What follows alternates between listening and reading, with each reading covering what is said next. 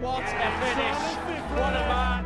The drum roll finishes, and the target is hit. And it comes on finals night, and it's a knockout Andreas Dirty Harrison! Van Velzen!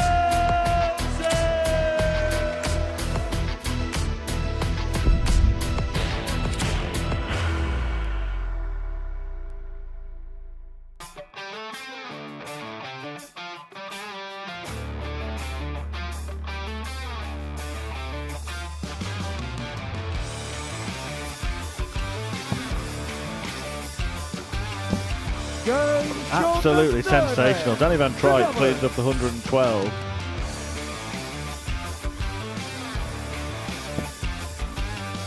That's the way to guarantee your invite back. To Belgium. Belgium have taken the first leg here.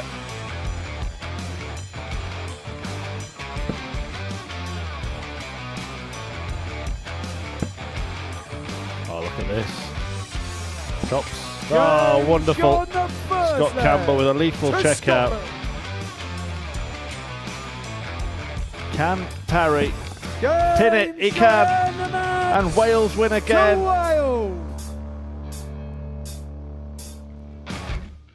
Opportunity knocks here for Steve West. It's an 18-14 for the bullseye, and what a finish is that.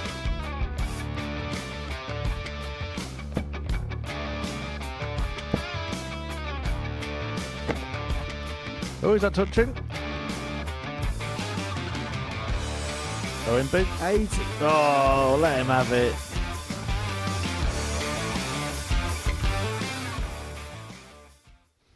Hello, welcome back to International Pairs here. The Modus Super Series is day two's worth of action here at the Live Lounge in Portsmouth. And if the opening day is anything to go by, then we have got quite the treat here on the south coast of England. Now, on a pairs week, you need the perfect partner. Somebody with a little bit of experience, somebody that knows how to skipper a side, and somebody who knows what it's like to hold somebody else's hand. And I've got to say, I've got the perfect pairs partner. Scott Mitchell, great to see you here once again. Bring it in, my friend. Great to see you.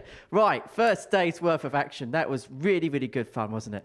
It was indeed, and we saw the aspect of the pairs being very different to what we usually see here on a Monday or any other day at the Super Series. The guys seemed to be having a lot of fun yesterday. Maybe took away a little bit from the darts at times, but yeah, we had some good results and some good games to watch yesterday. Let's promise you never do that fist bump thing again. I promise I won't. Right, let's have a look at the table following the first day's worth of play, because following day one here, we saw Wales win all 5 of their matches, and actually the table is very uniform because Wales obviously beat everybody else at the table, Netherlands beat everybody below them, England did so, and so on and so forth. There's a fair uniformity about the opening day's play. And in terms of Wales, top of the table with 10 points, in your opinion, what did they do so right to pick those points up? They were a proper pair, I think. When we interviewed them after the day, Richie Burnett basically told Kurt at the start of the day to just go and score as many as you can, and I'll just mop up the rest. I'll either set you up, you get it out, or I'll just mop up the mess. And I think you have to have one of the players that's happy to do that. He's made Kurt feel very comfortable and very apt at playing first. So, yeah, I think it's down to how you see each other and the way you are. Obviously, we've had other pairs that have not been playing pairs for a long, long time. So they maybe are now a little bit more in the flow today. So, yeah, I'm expecting some more good stuff today. I'm expecting the standard to go up today. In terms of the Dutch duo of Danny Van Tripe and Jimmy Van Schie, we probably looked at that on paper and thought on the basis of seasonal results, it's probably the strongest pairing that we have in this field. How do you say they acquitted yesterday? I think they did really well. It was just the Welsh game where they came a little bit unstuck. The Welsh game was a really scrappy game for them, and then it came down to a last leg decider, and the Wales just knocked it out of the park. They just had that leg, that brilliant end leg, and they took them. Otherwise, I don't think they'd have been defeated. They averaged the highest yesterday of all the teams, 88 and a bit, which is good for pairs.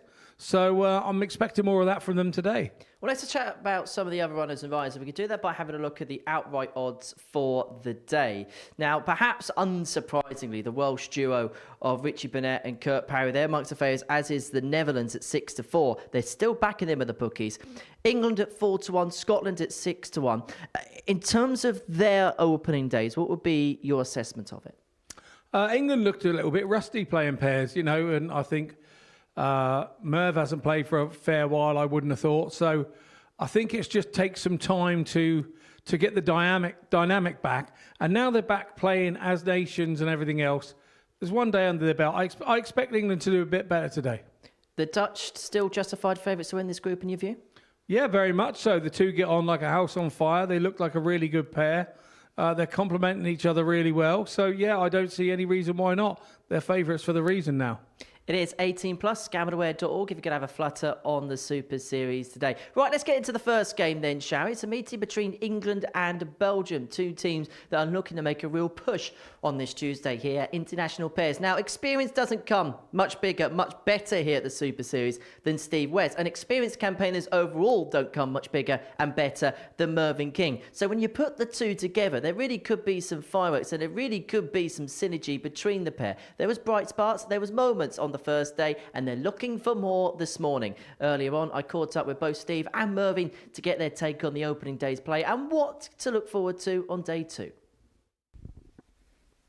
Steve, Mervyn, day two here at the International Pairs. First of all, how much did you enjoy the first day? I enjoyed it a little bit. When we was winning mostly, the rest of it was a bit up and down, but it was an enjoyable day. For you, Mervyn, has it been a little while since you've played pairs like this? It's been a while since I played pairs full stop. It's good fun, though.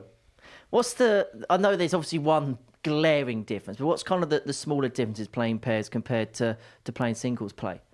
You just got to be wary of, like, you're playing with each other, you're playing with your opponent, so you want to lead the doubles that they like, and although you try not to think about it, you do. It's in the back of your mind, so that's probably the most difficult thing. Singles, you're just there for yourself, and there's no out. With pairs, you've got a little bit of an out. And I suppose as well, particularly with the tops and 16s, you two kind of have different preferable targets. They're also that thinking of, if he's coming back to the board, he'll probably want that, whereas if I'm coming back to the board, I'd probably want this. To be fair, if you can't hit any double on the board, it's not worth playing. Do you know what I mean? They're all the same size. You try and leave their favourites for them, but, at the end of the day, sometimes you can't. Yeah. And you just, if you leave a double, happy days. He's a tops man as well now. He's not. It's no longer just a 32 man. Have you converted him? I think he converted himself. In terms of the dynamic as well, in terms of the practice, how has that been different to previous appearances that you've had here at the Super Series? And what do you mean? In terms of like the dynamic with it being pairs, what's the atmosphere been like? It's been more fun, more enjoyable. Excuse me. Singles is a bit more intense. You get a bit of a laugh with the pairs as well. Yeah, we enjoyed it yesterday, didn't we? And I'm sure you two will enjoy it again today. Wish you both all the very best. Good luck today. Cheers, thank you. And so, Steve and Mervyn representing Team England back at the hockey here on day two of international pairs, up against the Belgian duo of Janty van den Berg and Brian O'Man. In terms of pairings that have played the most doubles with one another, Belgium and Gibraltar probably do have most of the experience of the players in this Group A. For Mervyn and Steve, obviously their careers have treaded different paths over the last few years. Mervyn just dropping off the PDC Pro Tour circuit, whilst Steve has been away from the PDC Pro Tour for the best part now of 3 years or so. It's been a successful 3 years in this particular building, and nobody's got more experience of picking up trophies and picking up titles than him. And he looks in very relaxed mood, as does Mervyn King, the 59-year-old from Bradwell, a former weekly winner in this building on his debut week. Made it through to Champions Night a few weeks ago, but was unable to go no further. For Janty van den Berg, it's the first time that he's played on this stage in any way, shape or form. The man from Antwerp. That's Steve West in action there. But the pairs partner of Janty is Brian O'Man, the 28-year-old from Belgium. First leg, it's the man from England to Antwerp. throw first. Twice a weekly finalist. Game on. Owen Binks from Colchester in Essex, a world-level official, and we could only have the world's best for a week like this. And who more experienced to talk about international darts than a man who has led his country 100. to success on continental and international level. It's a very good morning to the England WDF skipper, Scott Mitchell. Wow, 84. I'm frightened to talk there. What a line. Thank you very much, Henry. That was very kind of you. That'll be a fiver. Thanks very much. I knew it was going to cost me. 26.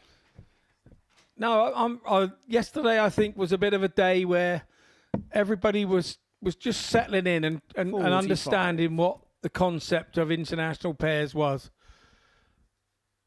I think today we're going to see a little bit more serious a day, and I think we're going to see the averages rise a little more 134. today, and I'm looking forward to a good day.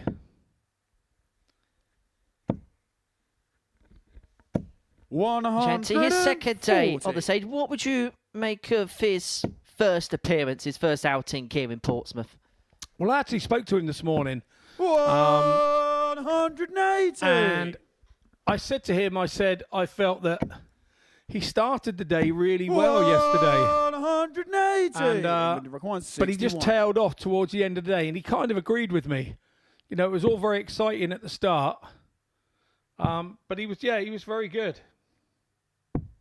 57. Belgium, you require 52. Well, max apiece in this opening leg. Mervyn King missing a dart to go one up, and so the Belgian pair, 60. Shanti at the board, had a couple of double England 18 to require get the 4. break, and so Steve West will return for 2-2s to take the opening rubber. Double one. The madhouse is found, and England eventually take the opening leg. Second leg, it's Belgium to throw first. Game on. Yeah, indeed. I thought Santi was a little unlucky there. There were 2 perfect darts thrown at the double 18, and for a player like him and being here new, he just needs that little bit of confidence 80. to go and hit those. But he couldn't do any more. He threw them perfectly. And obviously, he's also the lead-off man as well. And the lead-off man, we were talking 100. yesterday. I've played at both in this, where, you know, being the lead-off man is 58. you're expected to score. You're expected, and your second thrower is expecting to get a couple of goes at the scores and then be having a go at a double. 66. And if your scoring man is scoring when you're the one that's going for the double number 2, you tend to hit them 60. because you want to do your bit. That's your job, and that's the way I focused on. My job is to hit the double, hit the double, hit the double. The rest of it wasn't my job. And then, obviously, when you've played as the second player and you go back and you then start playing as the first player, as I got more experienced, I played as the first player. It's my job then to see the likes of somebody like Cam Crabtree, who I played with recently in Europe Cup at the end of 24. It's my job then to give him experience 62. and confidence during the game. And we made the final at the Europe Cup, the pair of us, and unfortunately lost out in the final. But yeah, so it's 2 very different aspects to the game, 84. although you're still playing as a pair. Some would say that you taught Mr. Crabtree everything that he knows. I'm not sure that I did that. He taught me a bit too. You gotta 97. when you're an old timer like me, you got to 120. take something from the younger players. And Cam taught me an awful lot About TikTok. 60. about England just require about myself 76. as a player as well. Yes, okay, the social media side of things, he was calling me granddad, but 30. Good morning, Belgium, young require Cameron, 60. if you are watching. I hope you are, Cam. I hope you are. Top fella. Well, Shanti in this game has had 4 opportunities at a Game on the double, and he's second eventually leg levelled to this game Belgium. up for the Belgians. And in my opinion, Zanti hasn't thrown a Third bad leg, it's dart at England double to yet. throw first. Game on. He was a little unlucky in the first one, but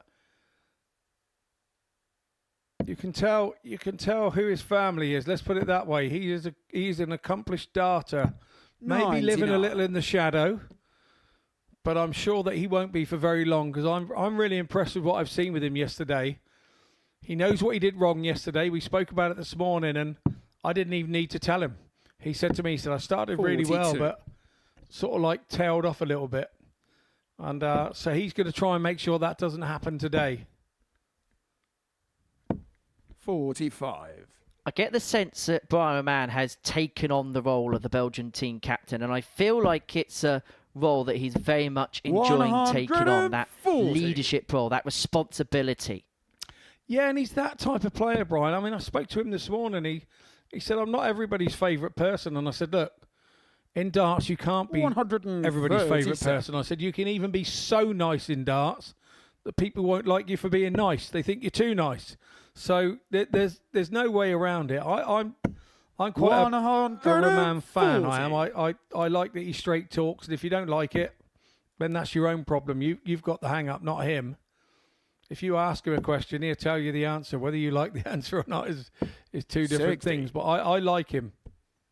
Just as long as he doesn't go bull double 16 bull again, like he did last time he was here.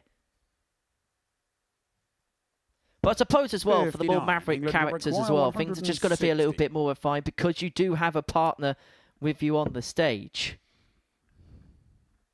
But in this situation, because Brian is a little bit of a maverick, that allows Zanti as the inexperienced one to shine because nobody's expecting anything of him.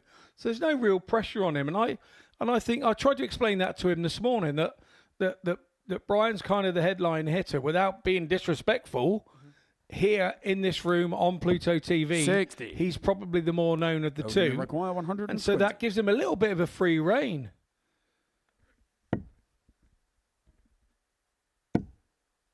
Was I like with the second dart there, right just above the 48. top wire. And England so require 100. England have an opportunity to open up a 2-1 lead. It's Steve West looking at a ton.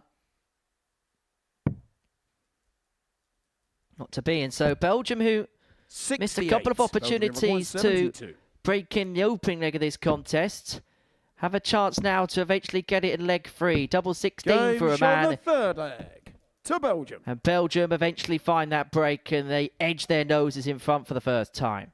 And that goes back to what you said, Henry, Game. about Brian taking responsibility and being the captain side of the team. And if he keeps doing that, this is what Zanti's going to do to help him. You know, this is how it's going to be.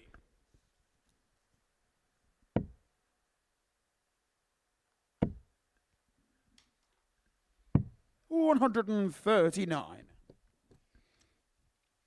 Right, that's Zanti's third 180 over the course of 140. Group A. 2 yesterday, 1 today.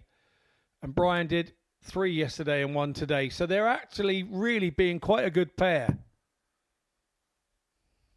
57.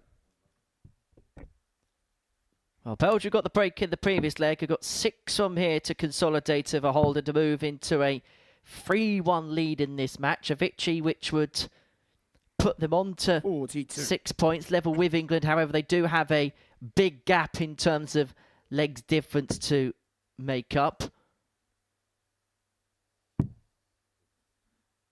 England won 6 more legs 57. yesterday in Belgium comparison to their 139. Belgian counterparts. 59.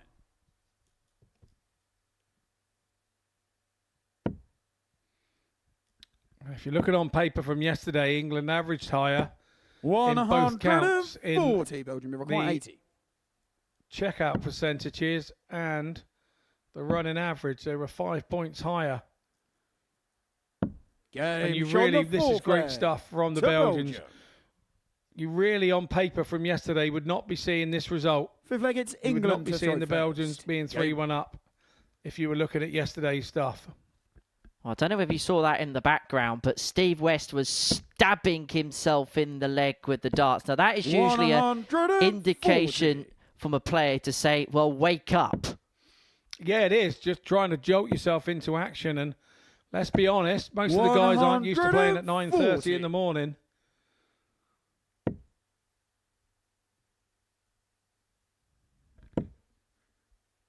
And you have to say with that 24. big 140 from Zanti to start, it's really put the pressure on. 93. And that's a big, big last start from Roman to find that treble 18.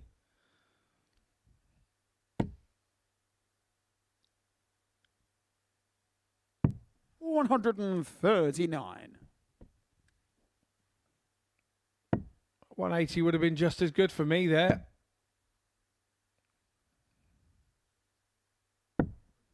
$174. Well, this is mightily impressive for Belgium. Average at this present moment in time in excess of 91. Janty van der Berg really has been the standout for this particular pair. They did have an average of 91.42 yesterday, but they could be heading into different stratospheres here. They could head level on points of England if Roman could have found that double eight, not to be on this occasion. And so for Mervyn King, he's going to have to find this 156 just to save the contest. And you feel that Merv's been doing the work in this one as well, haven't you? And 99. maybe that was a stretch too far, but big darts now for Zanti. Game He takes it as well. Lovely opening match there from the Belgians. Really hit the ground running today on day 2 here at Group A. And look, you can see they're both absolutely over the moon with that. Played lovely there, the pair of them. Little discussion. Brian giving it the nice work, my friend. Here's the checkout stats. Oh, there were no checkout stats, but there we go. It's a 4-1 win in the favour of the Belgians. We're going to head off into a short break, and we will return after that with Wales taking on Scotland.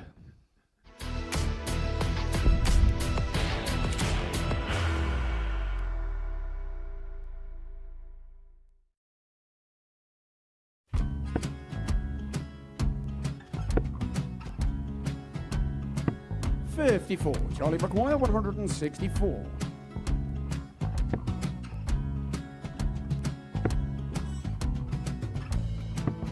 $44.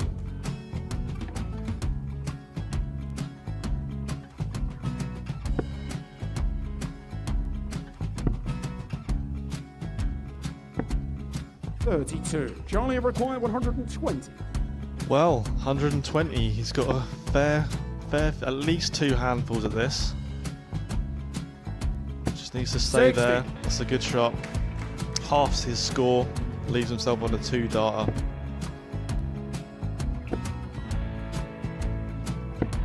$26. Charlie Time on his required side 60. to become back-to-back singles champion.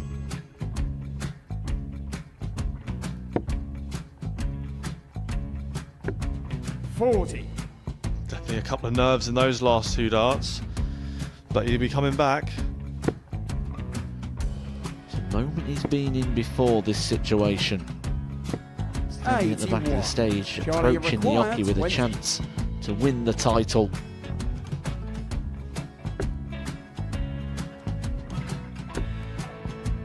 He did this to win the first title, if you remember. 11. I think he's gone. Georgia I think he's gone to 118. bust it, maybe. The first title he won, he wanted 20. He went 6-7-7 to win it. He had a chance to replicate it again. Yeah, I get the feeling that was for a bust. And 39. on that situation there, George Gage wasn't even able to take it out going to the 18s on that switch. Yeah, I think he just panicked a bit, but he's done well to get that big one. Sometimes can be the hardest part. Georgia requires This is it. 79. It's got to be 19s. It's got to be 19s for this shot. Big 20 and a double. He's got the first one. He's going to get a match dart here.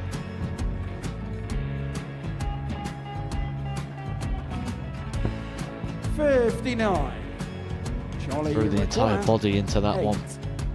Just didn't want to let go of the dart.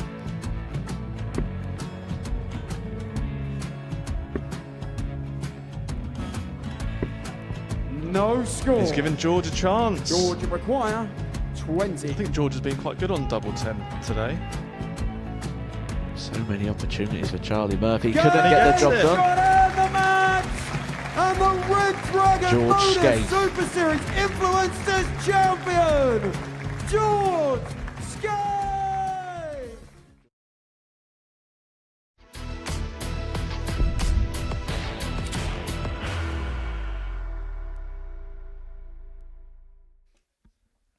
Welcome back to the Modus Super Series. Before the break, we saw Belgium get the better of England by 4 legs. One decent performance from the Belgian pair of Brian Oman and Janty van den Berg, averaging in excess of 50% in terms of their doubling. They're on the board then with a 4-1 success. Our second game is a meeting between Wales and Scotland. It's a home nations clash between this particular pairing.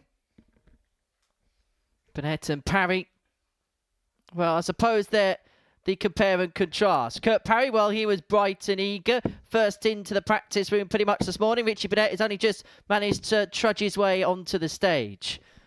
And yesterday, well, Richie Burnett was quite simply at his rip-roaring best. The 58-year-old, former runner-up in a week here. That was a couple of series ago, up against the Scottish pairing, which features John Henderson, the 52-year-old from Huntly. Celebrated his birthday at the weekend, twice a weekly winner in this particular building, looking to win for Scotland, not just in the PDC World Cup, but in the international pairs here. He's partnered alongside Scott Campbell, the 36-year-old from Aberdeen, who made it through to Champions Night, didn't he, a few weeks ago, lost out in the semi-finals. Kurt Parry, perhaps one of the best players to have never won a week here at the Super Series. 4 times a weekly finalist in the past. And he was saying to me when I had a chat with him early on this morning that, first of all, what a pride and a privilege it is to play alongside Richie Burnett. But he says the hardest part about the job is keeping his composure when Richie's up to all sorts of antics on the hockey. As most certainly up to them over the course of Monday's action. The referee in charge is Owen Binks from Colchester in Essex, and he's telling the man from Wales just to simmer it down. A dart hasn't even been thrown yet on this Tuesday morning, and yet still Richie Burnett has already got started. He gives his pal John Henderson a little bit of a hug. He won't be getting a hug. Owen Binks, the referee from Colchester, Essex, world level official. A man who's refereed on some of the biggest stages in the sport. But this a brand new quantity for him, refereeing the pairs. And so we get underway.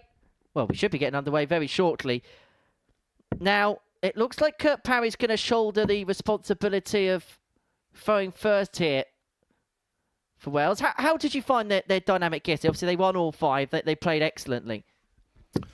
Yeah, I think 1 or 2 of the teams had First leg, it's Wales to throw first. difficulty watching Game on. Richie. I think Richie kind of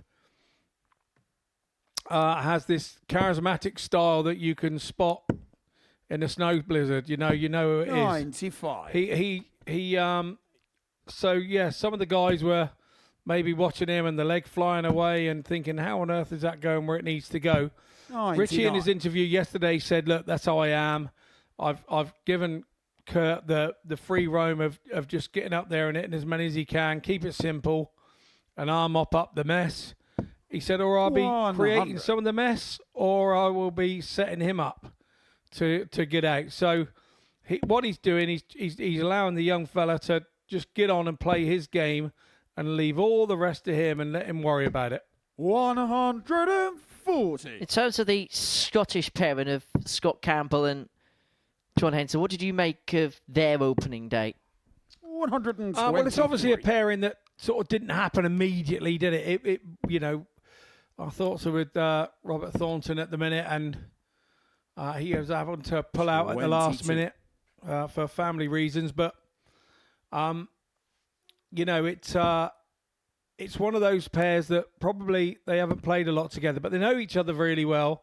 Living in the same neck of the woods, about 20 miles apart, and would have been around each other all their darting lives. So I just think it was kind of a new thing for them yesterday, and I think today you'll probably see a different sort of Scottish team. But saying that, yesterday they were the guys that had the highest checkout percent out of all of them. They'd only won the one game, but they had 43.75% on their checkout. So they require 100. For them yesterday, it was getting there. They just weren't kind of getting there. And of course, they're a very formidable pair, and so the other pairs were turning up and playing some of their better games against them, and some of the averages against them were some of the better ones of the day. Yeah, 4 ton plus checkouts for the Scots on day one. Triple 17 would be the direction of dart number 2 for Richie. To leave himself one at double 16, not to be. 52. And so Scotland will come back, having a look at 19, having found themselves in a little bit of a pickle in the previous visit. 2-8s for Scott Campbell. 2-4s. 15. Wales will require 32. So chance gone to break there. Then for Scotland, and no mistake from Parry. He is straight in.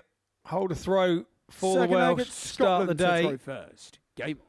Yesterday in the first leg, actually, John Henderson took out a 1-4-5, and you thought, here we go. But didn't kind of, the aspirations from that didn't kind of continue. And although Scott Campbell later in the day did hit a 160, and that was right at the end of the day, the bits in between were a bit sketchy, to say the least. Now, interestingly, Richie Burnett has only won one title with Wales over the course of his career. And that title came all the way back 45. in 1988, when he was a part of the Welsh team which won the Europe Cup men's team event. Now, Richie, well, he had a moustache, he had a mullet at that particular moment in time. You could tell 58. that the event was a long time ago because there was actually a little bit of politics involved in the tournament. It took place in the English port city of Great Yarmouth in Norfolk. But the event was initially meant to take place in a West German town. You can tell it's a long time ago when I'm saying West Germany, in Heidelberg. But the withdrawal of the main sponsor at the last moment forced the World Darts Federation to find another host for the tournament. Denmark volunteered to organise the event, but the BDO eventually got the organisation together to put up the event. Now, Richie was in a team with some great players. Eric Burden, Chris Johns, and Geraint Wilson was the 4-player Welsh team that would go on to win that particular event in 1988. He must have been a very young man at the time, I would imagine. 83. Scotland require 145. Tony Green and Freddie Williams are the 2 referees for that tournament. Yeah, legends of the game. 100. Did actually get to commentate with Tony Green towards the end of his career. He actually put his stool on my iPhone 41. and Scotland broke 45. it into a million pieces. Oh, he said, my stool. He said, we had to put the phones on the floor underneath back then because it interfered with the equipment. If a text message came through, the old went across the screen. So we had our phones out of the way of all the equipment. So I chucked mine on the floor and third leg, it's Wales. I was sat in the seat that I usually see. Tony said, I always sit on the left. I always sit on the left. So that was fine. So he jumped on the left. I sat in the right seat, picked his chair up, put it back down. He said, oh, this is a bit wobbly. Starts wobbling the chair to try and get it level. And I could hear my phone underneath one of the legs going, and the screen cracking all over the place. So, yeah. I have good memories of Tony Green as well, obviously. But, yeah, that was one of the funnier ones. Did you manage to get it back on BBC expenses? No, we were on BDO expenses. So, None. None at all. We were lucky to be getting the prize money. Just having a look at some of the players that were playing in that event that Richie won in 1988. Raymond van Barneveld was representing the Netherlands. Jockey Wilson was a part of the Scottish team. Mike Gregory and Bob Anderson. Eric Bristow. John Lowe representing England. 120. I suppose that just goes to show the longevity that Richie has had in this sport, that he was competing at the highest level when all of those players, they were still very much in their pomp. 138. Yeah, they very much were. And what happened to that young Van Barneveld? Did he go on and do anything from there? Should have seen his name on that trophy you won a few times. Well, I might have done. 45. Scotland to require 167. Well, Scotland here threatening the break of throw. 6 here from 167 to move 2-1 in front.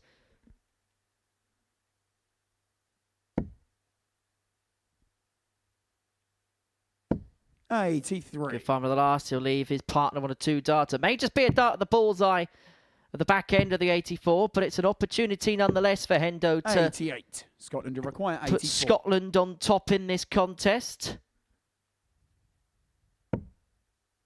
He's going to get the bonus of 2 in his hand at double 12. First grazes the wire. The second 60. moves the other side. Wales, you require 85. So a chance here for Wales then. Should get a dart at the ball. Game shot the Richie third Burnett. leg. Yes, To please, he Wales. says. Fist pump. That gives Fourth you a leg, lift as a Scotland to pair, throw that first. does. Game on. That was to hold throw again. Had to be a little bit special, didn't it? And this, I have to say, was 22. what happened. This was what's happening to Scotland all day yesterday as well.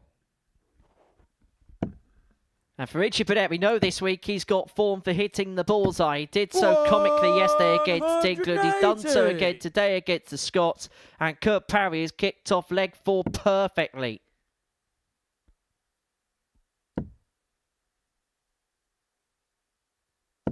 $123.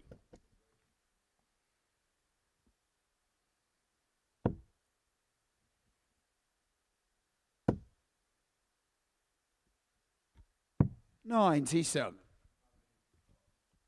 I know we mention a lot of the maverickness about Richie Burnett, but I can imagine that he's the perfect teammate in the respect of he will just let you get on and do your own 17. thing because you know for a fact that he's going to get on and do his thing.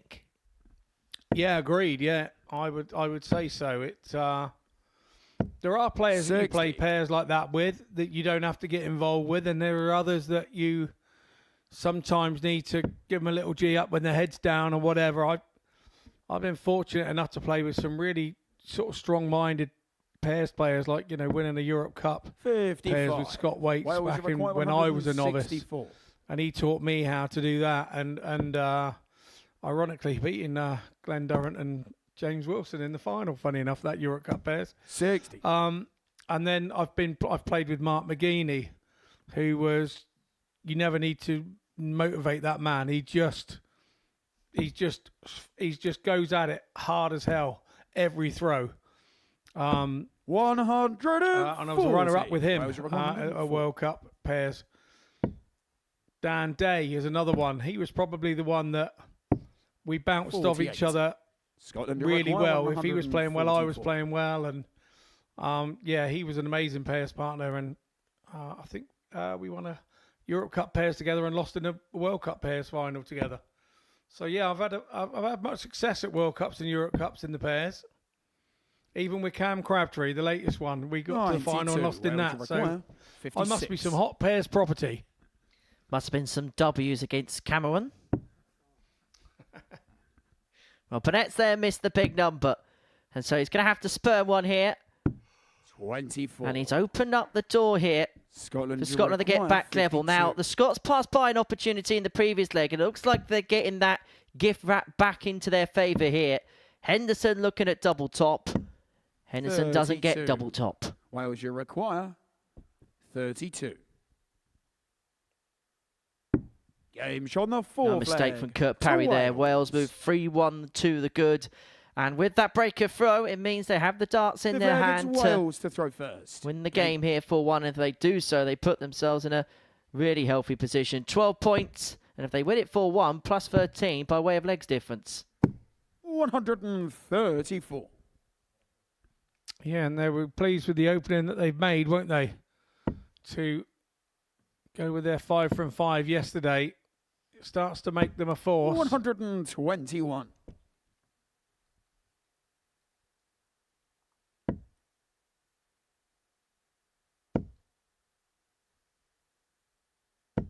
$140. Just look like they're in sync, don't they, this Welsh duo?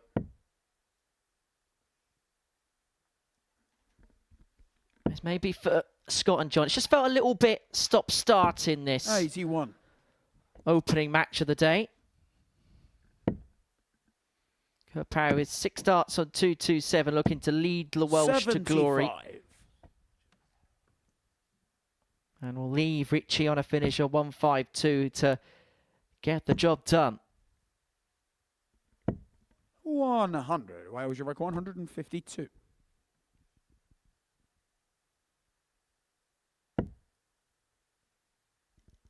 To be, but he's got plenty of time on side. 60. But there's maybe not a guarantee of anything on the back of the 92, and that can't be pressurised by Scott Campbell.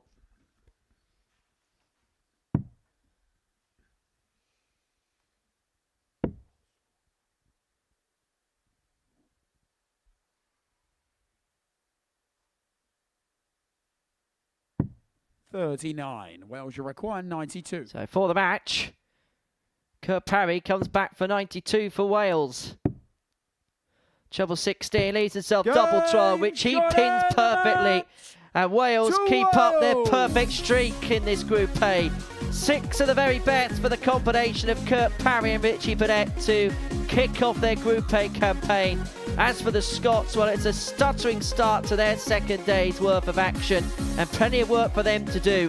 Winning this group now probably isn't in their eyesight with just 2 points of their name. They're probably going to be looking at the possibility of playing in Group B when it comes to Thursday and Friday night.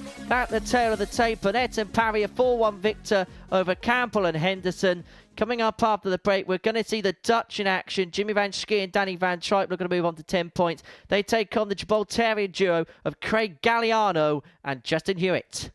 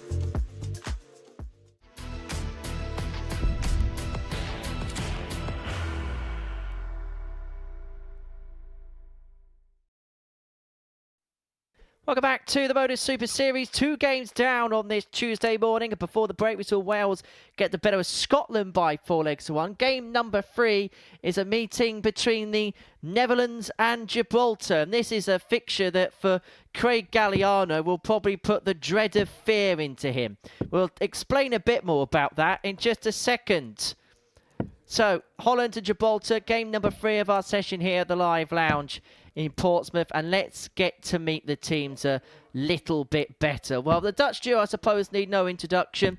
Jimmy van Schie definitely needs no introduction on this stage. Danny van Tripe returned here after a couple of years' absence and returned with quite the bang. Runner-up in his week in Series 10, the 28-year-old from the Netherlands. His partner, Jimmy van Schie, a 3-time weekly winner in this particular building. The runner-up in Series 8. The start to this year hasn't quite gone to the same plan as perhaps he would have liked, but is hoping to rebuild here against the 23-year-old duo, Justin Hewitt and Craig Galliano. Now, Justin really will get up and get on with it, whilst for Craig Galliano, a little bit more sedate in pace in comparison to his opponent. This could well be the quickest game of the session here in this Group A. And I suppose, Scott Mitchell, it could be a case of blink and you'll miss it. Not usually we say the word miss it with Jimmy van Schie towering the hockey. No, yeah, it could well be run at a sensible pace here.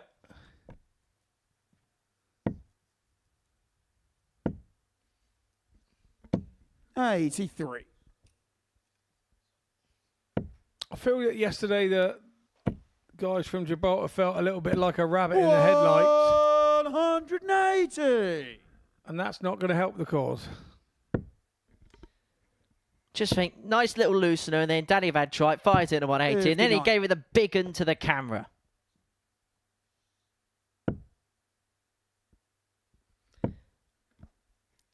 Speaking to 41. Craig in the build-up to this particular tournament, this is all about experience for both him and Justin. Yes, they've played on 45. World Cups, but I suppose with the truncated format, and you only play the odd couple of games, there's experience on the stage, but there's not vast amounts of experience on the stage. And there's a feeling that they will learn a lot more from this week than perhaps they would from any other experience than they've had in the game. Yeah, I would agree with that. And like I say, they just didn't hit the ground running how they wanted to yesterday. And game shot in the first leg. That doesn't help matters either. A nice little 120 for Jimmy van Schie. Second against Gibraltar to throw. The guys from Gibraltar doing nothing wrong again. But what happens is when you get down to the bottom of that table, you're kind of targeted as 100 as a win for whoever's above you. And yeah, they tend to play with a bit more freedom and a bit more relaxation against you, and we're finding that now for the team from Gibraltar. And because you're playing international pairs, you're playing the best of nations, and when you're playing Group A, you're playing the best of the nations. So when you've got the likes of the Netherlands, the likes of England, the likes of Scotland in there, you are playing the very, very premier talent. And there are good players on the rock, but there's not enough competition week in, week out to give them that match sharpness which will keep them competitive in this environment. Something that they've got to earn and they've got to gain over a period and a course of time. There's plenty of talent. I suppose Justin, at this present moment in time of the pair, has shown a little bit more in the opening day. But we have seen Craig here before. Acquitted himself well. Didn't make it through to the Saturday, but boy, did he play under some very weird circumstances. 60. The first night he played here at the Super Series, there was a power cut in the venue. There was a loss of power. And so he was warming up for his first match. And then after 2.5 hours, he then eventually played that opening game. It was such a weird experience for him. Yeah, it was a strange day, that one here. 128, Gibraltar 157. Something you wouldn't usually experience. I think I've experienced it. Oh, hello. 117. Just rushed that last start a little bit there, Hewitt, didn't he? But a great attempt. 85. Gibraltar require 40. We did get attempts at double yesterday. They just weren't converting them with this pair. And they were all few and 20. far between. The Netherlands require 95. And the guys could not convert. And then they were getting...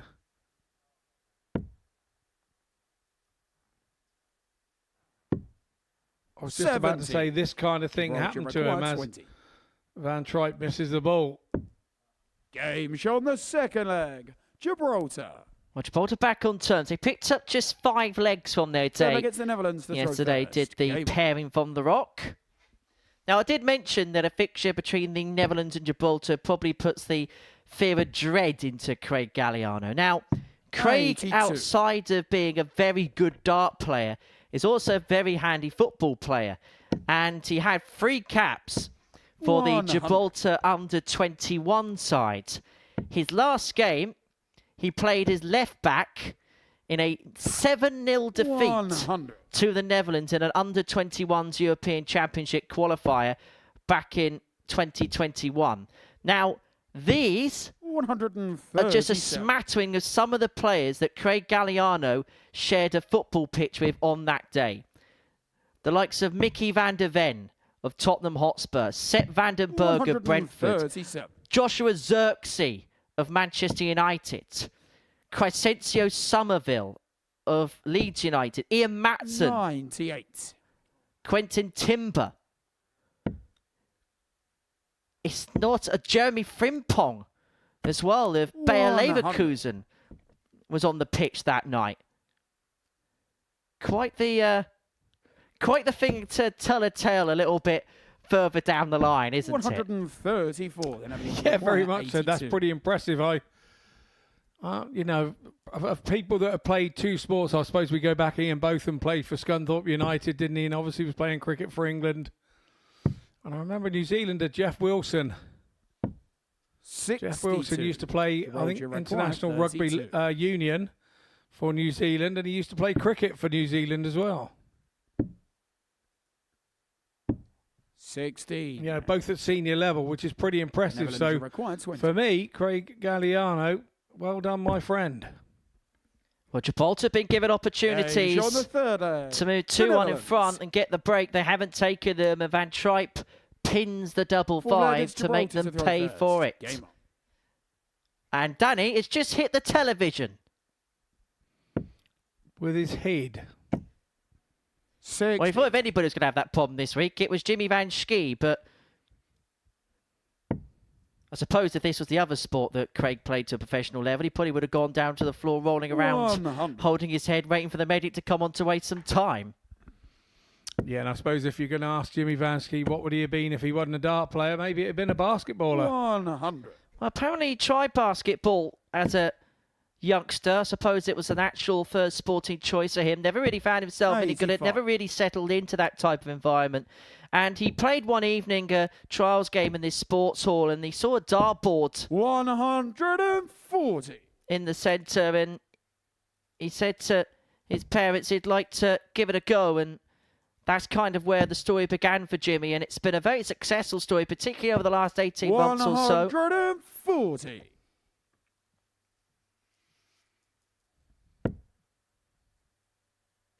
So I suppose the story of a few players that have come from 59. one sporting background to another. Don't know what other sports Danny Van Tripe or Justin Hewitt have played.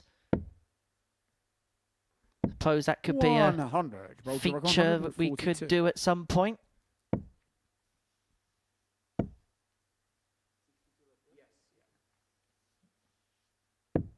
Well, there's no doubt that this 110. Gibraltar duo Netherlands have improved 76. today. But the problem they've got is the Dutch are doing exactly the same, averaging in excess of 92 and looking to get the break to open up a 3-1 lead. Van Schie's going to get 2 in his hand at double 8. And he only needs the Game 1 shown the full flag. to move the Dutch The 3-1 to the good, Netherlands. courtesy of a 14 darter. Fifth leg is the Netherlands to throw first. Game on. Yeah, the Gibraltar pair looking at each other there behind the board going, we've upped our average by 10 points and we're still getting hammered 3-1 here. What have we got to do? 45.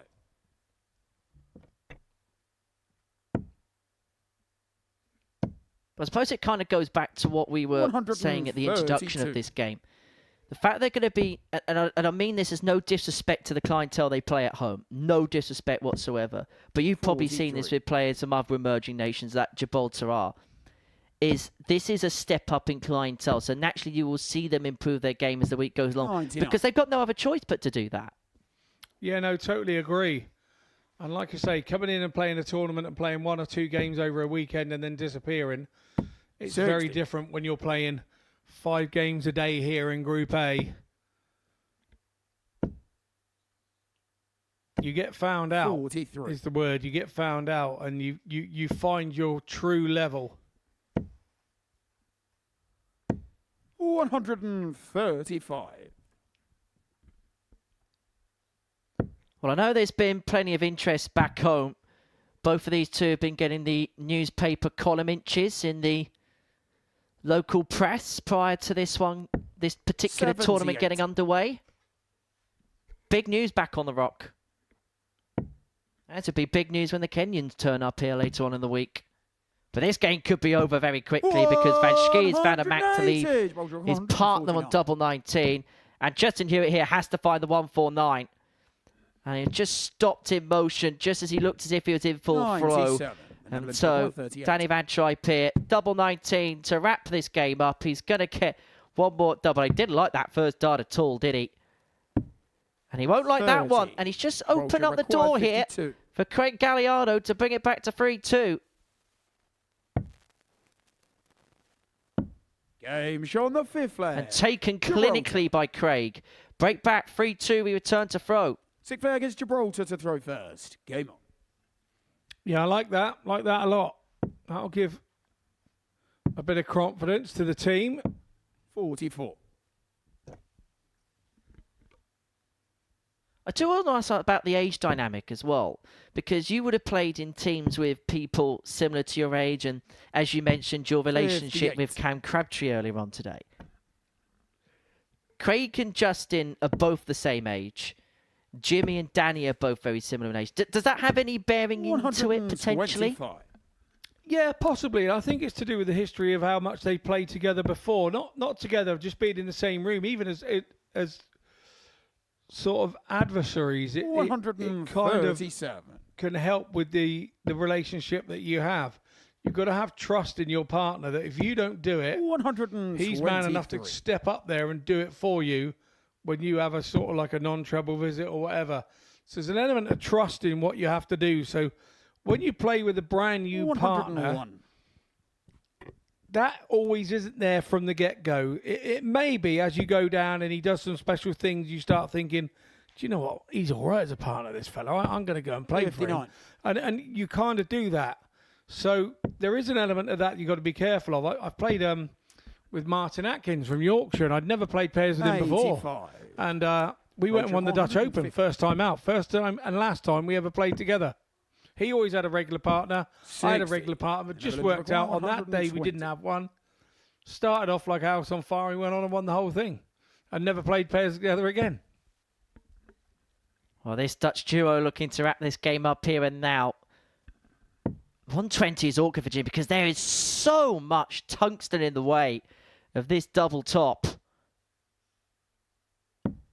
And it would have been to have bookended the game with 120 finishes. Now, Gibraltar are going to get a chance here, and Galliano's going to come back to the board to force a last leg decider. And he's going to get a dart at the bull. He's going to get the bull. The 6th flag. Galliant from Galliano. And we're going to go all the way. And credit goes where credit's due, because on the first day, Gibraltar at times were pulled from pillar to post, but their reaction from the adversity of Monday has to be commendable, and they could put a big blot here on the Dutch hopes of winning this Group A. 59. Well, if they could pull this off, this will be the surprise of the day. No matter what happens for the rest of the day, it will be the surprise of the day. 83. We did say that they've upped their average. We did say that they've upped what they've been doing. 100. Well, put it this way, they were quoted at 10-3 prior to this game getting underway. 58. It would be a seismic shock just on the basis of what happened on Monday. But Jimmy Van Schie here looking to stop this Gibraltarian burst in its tracks. And that 140 goes some way towards helping with that. But have a look at this response. These two going toe-to-toe right to the post. Yeah, this is going to be tight here. There's going to be 82. You feel from here now that they've got to be out in 6 darts, and that means that Galliano's got to hit something here. 45. And that's not what the doctor ordered, and he's left a non-shot. And now it could be another story about what could have been. Van Schie hits the treble 20, single 20 up. It's all about double top now.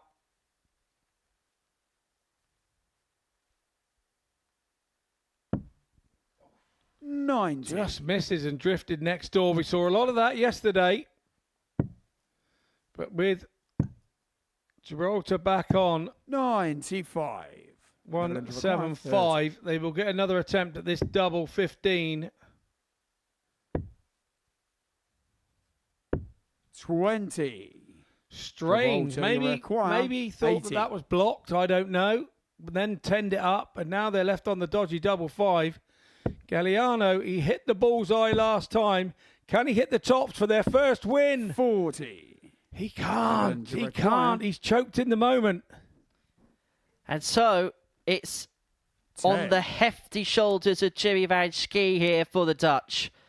Double 5 to complete a 4-3 success. Gibraltar had a dart to win it. Are they going to get more? It's double 2, 1 left in hand. But Jimmy Van Schie eventually holds it together, and the Dutch keep themselves on the coattails of Wales. But boy, did they have to work hard for it. Full credit to Gibraltarian pair by Craig Galliano and Justin Hewitt there. A real upturn in performance for them. But for the Dutch, they'll feel like they may have used their get-out-of-jail-free card early on in the session there. An enjoyable contest, the highest quality contest of the day so far, you have to say. The Dutch averaging 87.314 from 14 on their doubles. Gibraltar just under the 85. But an opportunity to win it came to pass at the end. Coming up after the break, Scotland take on England. Campbell and Henderson up against King and West.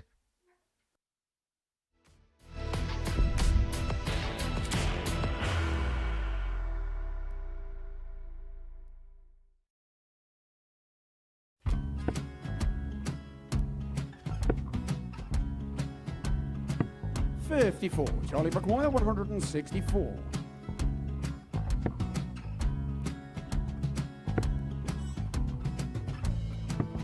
$44.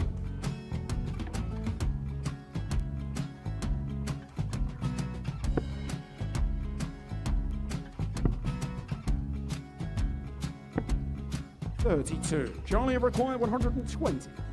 Well, 120. He's got a fair, at least 2 handfuls at this.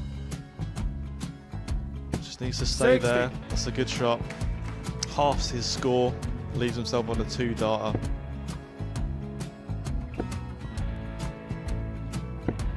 $26. Charlie Time on his McGuire, side 60. to become back-to-back singles champion.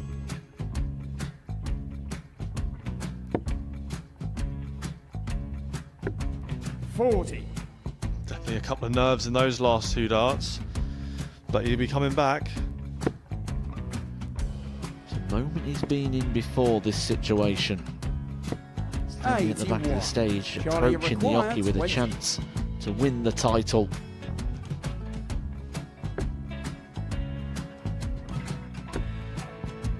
He did this to win the first title, if you remember. 11. I think he's gone. Georgia I think McGuire, he's gone to 118. bust it, maybe. The first title he won, he wanted 20. He went 6 double 7 to win it. He had a chance to replicate it again. Yeah, I get the feeling that was for a bust, and 39. on that situation there, McGuire, George Scaife wasn't even 9. able to take it out going to the 18s on that switch. Yeah, I think he just panicked a bit, but he's done well to get that big one. Sometimes can be the hardest part. Georgia McGuire, This is 79. it. It's got to be 19s. It's got to be 19s for this shot. Big 20 and a double. He's got the first one. He's going to get a match dart here.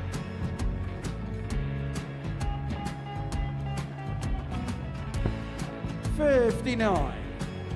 Charlie Threw the entire require body into that 8. one. Just didn't want to let go of the dart.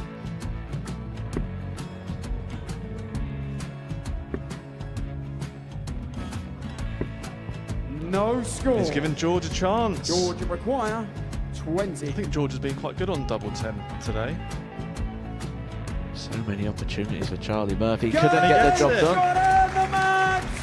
And the Red Dragon George Modus Skate. Super Series Influencers Champion, George Skate!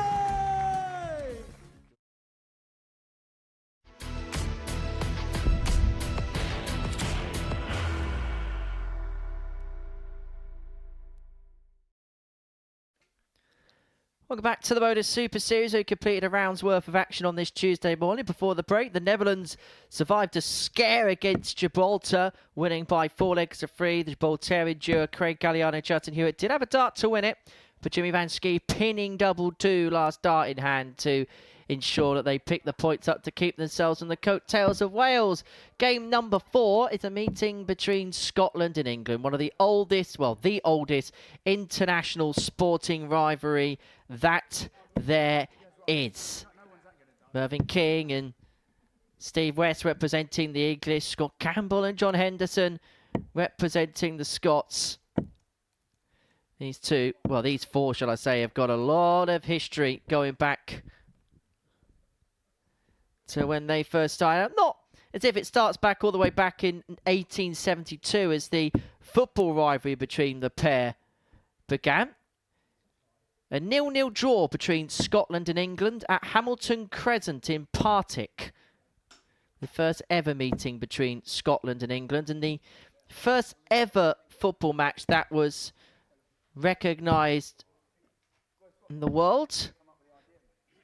There was also a game played in the 5th of March 1870 between the pair, but that was never actually recognised. It was a fixture in 1872, which was the first to get FIFA status. First leg, it's Scotland to throw first. Game on. 116 meetings in football between the pair, 49 of them won by England, including a 9-3 victory on the 15th of April 1961.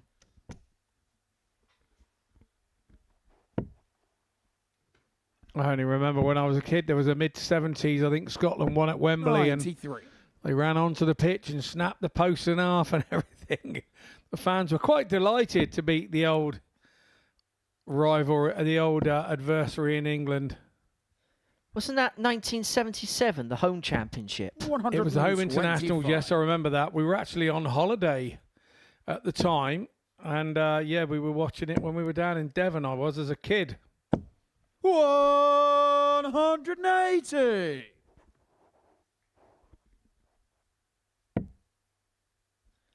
Really do enjoy this element of the international pairs, because we can 140. delve into so many different things that perhaps we're unable to do so during a regulation Super Series week. And do let us know who you're supporting. You can get in touch with us via our 44.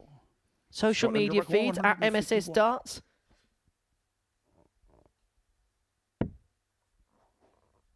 Campbell leading the charge with 6 darts in hand for the Scots to take out this opening leg 91. routinely and thrown. He's going to leave his partner John Henderson with 60 in hand to move one up. 100. Scotland requires 60.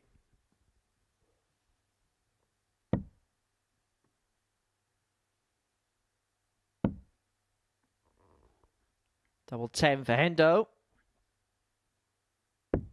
50. And because it doesn't go, England too have been 84.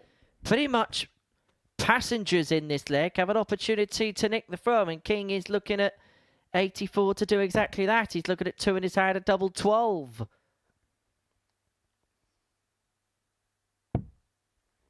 It's now double 6. Game In it shot the goes. first leg. And To Mervyn England. King moves a leg to the good. Second leg, it's England to throw first. Game. Yeah, Mervyn King having hits the double, then starts the next leg. We have a rule here in this tournament that whoever starts the match in that position, 42. they have to finish the match in the same order. If they're not happy, they can start the match. The next match, Steve West could throw first, but they have to stay in that order till the end of the match. We saw yesterday, 99. we saw a few changes yesterday of people starting and finishing legs, matches. To try it up, to try and mix the pair up when it was not quite going the way they wanted. Gibraltar tried it yesterday. Swapping Galliano and Hewitt around. 140.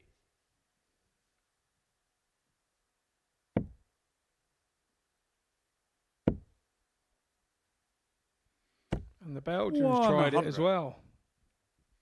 Tried Brian Roman first and Zanti second.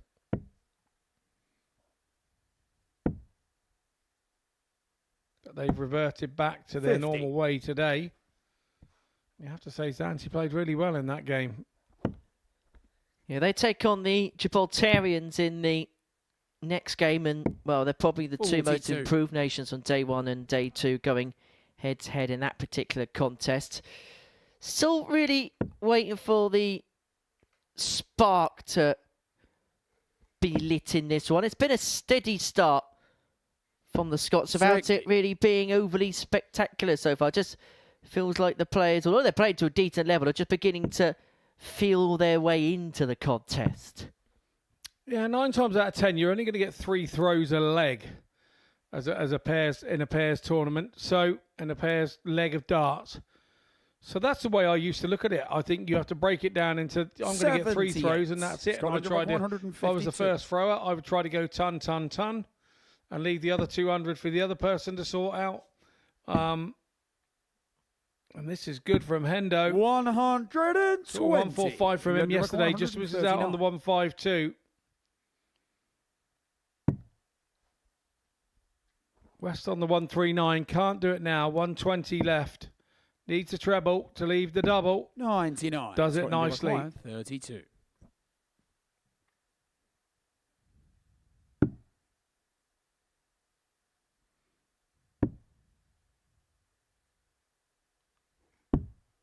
$28.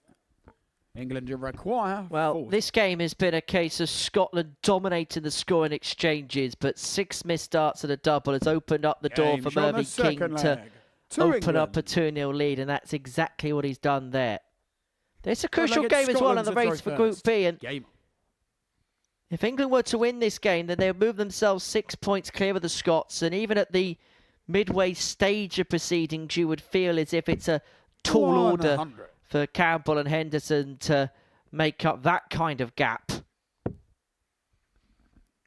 Yeah, but as we've seen in the last game from Gibraltar, nobody's really not capable of beating the other. You know, it really is a top to bottom group at the moment. Anybody can beat anybody.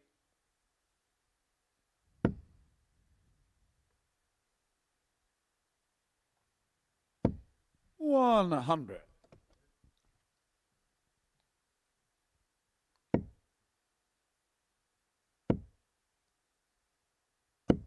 $81.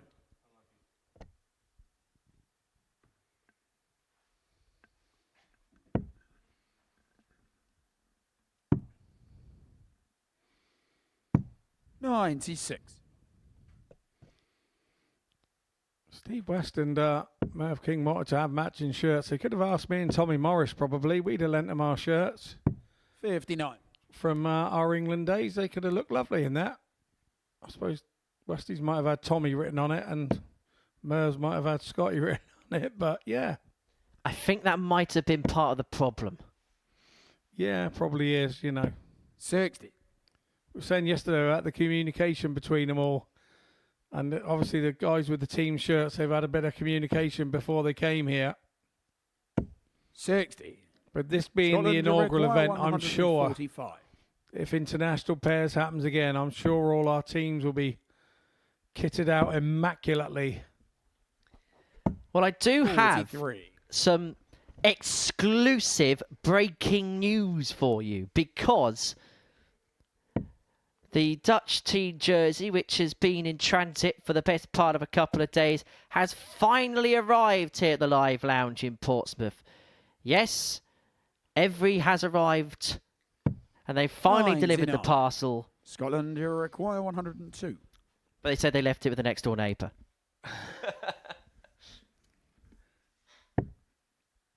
Yeah, I'm interested to see what the Dutch shirts look like. Can I hazard a guess? 37. Yeah, but whether England it's one that they've 158. designed themselves, or maybe the NDB have got involved and said, oh, look, we'll send you some shirts. It'd be interesting to see. Do you reckon it'll be orange? 134. I have a feeling they will be Scotland, you orange. require 65. Well, Scotland looking to get back into this contest. Look at it, 65. Look at it, tops. 25. But able to get, and that has been the story of their game. They've had darts England to win all three require legs. They could 24. conceivably be 3-0 up. But if Mervyn King converts this double 12, then they'll find themselves 3-0 behind.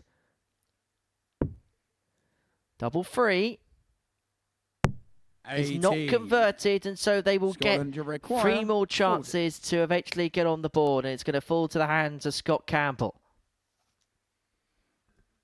Scott Campbell had 3 at 32, didn't he, last leg, and missed it. Game shot on the third leg. Gets it on the to third dart Scotland. this occasion. Fourth leg, it's England to throw And this first. is what can kind of Game. happen in pairs. So Merv King was going at the double for the third time in 3 legs there, and this is the first time he missed it.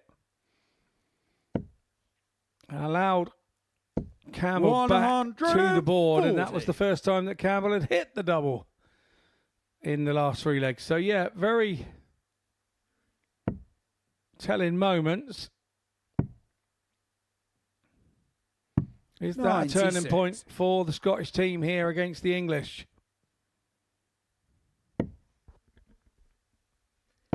Now, throughout the course of the day, we're going to do some fun 95. facts about all the competing nations in this Group 8. Well, we're going to begin with England. And I'm going to begin with a little bit of a game for you, Scott. 59. Tiddlywinks. How many cities are there in England? Total number. 43. Cities? Cities, yes.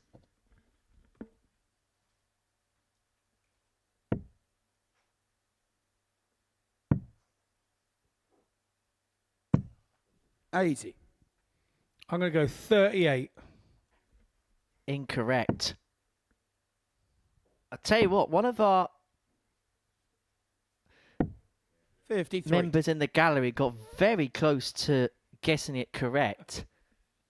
They said 49. The correct answer, I will tell you in the next leg, because England are on the big fish here to move 3-1 to the good. 134. England require 170. And it's King again bearing the weight of responsibility when it comes to the doubling stakes. 81.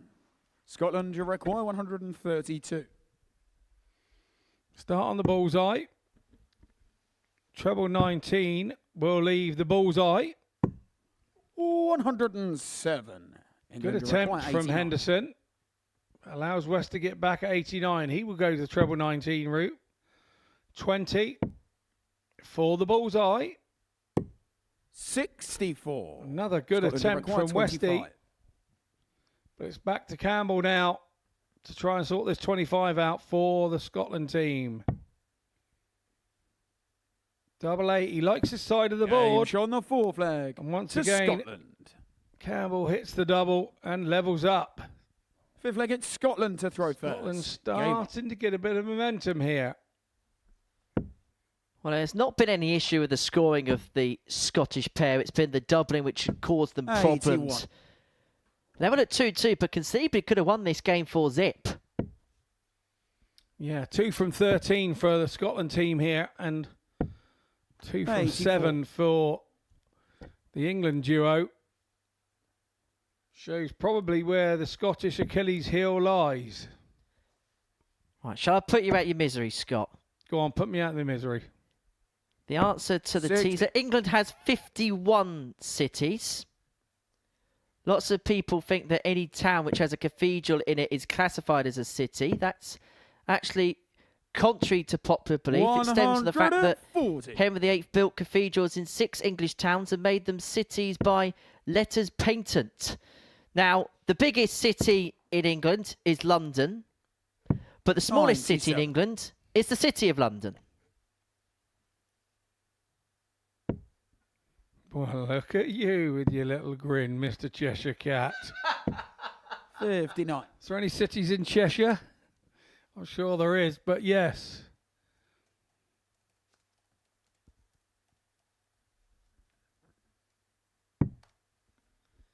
There is... I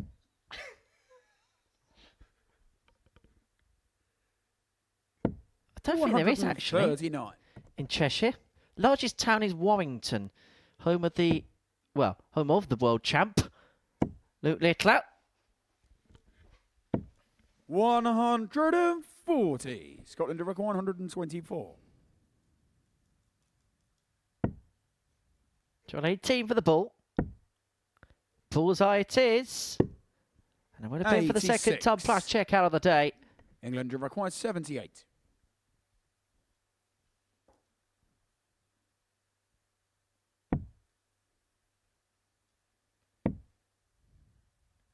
So double top Game shot to the fifth put leg. England's noses To back in England. front again to get a crucial break. And Mervyn King will Six return legged to the England to board throw now first. to throw Game. for the match and to throw for a crucial victory.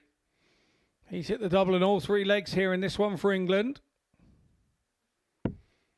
So I pose a question for you, Henry. What's the favourite city you've ever visited? 93. In England. Well, that's what we were talking about. Well, it's definitely not Portsmouth. I love Portsmouth, really. 57. Big fan of Newcastle. Love Newcastle. No, you're wrong. I think Salisbury's better. So your favourite city should be Salisbury. 22. It's closer, quaint, tidy. I like Salisbury. Great cathedral. I know. Magna Carta's there, isn't it? I believe it is. Special place, Salisbury. Not too 59. far away from me. Don't go there very often, but really enjoy going to Salisbury every time I do. I have enjoyed a night out in Newcastle, don't get me wrong. Do enjoy the southwest 100. as well. Heading to Bristol for a couple of days next week. Looking forward to see the quaint surroundings of there.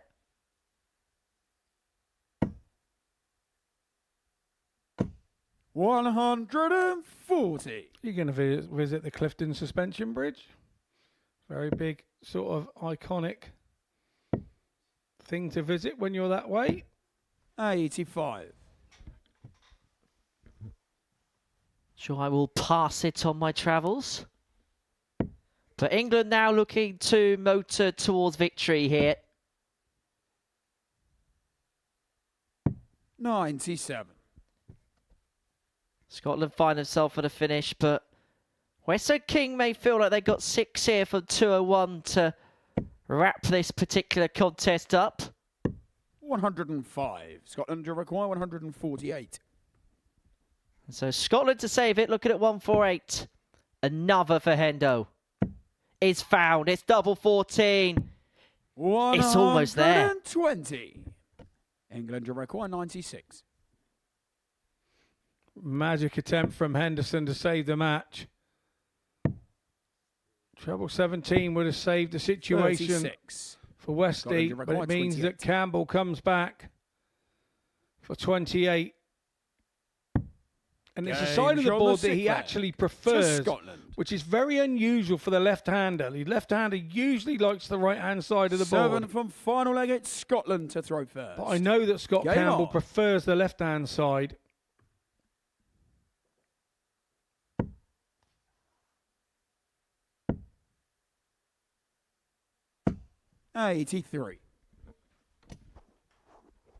This match yesterday went in the favour of England, 4 legs to 2. 125. But they had the darts yesterday. Today it's Scotland's turn to have the darts.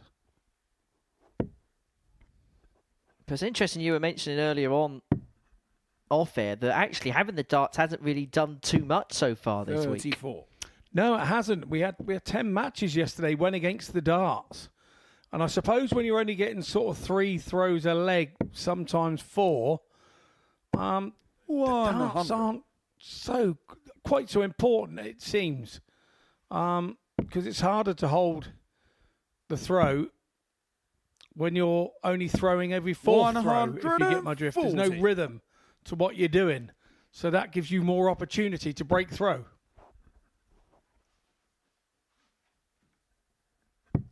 England are going to get into their groove. Both teams did 27. lose their opening game 4-1. England to the much improved Belgians, while Scotland were the latest to be defeated by Wales.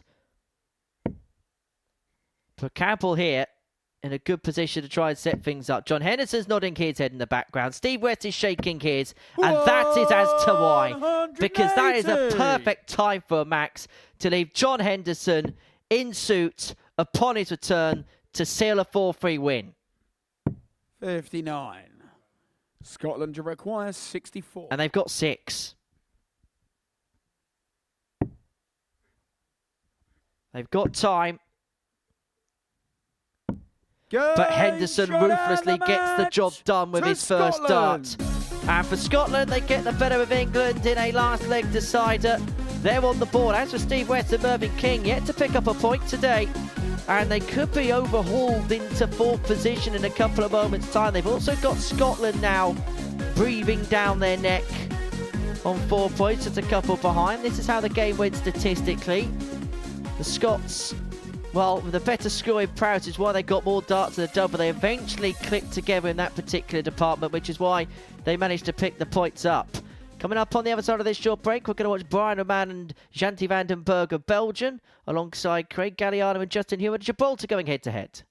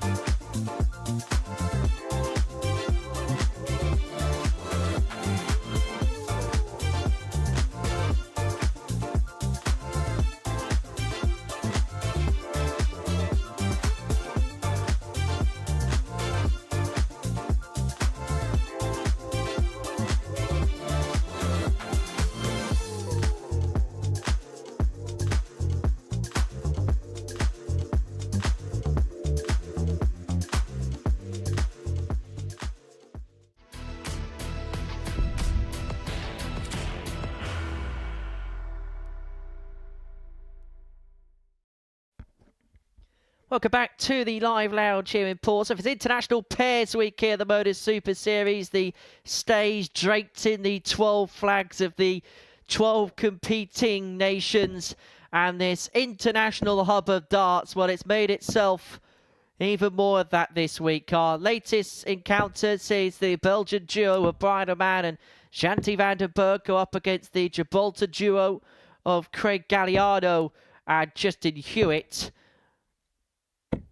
And these two, well, they were two of the bottom three after the first day's worth of play, but certainly two of the most improved nations so far on the early indications, the early showing. Belgium beat England with an average in excess of 90.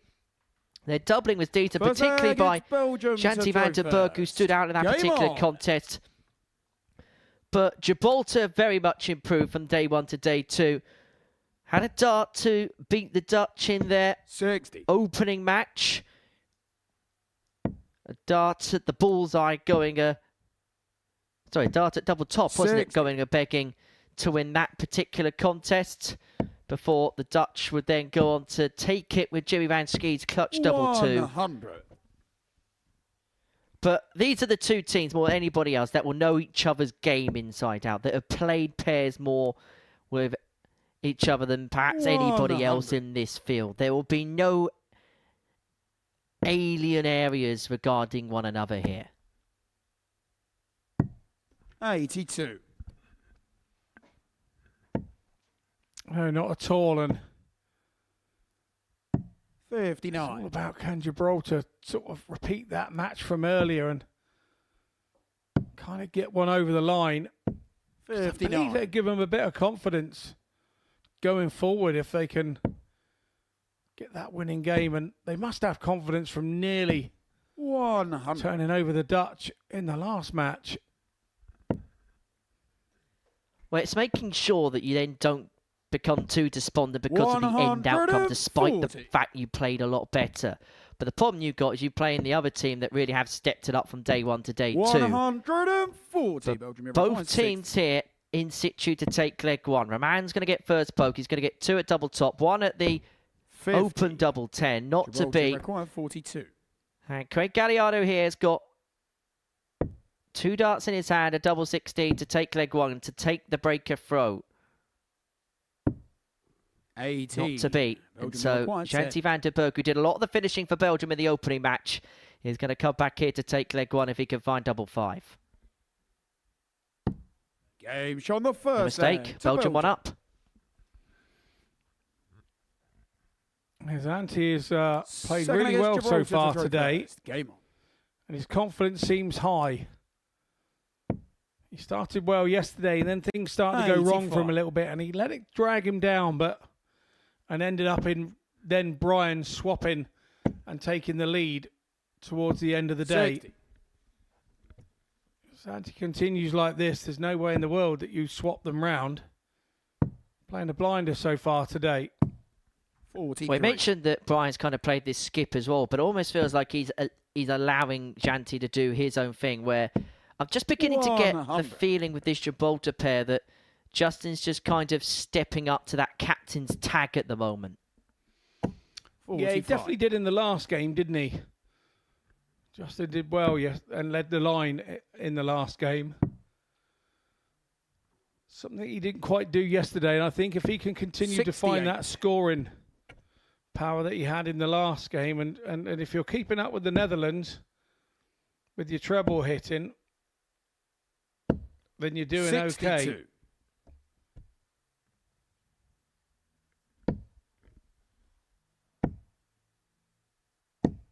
$162. And that is exactly what Brian O'Man can do. Sometimes he can bubble underneath the surface, and then he'll do something like that. And he's left 98. Shanti with 111. 111. Just needs the one triple here to guarantee himself a dart and a double. But they've also got the guarantee of 6 darts from here.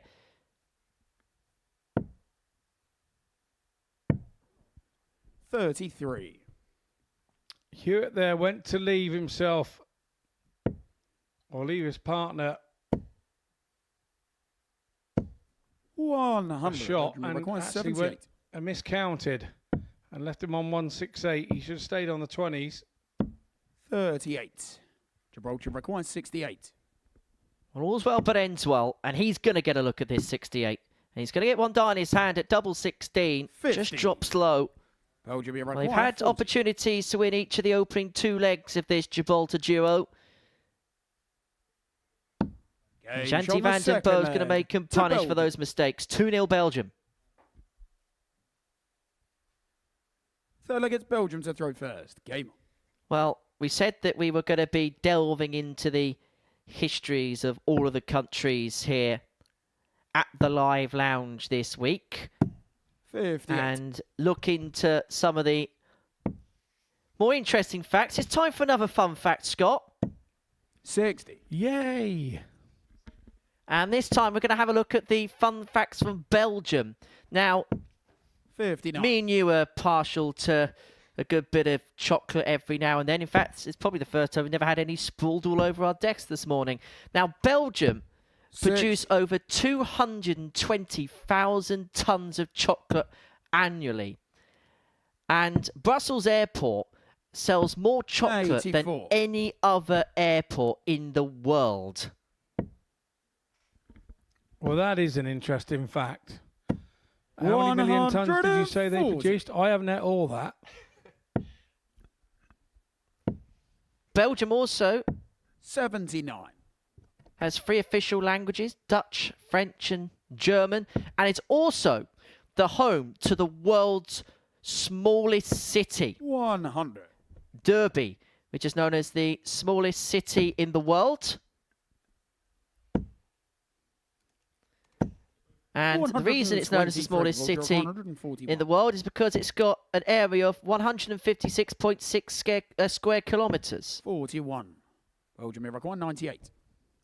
Just on the border with Luxembourg. 74. Gibraltar require 100. Population of 11,000.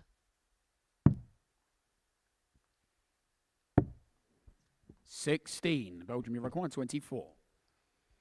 Well, that is a small city. But only 400 residents in its centre. Game shown the third leg to Belgium. Nicely tidied there from Zanti. Made a bit of a meal of it, but got himself Fourth leg in the is mire Gibraltar to and throw managed first. to get Game. himself out of the mire.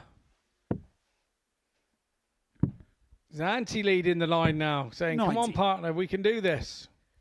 And I also think as well, I don't know what you make of this, but the fact that this is a week-long competition, and obviously the players in Group A want to play for 6 days, 85. there's going to be different points in the week where one's going to have to give the other the G up, vice versa. Like it can't just be one person all the time giving the instructions to the other. It's got to be a two-way street for it to work. Yeah, totally agree. And there are different moments when you're playing well and the other one's not, and your partner's not. 96. And you've got to drag him through it. And there'll be same time that he'll drag you through it when you're not quite doing it. But at the moment, it's all Zanti. 180.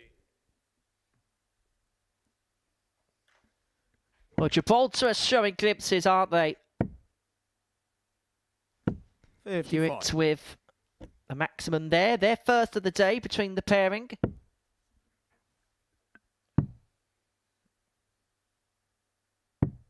$58.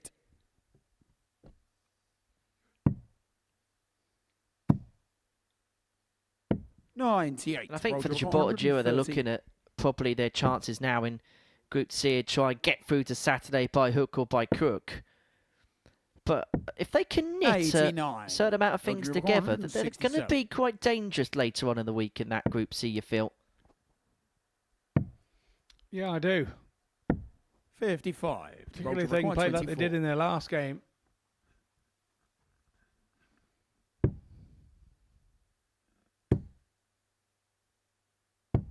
$12. But that's the problem, isn't it? They've been okay when they've had one in hand, but it's kind of been when they've had a couple of opportunities per visit to get the job done where they've had a couple of 88. issues. So they Belgium sharpen require up on that. 12. They will get some joy, but they're going to get a second chance here. Game shown the fourth leg. Sure, you take 'em. Belgium with the darts now. to see this game out. Against Belgium to throw first.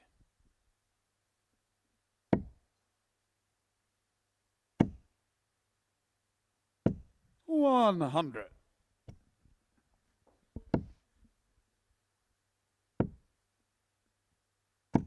$28. Has Justin Hewitt stopped smiling at any point so far this week? $119. No, he seems to smile at the good stuff. He seems to smile at the mistakes as well. I think that's a nice attitude to have. 60. I think the word embrace comes into play, doesn't it? 58.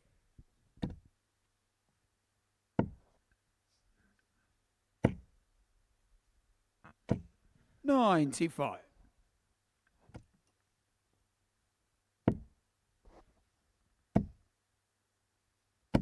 $140. Well, Roman and Vandenberg now very much on the cusp of seeing this one out. 84 points away from completing a 4-1 victory. Belgium require 84.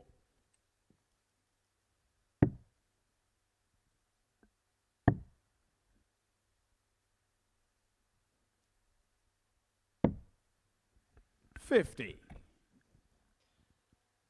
I think the Gibraltar pair have just run out of a little bit of steam here. 100. Probably Belgium require accepted of their 34. fate, which could be sealed here if Brian O'Man can find a split on double 12 and pins it perfectly. To Belgium. And for Belgium, it's the perfect start. 2 wins from 2 on this Tuesday morning, and they look of much better quality. There's a smile beaming from that pair from ear to ear. They really do look like they're in tandem with one another, and they look like they are going to be the big movers on moving day. For Gibraltar, well, they're improving as the day goes along, but they ran out a little bit of steam as that game drew to a close. Belgium winning by 4 legs to 1. That now puts them onto 8 points and into third. Coming up after the break, the top 2, Wales and the Netherlands, go head to head.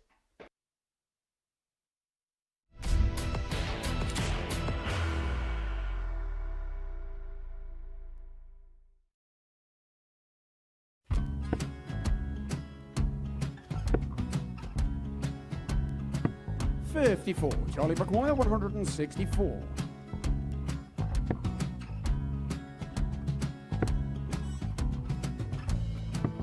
$44.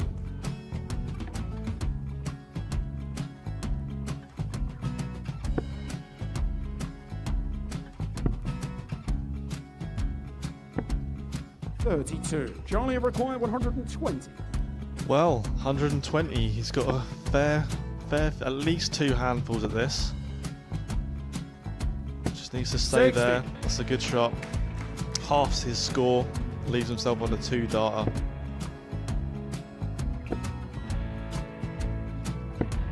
$26. Charlie Time on his require side 60. to become back-to-back singles champion.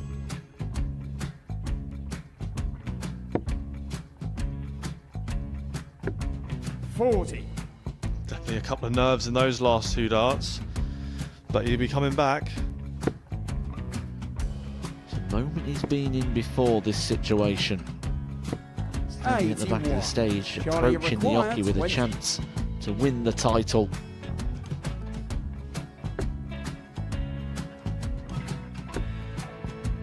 He did this to win the first title, if you remember. 11. I think he's gone. Georgia I think require he's gone to 118. bust it, maybe. The first title he won, he wanted 20. He went 6-7-7 to win it. He had a chance to replicate it again. Yeah, I get the feeling that was for a bust, and 39. on that Charlie situation there, George require Scaife wasn't even 9. able to take it out going to the 18s on that switch. Yeah, I think he just panicked a bit, but he's done well to get that big one. Sometimes can be the hardest part. Georgia requires This is it. 79. It's got to be 19s. It's got to be 19s for this shot. Big 20 and a double. He's got the first one. He's going to get a match dart here.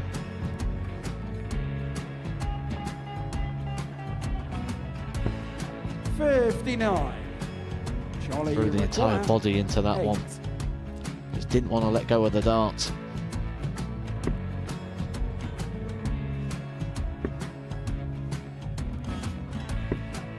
No score. He's given George a chance. George, you require 20. I think George has been quite good on double 10 today. So many opportunities for Charlie Murphy. Go Couldn't get the gets job it. done. Got in the match. And the Red Dragon George Modus Skate. Super Series Influencers Champion, George Skate.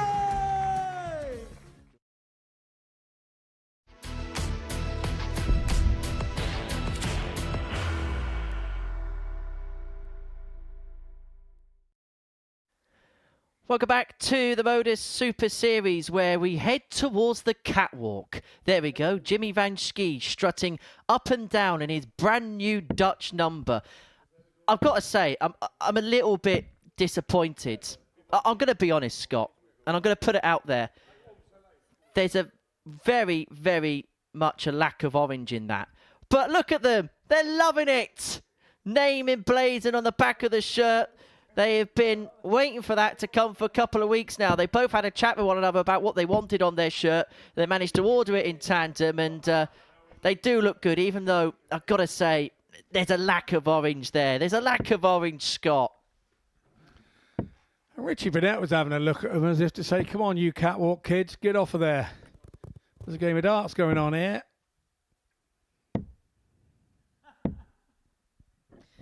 It's not quite right, said Fred, is it? But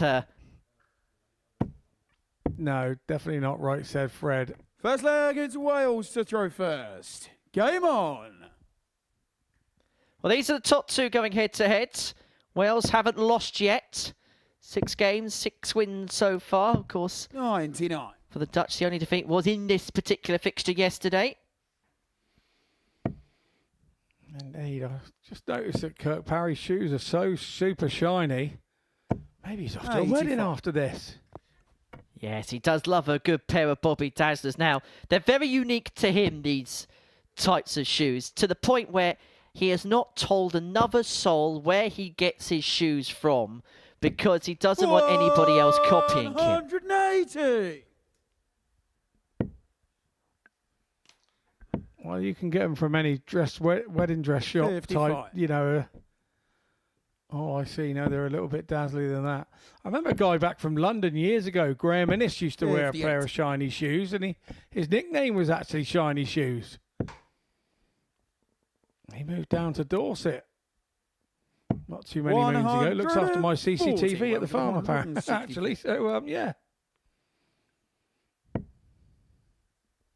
Pradek looking to get things started a bit raw. Didn't have to go for the bullseye if he found the treble because of the position the Dutch have found themselves in this opening leg.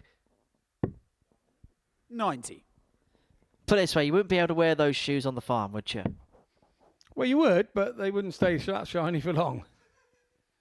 60. Wales should require 74. Well, a slow and sluggish start for the Dutch, and Wales looking to capitalise upon that. Parry unable to find tops, but the only way that the Dutch are going to win leg one, you feel, is if Van Schie finds his 161.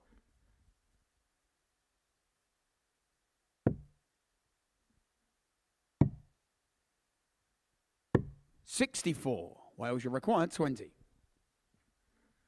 So Burnett will come back for double 10.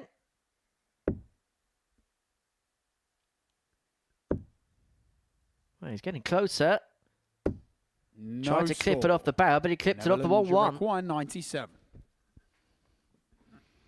So offers an opportunity to the Dutch.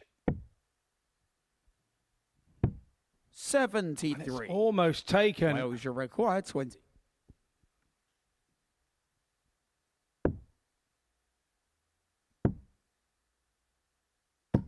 $10. The Netherlands should require 24. A real frustration there from Kurt. Van Schie will come back for 2 12s. A leg that the Welsh really should have wrapped up Game is showed in the the first ledger leg of the for Dutch. Netherlands. And they get the break as a consequence.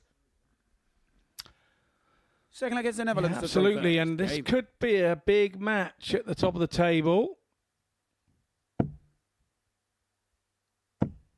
100.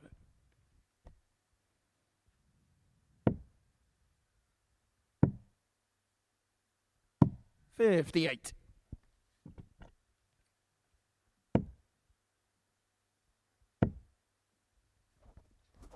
Danny Van Truyck's had a really good start 125. to the season. Obviously dropped off the Pro Tour at the end of 2024. And when he was playing in his Super Series week, there was kind of a question as to where his career could be heading because he was heading towards a bit of a crossroads just 140. dropping off tour. Well, he's answered those questions quite emphatically by picking up a Challenge Tour title at the weekend. That now puts him in the top 8 of the Challenge Tour Order of 100. Merit.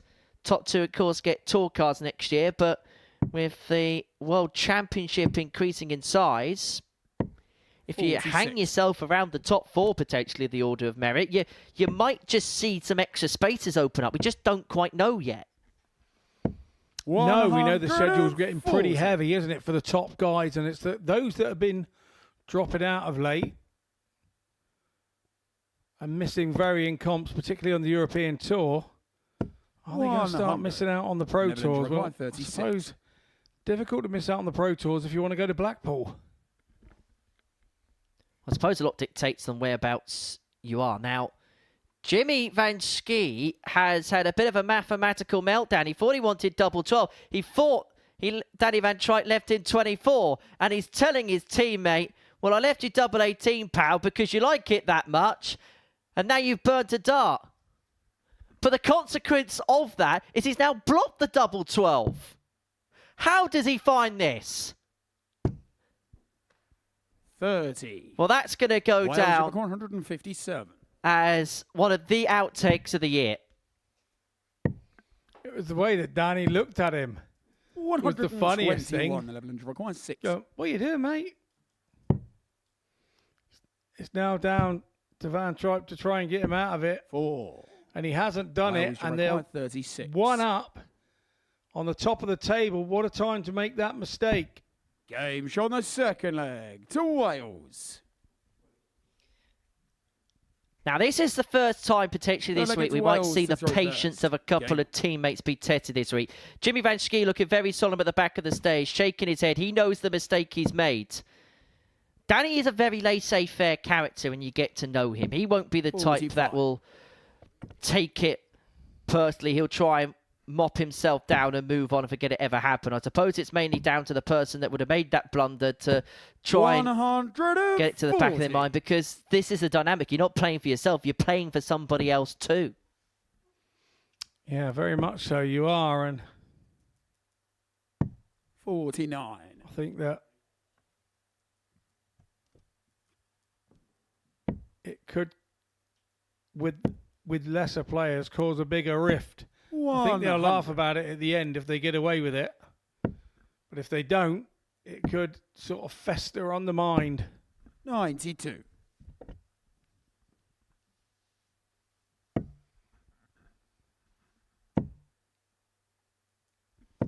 $100. Danny's one of 3 players in this week's action. They're in the top 11 of the Challenge Tour this year. Mervyn King, number 4 in that particular order of merit. And Scott Campbell 60. holds the 11th position. Netherlands record 161.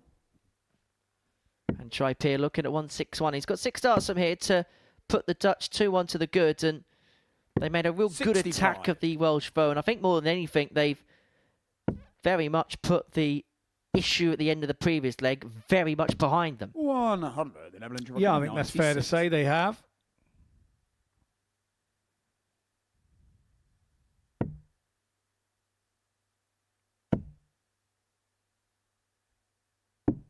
$80.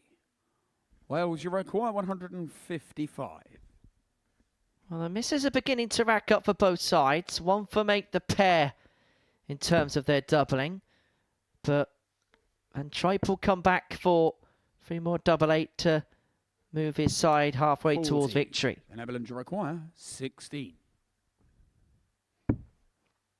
It's a nice marker. Too far inside, switches across Game the shot on the fours. third leg. The Now Netherlands. let's go 2-1 up. It's a break of throw. Fourth leg gets the Netherlands to throw first. Game on.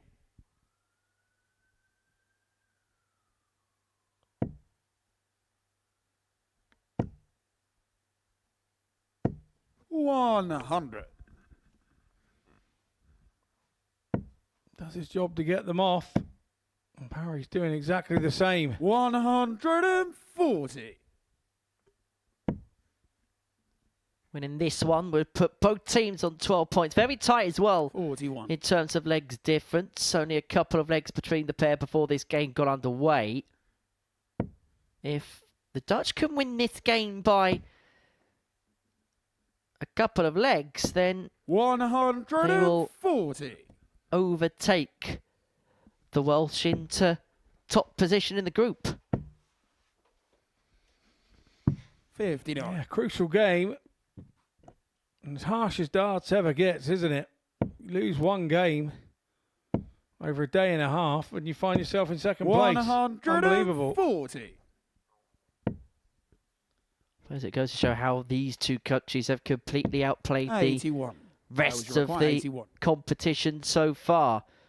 Burnett and Parry 6 starts here from 81 to level up at 2 apiece. 41. Well, this goes to show how the dynamic of team play can differ here. Burnett, very much a double-A team man, so that's his MO on 81, but then making 60. sure when Wales require 40. opportunity arose, he'd make sure that Parry's left on his favourable tops. Game shown the 4 flag to Wales. Levelled up nicely from Parry. 5th leg it to Wales to throw first. Game on.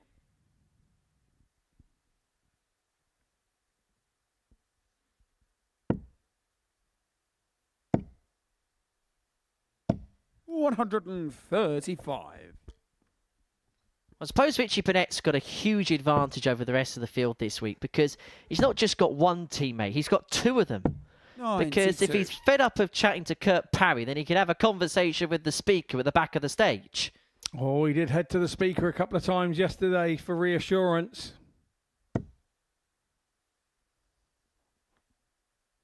Only problem is he's not going to have 85. the same kind of privacy in terms of conversations with it this week than he would usually have here. 100.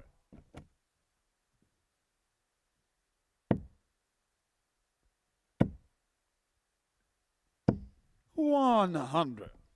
And I have just realised, for people that may be watching for the first time, what I've just said may sound absolutely insane, but it's perfectly normal for Richie Burnett. 99. Most things that are insane for everybody else are fairly normal for Richie Burnett.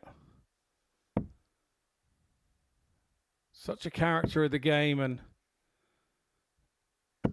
60. he's the one that's overcome probably the most drawbacks in probably darting history. Every time he gets knocked down, he gets back up and comes back 140. Wales require 121. fighting even harder than before. Bullseye for Parry. Game Bullseye shot found the 5th perfectly leg right in the middle of to the bed. Wales. And that could be a real tight turner because the Dutch are Flag coming against back the for Netherlands 70 throw to first. throw Game. for the match. But consequently now, Jimmy Van Schie heads to the hockey, throwing to save their skins. 140.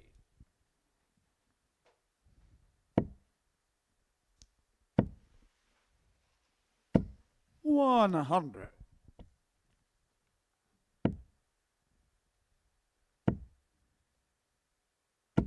$140.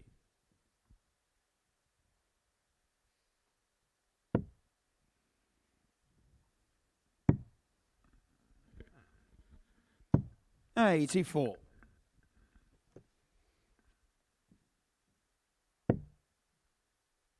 You feel that Van Schie here needs a treble. 93. Gets one with the last start just to stretch them away a little bit. 46. Netherlands require 128. Well, this has been a really good leg for the Dutch in response to the setback of the previous and the 1-2-1, which was hit against them. 85. And they leave themselves in a very handy position after just a dozen darts, a single to double left to take us all the way. They were forced to go the distance in their tie against Gibraltar at the Netherlands beginning of the require 43. session. And Jimmy Van Schie will lead the charge. Not quite cleanly, but will leave his partner Danny Van Tripe 3 darts of 32 to take us the distance. 60. Netherlands require 32. Double 8. And this could be awkward 16. because of the flight of Wales dart 1 and require dart 2 being in the way. 156. Yeah, it was really awkward, wasn't it?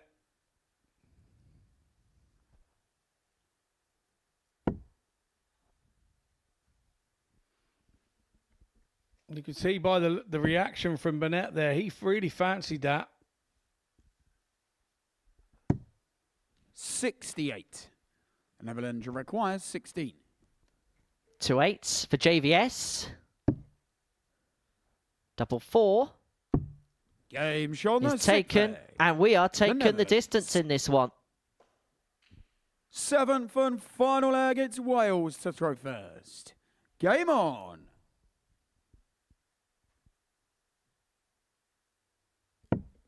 Crucial leg. If Wales win this one, they move 4 points clear at the top of the group. And Kurt Parry 180. has got them off to the perfect start. If the Dutch can find a way through, then it is as you were, 12 points apiece. The top two in the 100. table.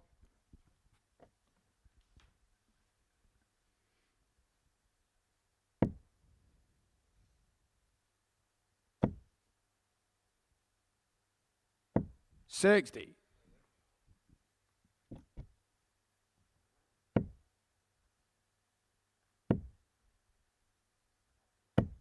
$95.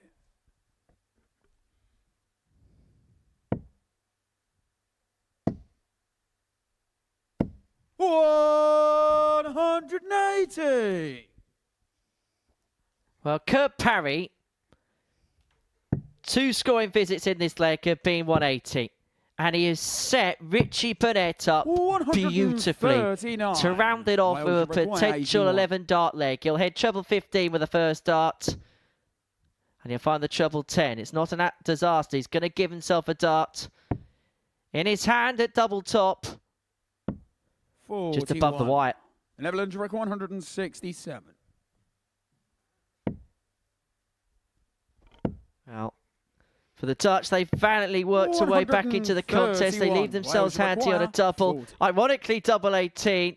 But Kurt Parry to bring the curtain Shot down. and the He was match perfect in to that leg. Wales. His 3 scoring turns were 180, 180, and double top with his first dart in hand. A 13 darter for the Welsh, and they move 4 points clear at the top of this Group A, and they move in cruise control of this Group A. And Richie Burnett, well, he's enjoying life, very much enjoying life.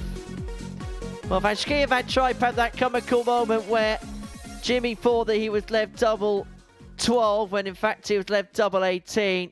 But it is the Welsh that claim the points. Coming up after the break, it's Gibraltar up against Scotland as they begin round number 3.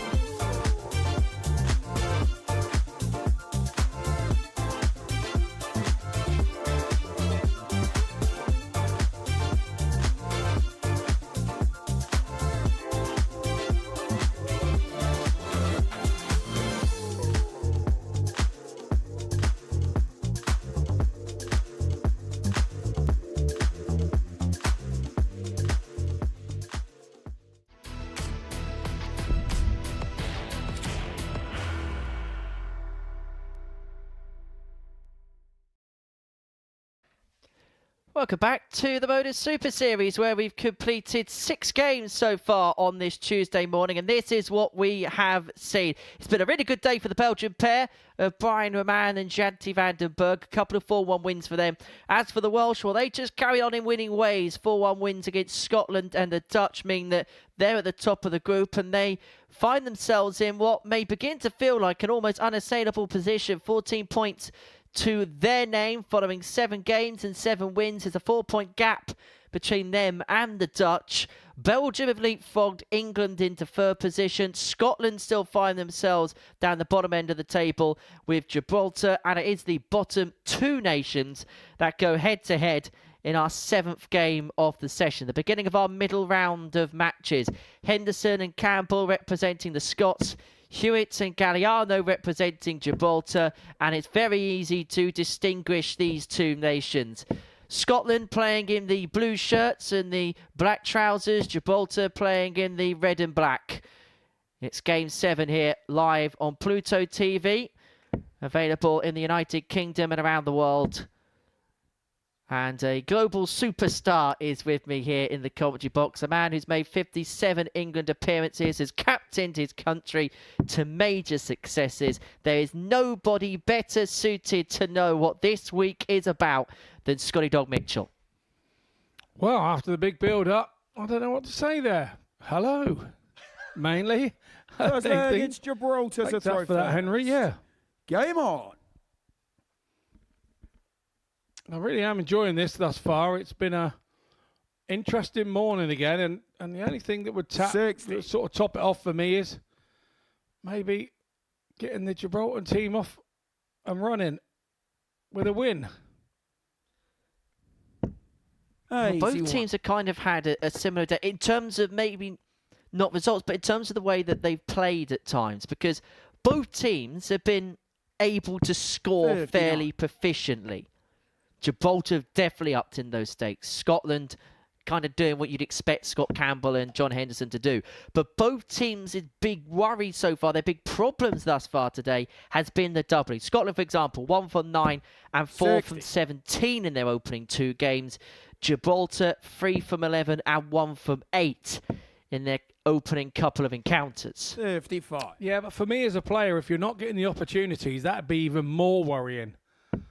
Getting the opportunities and miss them, yeah, that is worrying. I'll go with that. But I would be panicking if I wasn't actually getting the opportunities. So, because if you can continue to get the opportunities, the luck will go your way. You will start hitting them, and then you'll start hitting them with frequency and sort of one double. So, the ironic thing for me is the Scottish yesterday were at 43.75%.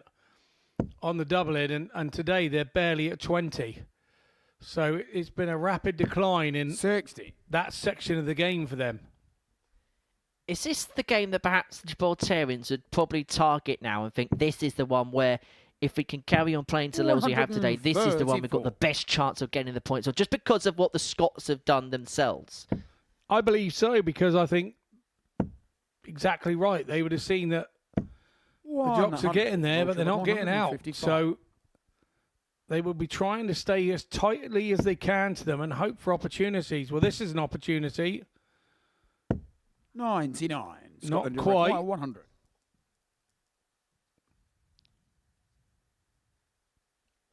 Well, Campbell looking at a ton, and, well, the bounce out would have been better than that first dart, and he knows full well. But what it has given is Justin Hewitt an opportunity here at the 56. Should be 2 darts at tops to 40. give the Gibraltarian pair a 1-0 lead.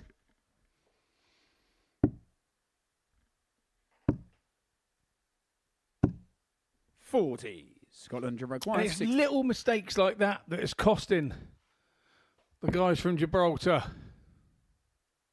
Game shot the because they're offering opportunities like that, and once again they look at each other, the 2 guys from Gibraltar, and it's just like, what is going on? They had moments like this yesterday where they were quite clearly in position to win games. Twice yesterday they had a chance to win games. 57. And they just can't seem to knit it all together. 85. In that the end of the leg. It just not working for them. And I suppose this is the big difference between the levels. We've kind of mentioned it a couple of times today. They probably get a couple of cracks at it in regulation play. 55. But when you're playing in this clientele, you do get duly punished for it. But I think they've both shown enough so far in this 60. group to show that they could be competitive later on this week. And maybe both players as well shown enough to maybe have a crack at the main series as well at some point in the near future. 26. Yeah, I couldn't agree more.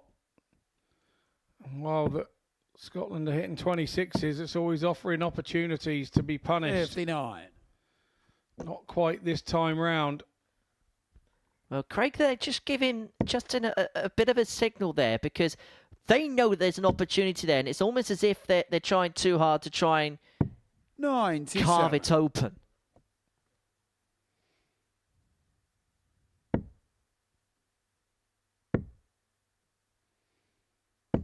100.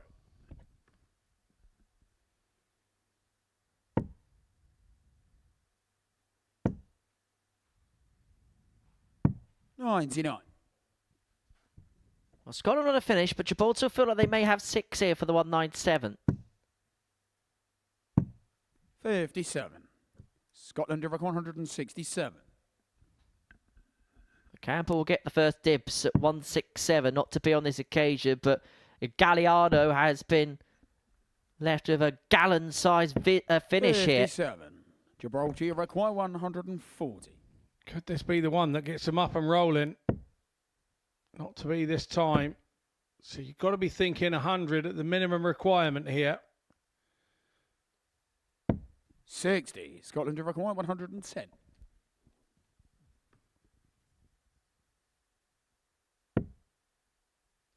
Triple 18 would have left the double. Now, we 59. mentioned in the previous leg a Gibraltar miss of the big require number. 80. Gibraltar can ill afford that here. 2 straight darts will give them an opportunity at tops. Well, the treble gives 2 at double 10. Now double 5 has to head back and compose himself here, Justin Hewitt.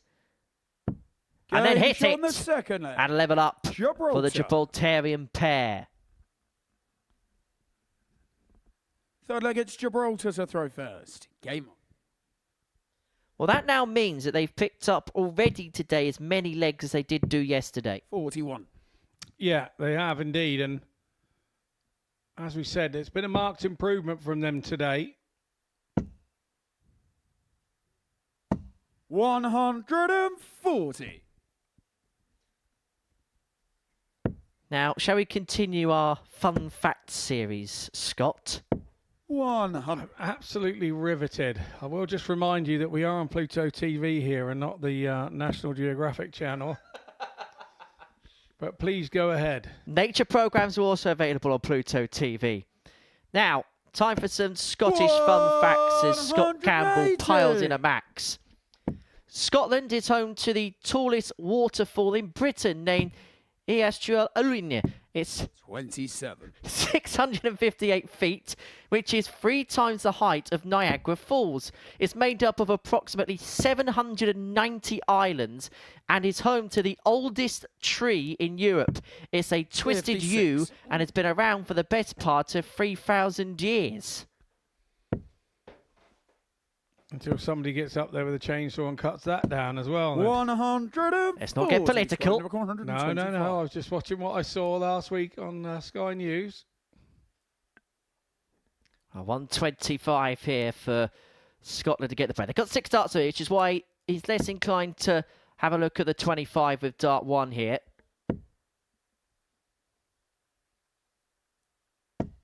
$83.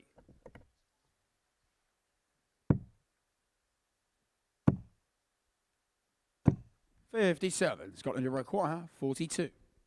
42 to move in front again. Game shot on the No third mistake. leg. 14 darts, a To real Scotland. uppage in quality from the Scottish duo. Fourth leg, it's Scotland to throw first. Game on.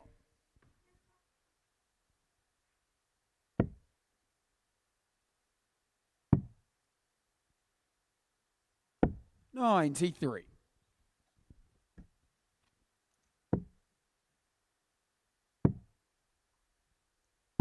58.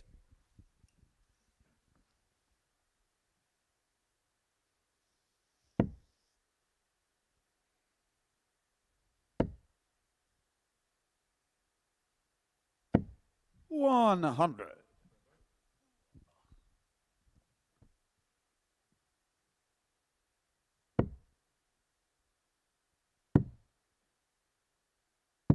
96.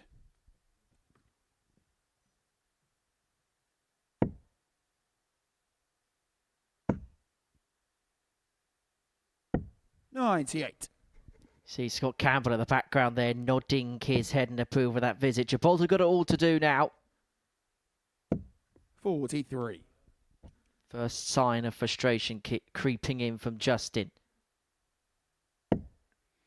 Yeah, and that's what it is. It is frustration. It's annoying. You know what you're doing when you're playing back at home, and it's frustrating when you come here in front of the cameras, in front of everybody on Pluto TV, playing live, and you don't quite do what you know you do regularly at home.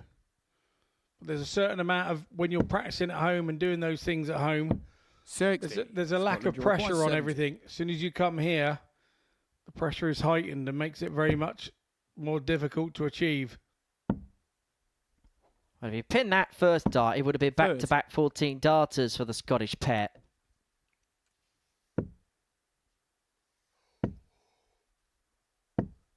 $85. Scotland have required 40. Two things have happened. Scotland have just began to put their foot on the gas, and Gibraltar have just began to run out of it. Or run out of it, shall I say. It's 2 10s. It's inside, but Gibraltar, because of a slip for the last dart to the single 5, aren't on a finish.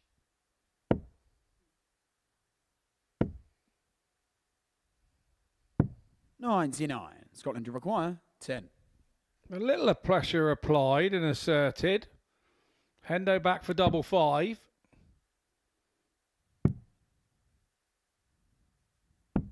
Game shot on the 4 flag. And that's the way he likes to go. And this time round, 5th leg is Gibraltar to throw first. Game on. All to do for this Gibraltarian pairing.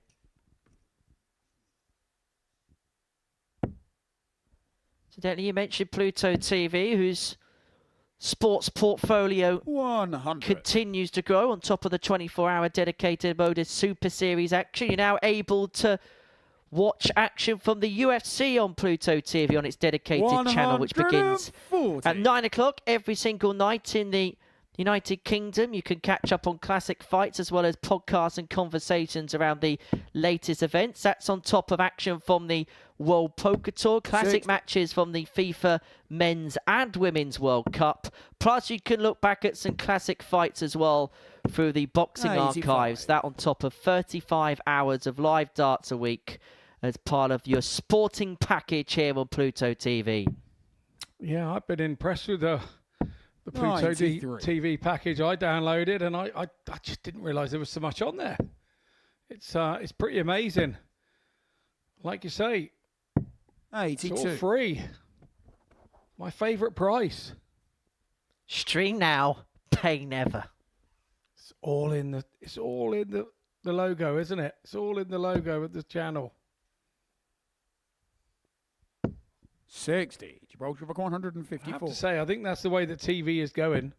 It's going down the app route. There's no two ways about it. In 10 years' time, 57. Will there be terrestrial TV? Who knows? I think there'll be bits of it, but I don't think it'll have the same leverage that it does now. I see the viewing figures for the snooker took a bit of a slump this year. Only 3 million watched the final, which usually around about 5. Gibraltar require 97. I've got to be honest, I thought the coverage of the snooker was not at its best this year. Not the content that was on it, nothing to do with that. Just didn't seem to be on as much as it has been in the past. Well, Campbell and Henderson here looking at 88 to complete a 4-1 victory. If not, Hewitt's back for tops. Well, the double 18 leaves double 16. 56. And that could have been a accidental, unintended play that worked to perfection. But they're going to be made to work for this on the Gibraltar pair, who have now won more legs today than they Sigma did against yesterday, Scotland and to in throw every single first. game they've shown Game a on. competitive edge, and they are forcing Henderson and Campbell here to serve it out. Yeah, they just won't go away, will they? 100.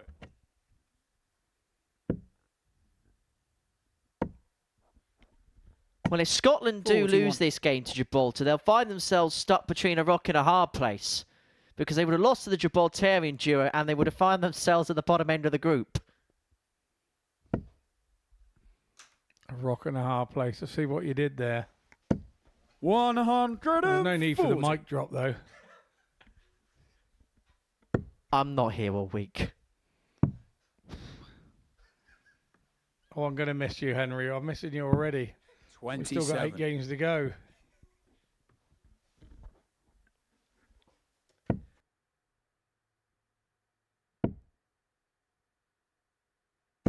$125.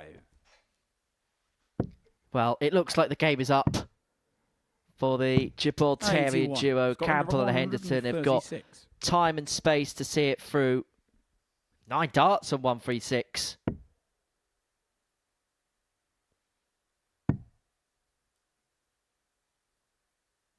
$96.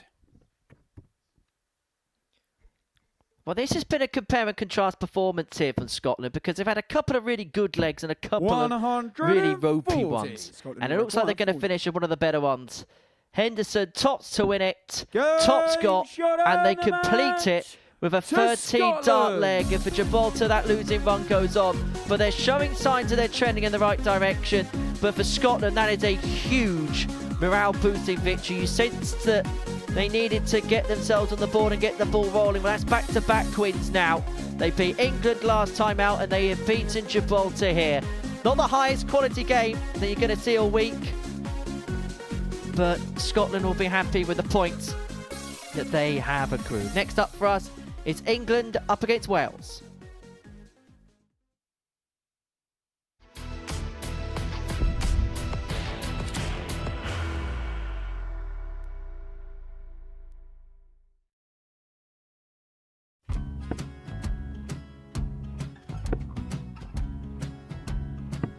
$54. Charlie McGuire, 164.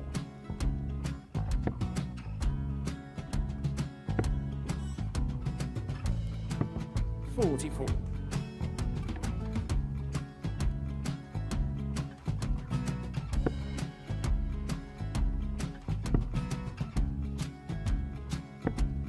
$32. Charlie required 120. Well, 120. He's got a fair, at least 2 handfuls at this. Just needs to stay 60. there. That's a good shot. Halves his score, leaves himself on a 2-darter.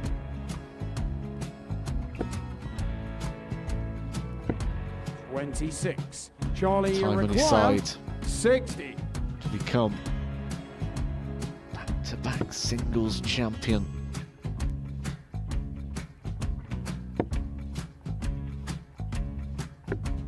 $40. Definitely a couple of nerves in those last 2 darts, but he'll be coming back. It's a moment he's been in before this situation. Standing at the back of the 81. stage, Charlie approaching the required hockey with a 20. chance to win the title.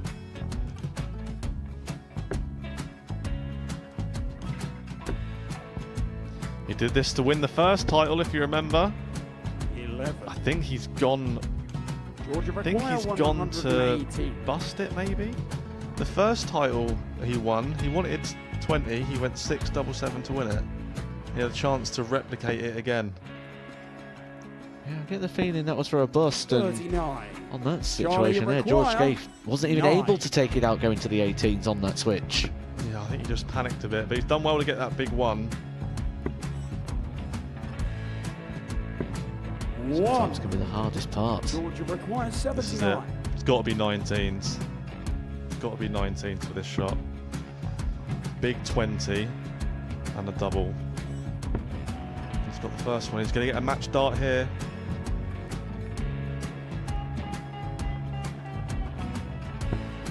$59. Charlie Threw the entire required body into that 8. one. Just didn't want to let go of the dart.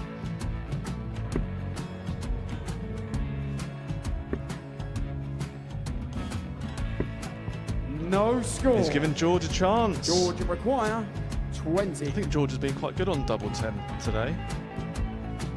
So many opportunities for Charlie Murphy. Go Couldn't get the job it. done. Got in the match! And the Red Dragon George Modus Skate. Super Series Influencers Champion, George Skate!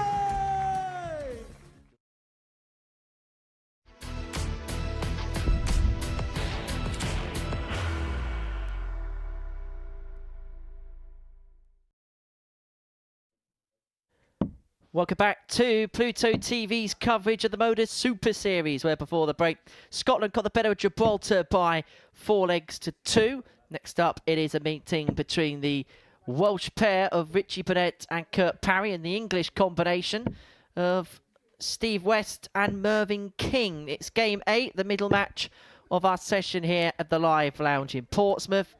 And this fixture could be a little bit of fun if yesterday's antics between this foursome are anything to go by. Richie Burnett forced Mervyn King into fits of laughter with some of the things that he was doing. He looks like he's plotting to do something mischievous again. He's already got Steve West in stitches. I think, Scott, this could be a somewhat entertaining watch. Well, yeah, it was like the Giggle Twins up there yesterday at one point. Merv had to step back and stop because he was laughing so much. He had a belly laugh that he couldn't stop himself laughing. So, yeah, an interesting one here. And probably if that game goes that way, that will suit the Welsh. First leg, it's England to throw first. Game on. I think I've just seen Merv have a little word in Westie's ear going, they're not getting us again today. And the serious head is on. I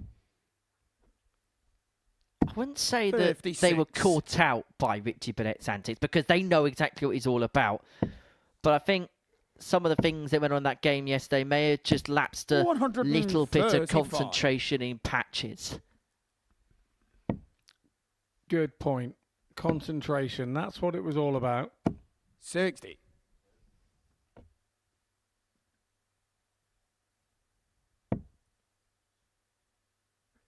So, Kurt Parry 100. completed 9 perfect darts from 9 scores. So, in the last leg of Wales's previous game against the Netherlands, he hit a 180 and a 180, hit double top 100 with his first dart, and then kicked off this game with treble 20, treble 20. Forget Mark Williams being the Welsh potting machine. 50. Kurt Parry is the Welsh scoring machine.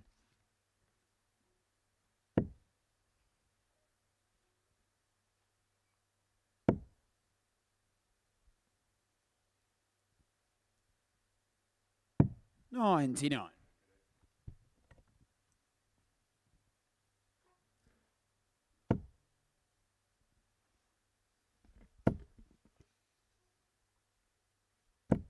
A hop, 180. a England skip, and a 146. kick. And Burnett pins a maximum to leave Kurt Parry on double 14, which he's going to get a look at after just a dozen darts. 96. Wales you required 28. Promising start from the pair in this game.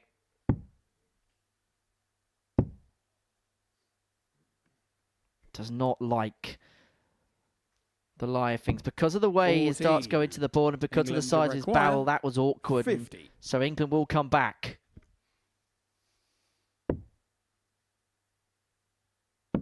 Game shot on the first leg. To And England. then take out the 50 cleanly in 2. Second leg, it's Wales to throw first. Yeah, bit Game. of a...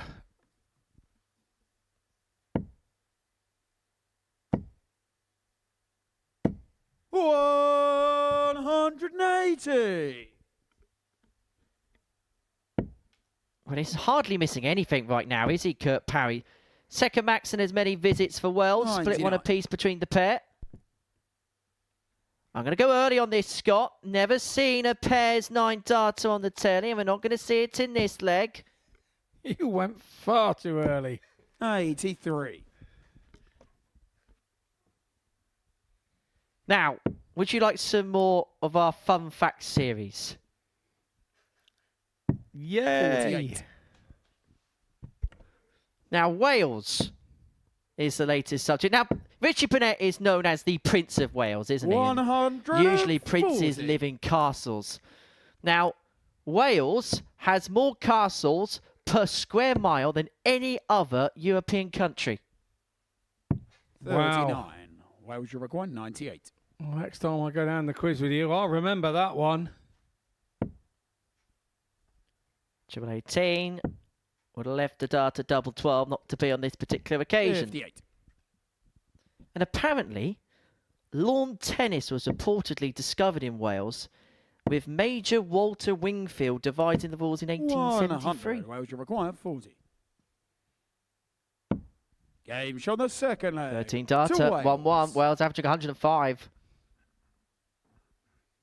Third leg, it's England to throw first. Game on.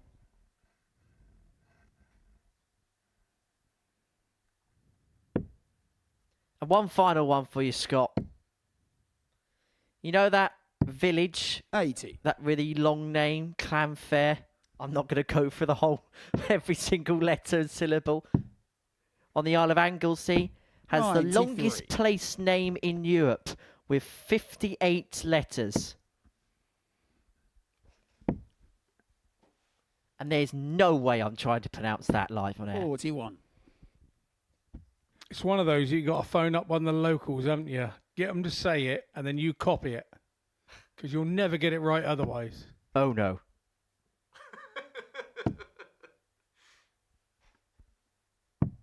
$54.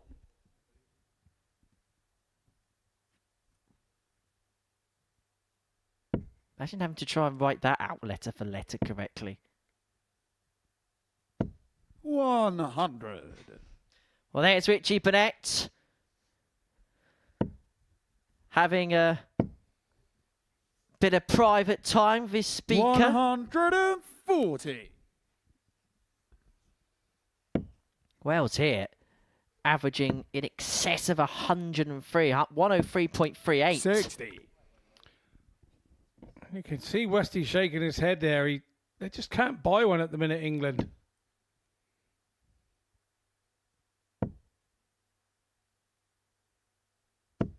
$60. They've had an opportunity in this game and they took that particular chance. But it's always felt like this pair, this English pair, have been chasing. But there might be an opening and an opportunity here. That dry score, Burnett, has been punished by King. That 140 leads himself on a Wales require two-darter. Or leads 154. Steve West on a two-darter, shall I say. 94.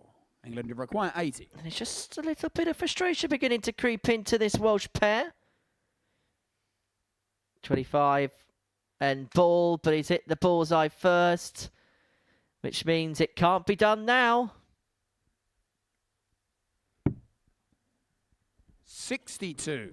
Wales require 60.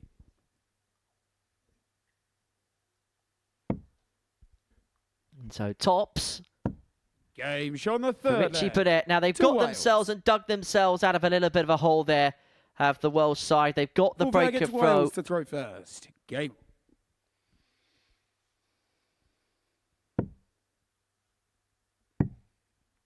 England were on top 58. in that particular leg, but never got themselves a dart at a double. The Welsh responded by pinning that 60 cleanly.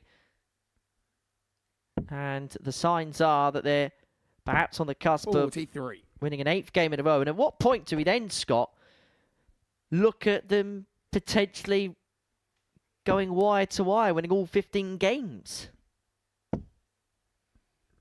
I can't see them winning all 15 games with the way 85. that they're kind of getting away with it a little bit yesterday, and at times today they're doing the same. But I suppose when your luck's in, your luck's in. You know, why not? There's always possible if they go through this one without being defeated. 60. You got England feeling very down on their luck here at the minute. Well, Steve West trudged back down the off-key, 85. rather unhappy with himself. And then Mervyn King was pretty much laughing as he was walking past. As for Richie Burnett, God knows what he's doing.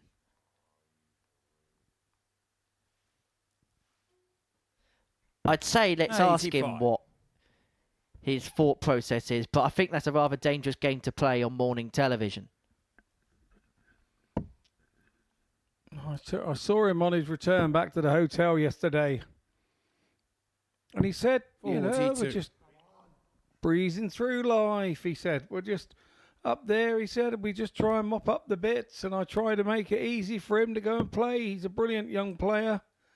Let's go and make it easy for him. And that was his attitude. He's thinking about 60. Kurt Parry all the time, rather than himself. And if that's the way he needs to get through it, then that's great. 140.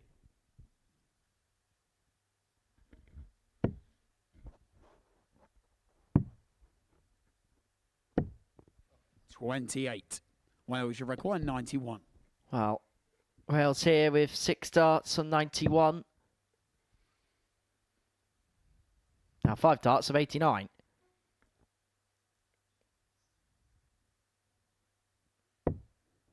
$31.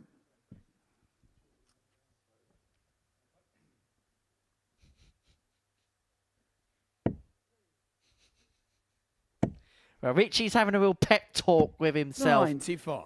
Wales, in you the require background as 60. Parry comes back for 60 to open up a 2-leg gap. Game shot on the 4 flag. I to tell you what, he's Wales. playing well today, Kurt Parry. Very well indeed. 5th leg, it's England to throw first. Yeah, he's just having a Game good look at it and going, I've got 60 left. I need one there and one there. And it's happening for him today.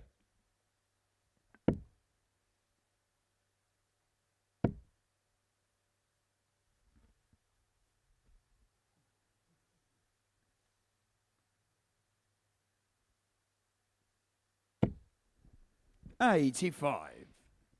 It's fair to say that Mervyn's a little bit frustrated with the way this is going. 100. Well, this has been a disaster so far for England. They haven't won a game yet, and they could be on the cusp of 3 defeats in a row. And they also know 180. their next assignment, or coming up later on the day, you've got tough meetings to come. They take on the Dutch 99. in their last game of the session. They do play Gibraltar next up. But I tell you what, the Gibraltarian pair have much improved today. There's no easy games wherever you look. 97. I think England and this English team are beginning just to see that a little bit here.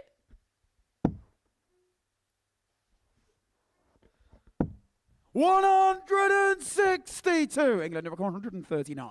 Nicely done there by Parry. Just reiterating what you said, Henry. He's been playing well today. Game shot on the 5th leg. Well, that To England. is simply out the blue from Simply Steve West. Mervyn King as stunned as anybody it's gone. 6th leg, it's Wales to throw first. But Game those are the types of touches of class that Steve West still has in abundances. It hasn't quite gone the English pair's way, but they still have those glimmers of quality. But 180. Kurt Parry is not missing anything.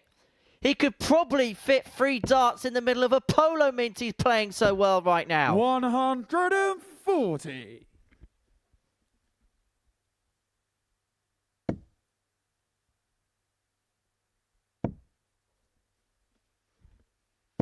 $100. Well, this Welsh team averaging just a shade under 99. 100. And they're giving this England team a bit of a whipping right now. 60. That's only a 60.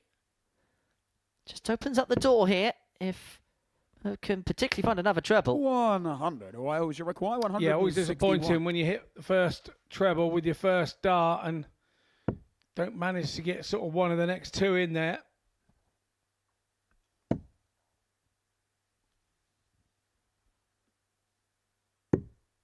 $65. England have required 161. Well, Parry's left on 96. The way he's playing is very much makeable. Steve West in the previous they took out a 139. He's not going to follow up the 161, is he?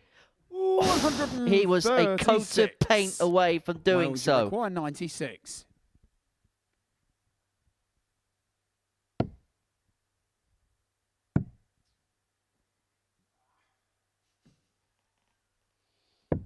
$44. England require 25.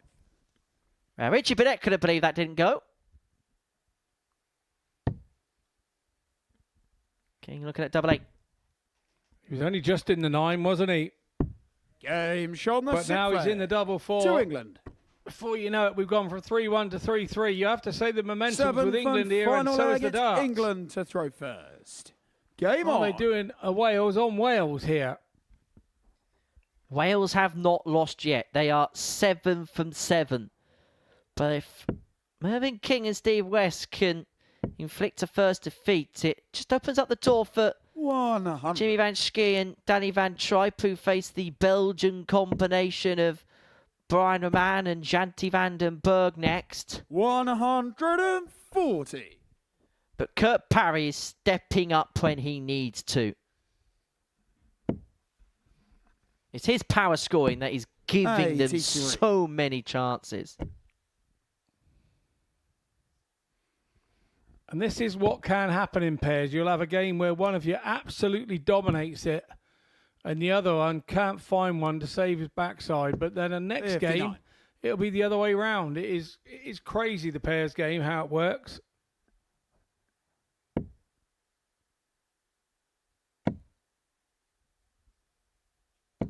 $140.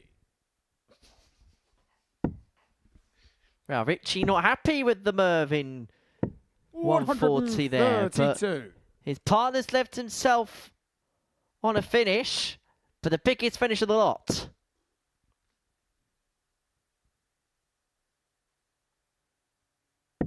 $58. Wales, you require 170. If this goes, expect a reaction for both sides of the coin. But Burnett isn't going to bag the big fish.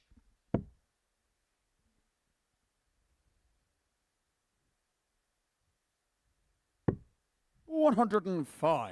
England, you require 120. It's a good setup from Burnett.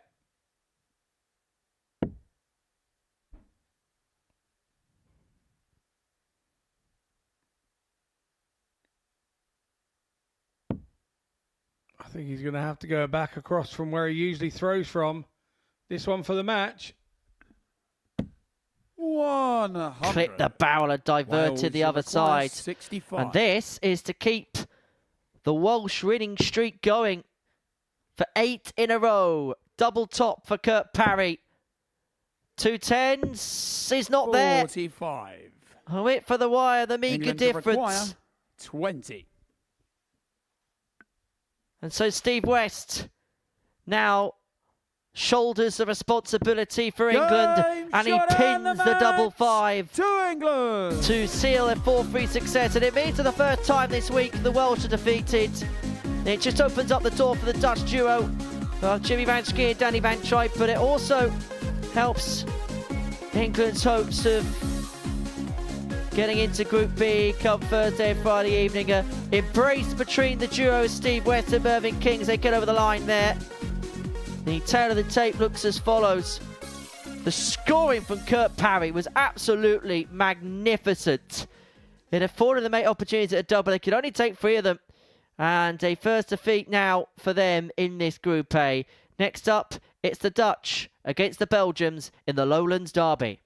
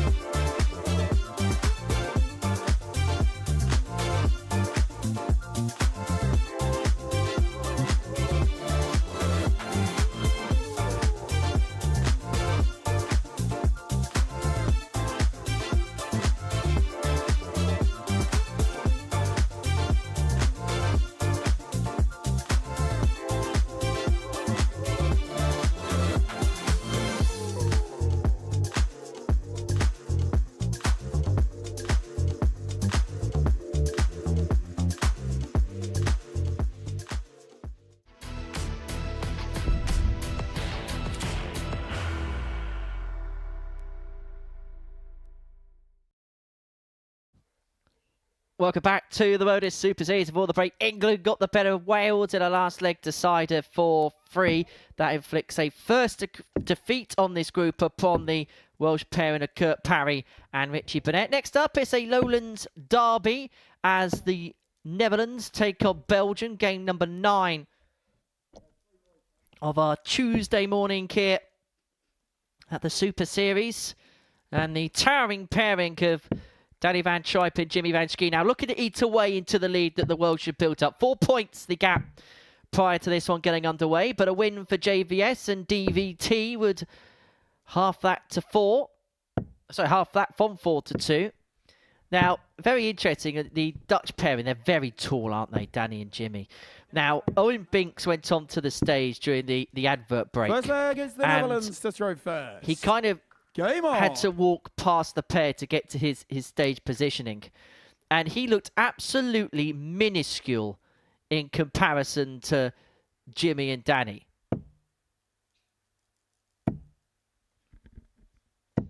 $100.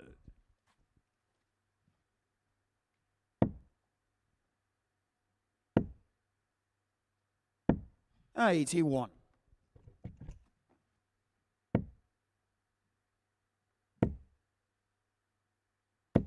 $55.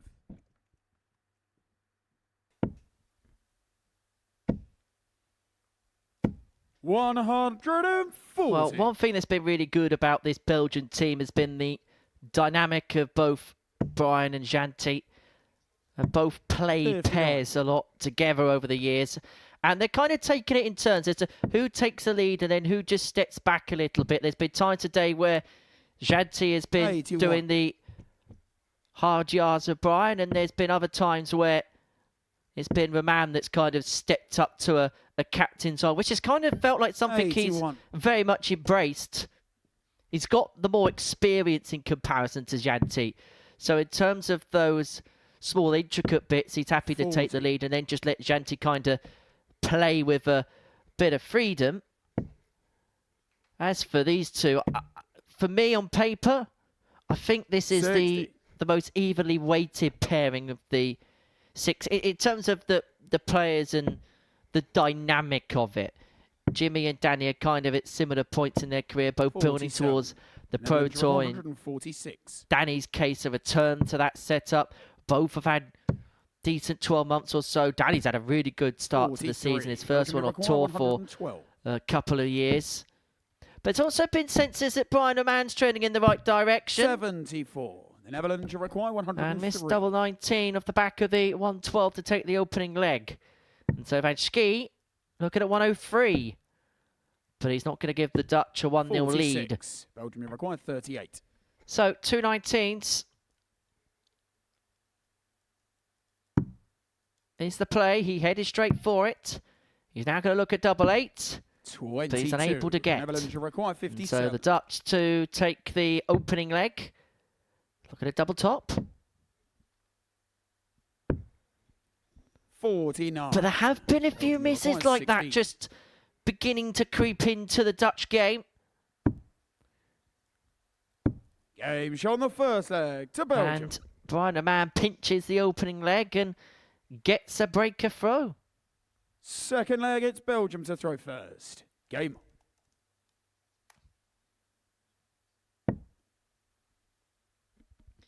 Now it's time for the latest in the 30. Fun Facts series here at the Super Series International Pairs Week. And we're going to have a look at the Dutch and 60. some of the famous things about that particular country. It's the world's biggest flower exporter. 60. Not that type of flower, you know, the ones that you buy on Mother's and Father's Day. They produce billions of tulip 85. bulbs and other flowers annually.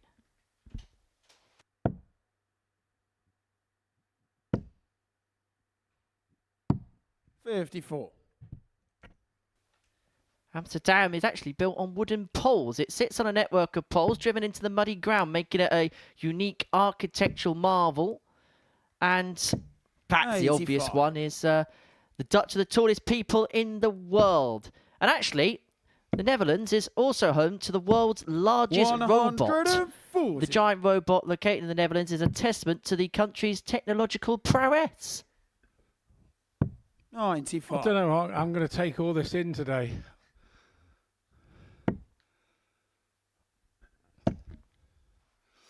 I remember I went to 95. Amsterdam airport or station, and there was I'd never seen so many bikes in a heap, all parked up, thousands of them.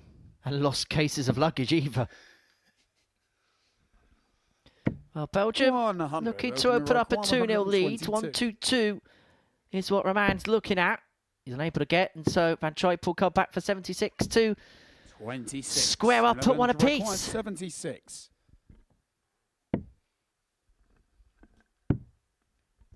Double top. 36. Just above the wire. Belgium will require 96.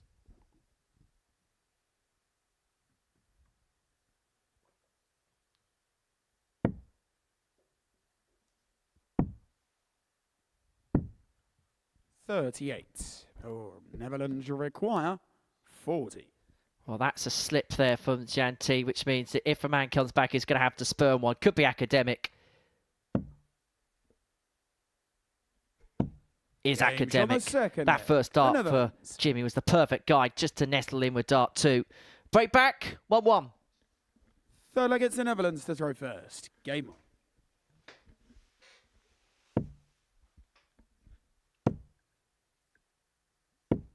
'83. Just get the sense so far, neither team have really been able to properly get going in this one. 40. There's been a couple of games like that today where you're just waiting. 100. It's like the teams are waiting for each other to happen, to sort of spark life into themselves. 100.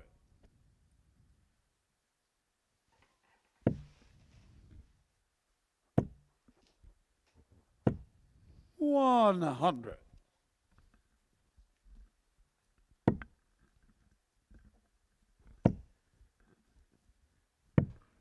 47.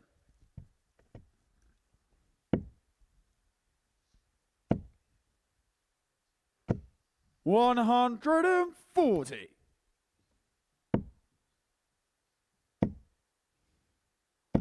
100. The Netherlands requires 78. So Van Schie and Van Truyp back for 78 to open up a 2-1 lead. Jimmy looking at double 12 and now double 6.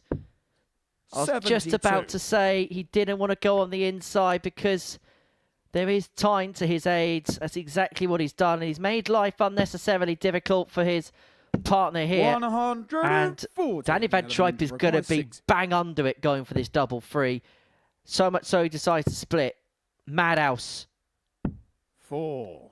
Well, that miss on the inside of double 6 could be the moment that changes the complexion of this leg.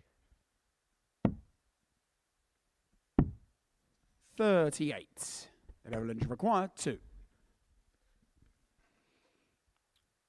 More important, he's the right height for this, isn't he? Game shot on the Yeah, third smack leg. bang The centre. Netherlands. Double 1 for Jimmy Van Schie is like Fourth leg, it's Belgium double to throw 3 first. for most other Game on. people. It's the same level when you're throwing down at it. 60. In terms of Jimmy, last year was such a breakthrough year for him, wasn't it?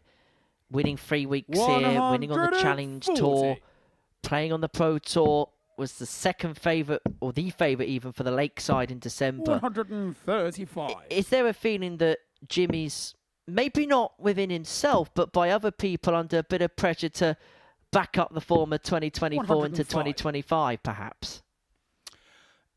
Yeah, but no 2 years are the same with darts for some reason as for a player. Sometimes you have 99. sort of really good years and then they tail off a little bit and then you seem to have a break and you then start playing well again at the tail end of another year.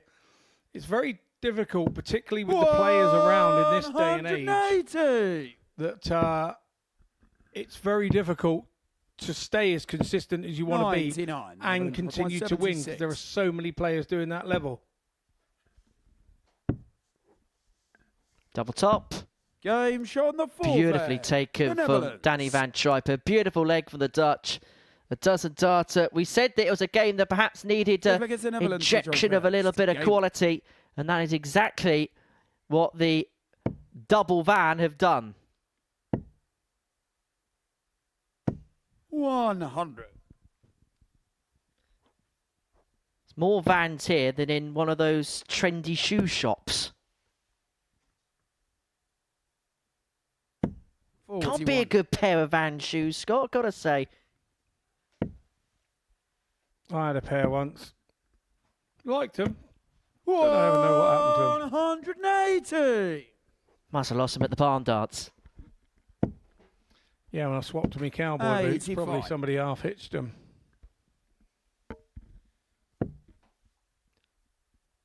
Well, up when it matters here, the Netherlands. It hasn't been plain sailing for them by any stretch of the imagination today. 100. They played okay, but if the truth be told, they've looked a little bit patchy at times.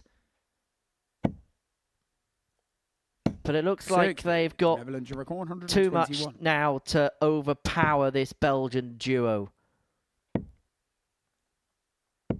65. Well, it was a dozen darts in the previous leg. Could be a potential 14 to 54. round it off. And Netherlands, it's you going to record be 56. Jimmy Van Schie with the responsibility. Double top. Game Completes a 4-1 win in some style.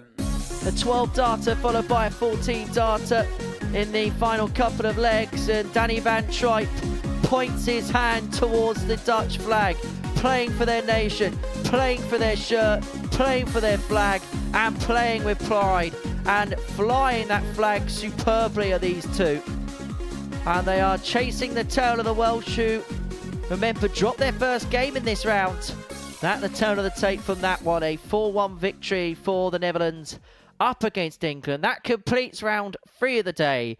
Round 4 kicks off with a meeting between England and Gibraltar.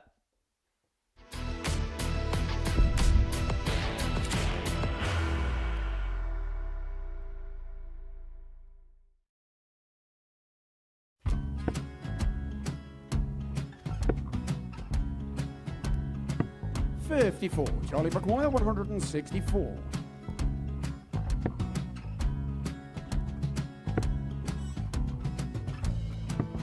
$44.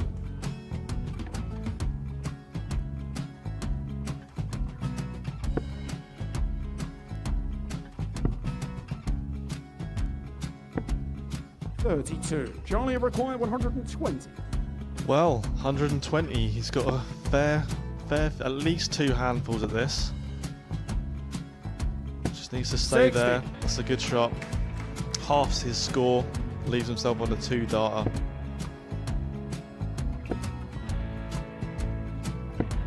$26. Charlie Time on his required side 60. to become back-to-back singles champion.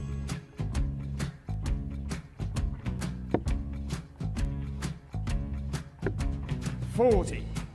Definitely a couple of nerves in those last 2 darts. But he'll be coming back. It's a moment he's been in before this situation.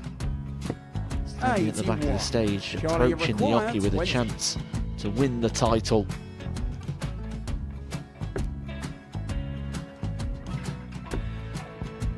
He did this to win the first title, if you remember. 11. I think he's gone. Georgia I think required he's gone to 118. bust it, maybe. The first title he won, he wanted 20. He went 6-7-7 to win it. He had a chance to replicate it again. Yeah, I get the feeling that was for a bust, and 39. on that Charlie situation there, George required Scaife wasn't even 9. able to take it out going to the 18s on that switch. Yeah, I think he just panicked a bit, but he's done well to get that big one.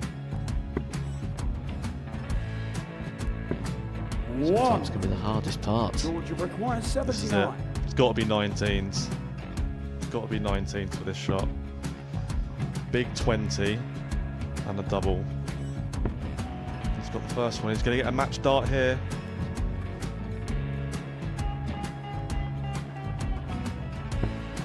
$59. Charlie Threw the entire required body into that 8. one. Just didn't want to let go of the dart.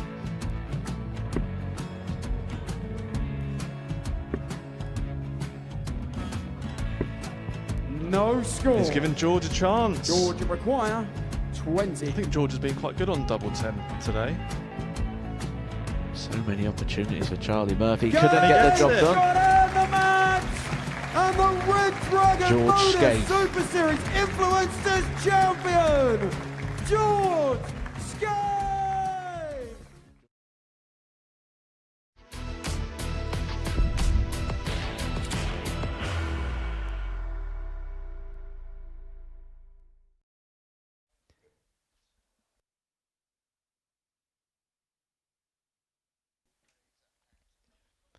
Welcome back to the Modus Super Series, where we've completed 3 rounds worth of action on this Tuesday morning. And before the break, we saw the Dutch get the better of the Belgians by 4-1. Also in this round, we saw the Welsh defeated for the first time. Richie Burnett and Kurt Parry going down to the English duo of Steve West and Mervyn King by 4-3. We're going to see England, Gibraltar, Scotland, Netherlands and Wales against Belgium in the 4th cycle of matches. But before that, let's have a look and see how the table looks as we go into those particular matches. The Welsh drop in their first game, 14 points still to their name and still with a 2-point lead over the Netherlands. England on 8 points alongside Belgium. Looks like quite a race between 3 for the final spot in Group B was Gibraltar. But they're just looking to get that first win on the board. They've been much improved today. Picked up more legs so far than they did during their exploits on Monday. And they take on an English side that will be precariously looking over their shoulder. England, one of 12 nations being represented here this week. We're going to see Germany, Republic Island and Kenya later on in the week in Group B. Gibraltar very much the centre of attention now. Now, you know how much I love a fun fact, Scott? I do, yes, yeah. Gibraltar, one of only 5 UEFA nations of the 55 that England have never played in a competitive match. Well, you are knowledge is the bomb today, aren't you?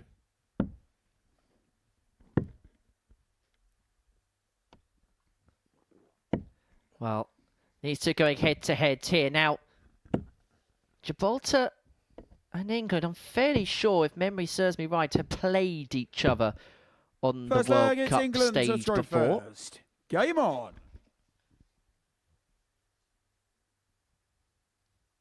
Of course, in the PDC World Cup, we saw dominance year in, year out from Messes, Taylor and Lewis. 180. And I suppose that the big story of Series 11 is going to be, when will we see 41. AD Lewis on the Super Series stage? It's probably the question that we get asked more than anything else here at the Live Lounge in Portsmouth. 140. It's the one I keep getting asked when I get bumped into in the street now and then. 100. Yeah, well, we had that with probably Steve Beaton, didn't we, when he was coming off the tour and we knew that he was giving his tour card back. It was one that was always being asked, and he's been here and performed. 81. So, yes, we can understand the interest in having Adrian here. 60. England to require 100. Well, England outweighing Gibraltar in this leg by a ratio of 3-1. Tots to West. Oh, Game what a shot leg. in the What a first start. leg. To England. A ton check out. Tots for Steve West. And England Second have leg, got it's themselves Gibraltar up to and throw running, and they've first. set their Game stall out from the get-go. That's his second ton top of the day, because he was also responsible 94. for the 139 England had earlier on in the session in their previous matchup with Wales. Matches the 2 ton pluses that Merv had 44. yesterday. In yesterday's session, he had a 109 and a 118. See, teamwork makes the dream work, doesn't it? Done it just. 60. That's what they say about us, you know. We're a very good team. Who says that? Your mum and my missus. 125.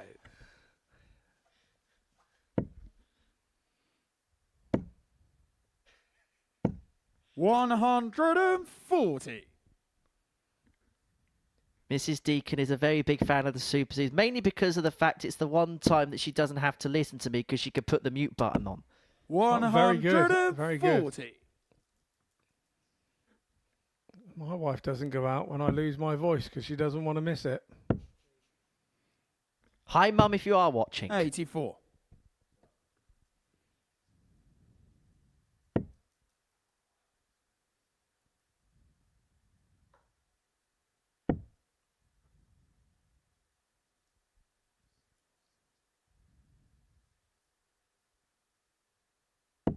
$84.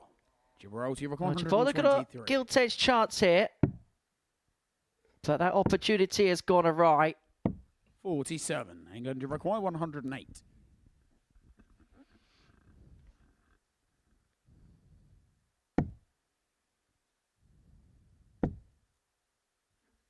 The treble he needed for the Shanghai 72. 18s, not to be on this Gibraltar require occasion. 76. Well, Gibraltar are getting chances. The tally yesterday was not being able to convert them properly. Done a better job today, but they're not going to see out the 76 here. And so Steve West is going to come back to the hockey. Looking at double 18. And he has been doing some good stuff in terms of finishing off legs today. The doubling, when he's actually had the opportunity, has been quite good. I wouldn't say it's a problem, but because of the way England are picking legs up proficiently, he's not actually had many chances to finish legs off because Mervyn King's been doing that job for him because of the way England have been scoring. Yeah, definitely. Yeah, definitely. And that's the way it works sometimes. 100. With multiple games in a day, it tends to work itself out between the two. With working hard and 100. one maybe being slightly better in one game and another one being the other one being slightly better in the other. 140.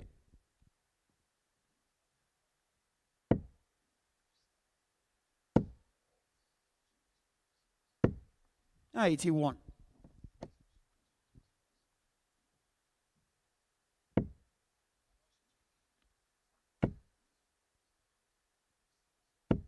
$100.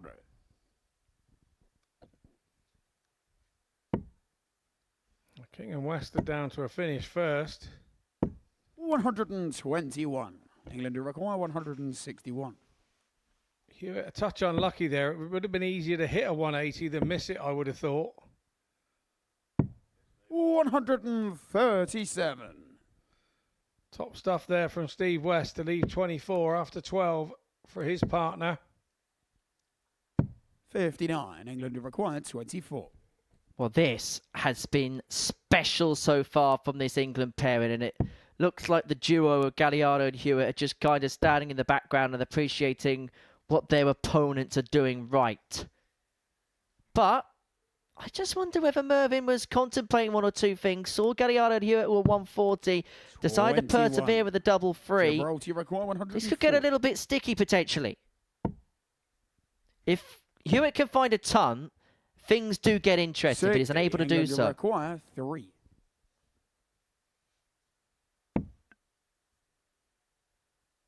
Game show on the third leg. What are you talking about? Get sticky. England. Not a problem. Westy's in the mood today to sort things out. Fourth leg, it's Gibraltar to throw Slight first. apology there.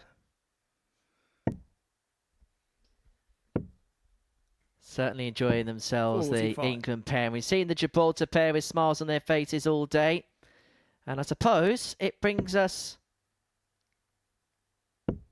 to the final part of the fun fact series for the day. 140. Don't worry, Scott, this is the last one. Are you sure? 100% sure. Now, Gibraltar is the southernmost point of 100. mainland Europe. And on a really nice day, if you head down to Europa Point, I went to Gibraltar last October. It's absolutely beautiful, that part of the world.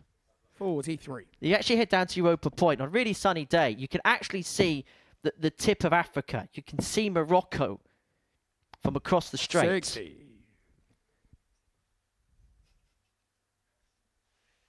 You can see it from across the Iberian Peninsula, the Strait of Gibraltar towards Morocco, Africa. 56. And the strait is actually only 9 miles wide, so you can see the North African coastline on a really, really nice day. And it's a beautiful part of the world, I have to say. I will 43. put that on my list of to-do with my travel then, Henry. Or no, should I say Judith Chalmers. Wish you were here. 180. Well, there's 150 caves on the rock, and it looks like this Gibraltarian duo are about to cave in amidst the brilliance of this English duo. England require 82. 101.16 is the average of Steve West and Mervyn King combined. And combined, they have been a step apart, this pair. 34. A bullseye for the match has come and gone. You require 154. Craig Galliano here is looking at 154 to save this match. He's not going to, and so Steve West to bring the curtain down.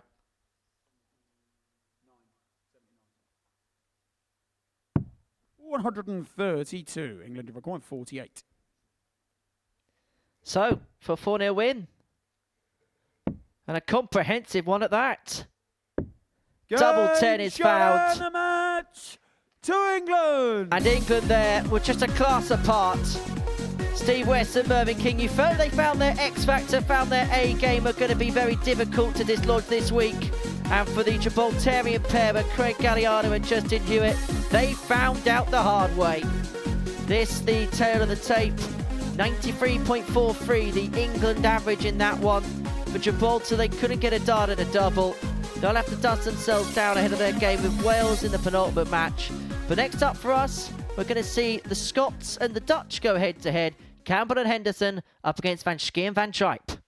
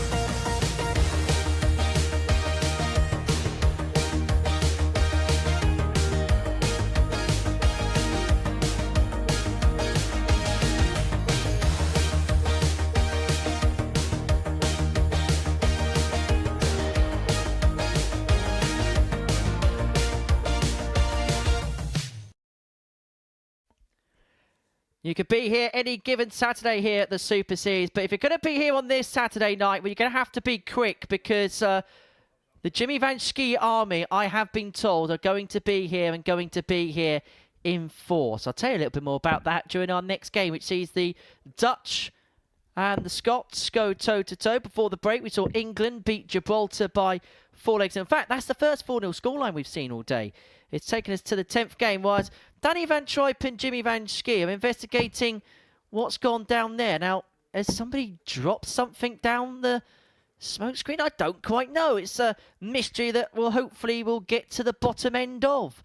But it's the top of the table where the Dutch are setting their sights, winning this one. Actually see him leapfrog Wales into top position before we see Burnett and Parry take on Oman and Vandenberg. That'll be Wales against Belgium. But what we're going to see from this one, do you think, Scott Mitchell? I'm not entirely sure. I think we've seen the blistering scoring from the Dutch in their last match to finish that off. So if they start like that, then Hendo and Campbell have got issues. But at the same time, we know that Hendo and Campbell can finish games off themselves. Finished with the highest doubling stats yesterday on Monday. So we know what they're about when they get there. It's just getting themselves there, is scoring Game on. together for Campbell and Hendo has been the issue.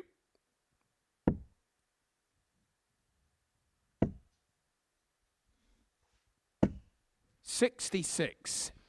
You mentioned earlier about a pairs 9-darter, and were we going to get one? I can't remember. I remember seeing one in the BDO, and I think it was a mixed pairs. It was 100. our commentating friend Glenn Durrant and his pairs partner at the time, I think it was Claire Stamper, and they went 180, and Glenn finished the 141. I think that was at Selsey as well, just up the road from here. Can't have done it because he's never spoken about it. 43. No, only every other week, but I'm just mentioning it for him now. Are you sure talking about other people apart from yourself, Scotty? 140. Yeah, that's me.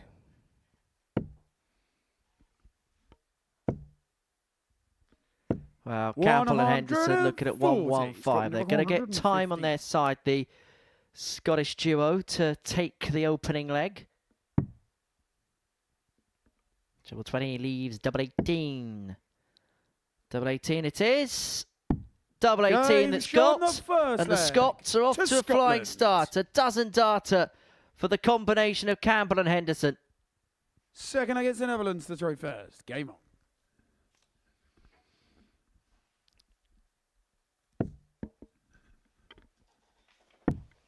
Campbell did hit that 160 yesterday. 56. Towards the end of the day. And that was against Galliano and Hewitt. 55.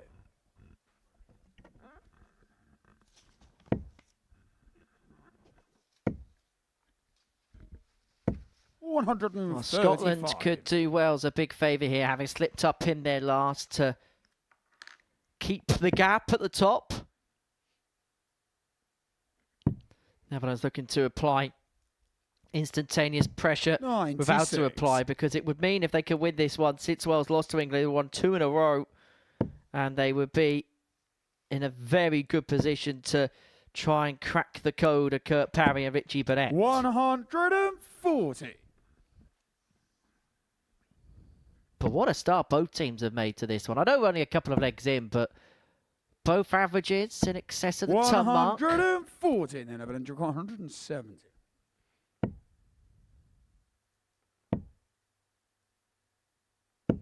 $100. And Van Troip has left Van Schie on 70 to level things up upon his return. But under what pressure? Tangible pressure. The Netherlands requires 70. It's one of those it's you or me moments, isn't it? Ski gets to go at the 70 first, hits the treble perfectly. It's 888. Steps back, really psychs himself up and stares it right out. 4. Game shot. Nicely done from Jimmy. Important moments early in this match. Third leg, it's Scotland to throw first. Game on. One apiece and a high quality affair. Now, I did mention the Jimmy Van Schie army. Now, 55. I actually bumped into one of the members of the JVS army at the weekend. And they were saying to me that there's 21 tickets being bought for Saturday night's final to watch Jimmy Van Schie in action, but they're not going to be supporting Jimmy because they're there to watch Jimmy Van Schie, but they will be there to support England first and foremost. Obviously, both teams are going to make it first, but I was just going to preempt that, yes. Could be rather vocal in here on Saturday evening. 80. National pride at stake.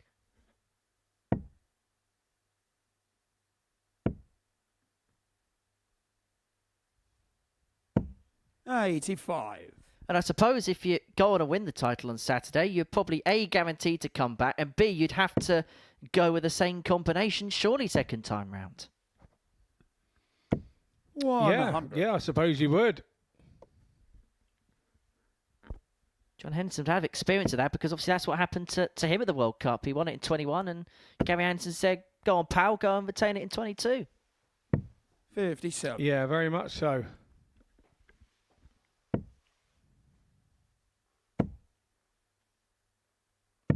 $91. You have to say you'd like to see Gary Anderson involved this year with the form that he's in currently, wouldn't you? He's a threat to win a big one this year. I'm looking at the match play on the horizon in July and thinking if he can peak himself for that, he's going to take some stopping. 8 nearly beat Andrew Gilden Sindelfingen at the weekend to retain his Euro Tour title at that venue.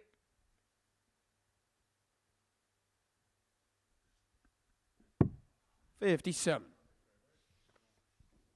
But I suppose there's going to be a dynamic now where we're going to see players like Gary and I suppose even players like Dave Chisnell, etc. that just outside the Premier League fold, playing well on Euro Tour weekends.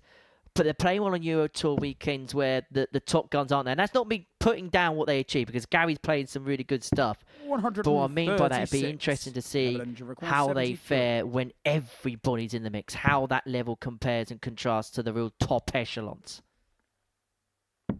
33. Scotland yeah, and you have to say, is 40. that what's keeping some of these Euros and that's so interesting when new names winning? The fact that some of the more established names are saying, oh, I just can't go, I'm clapped out. Well, there's a point to be made as Henderson pins the double 10 to take the third leg. Now, if you look at tennis, for example, they have a lot of events in the year.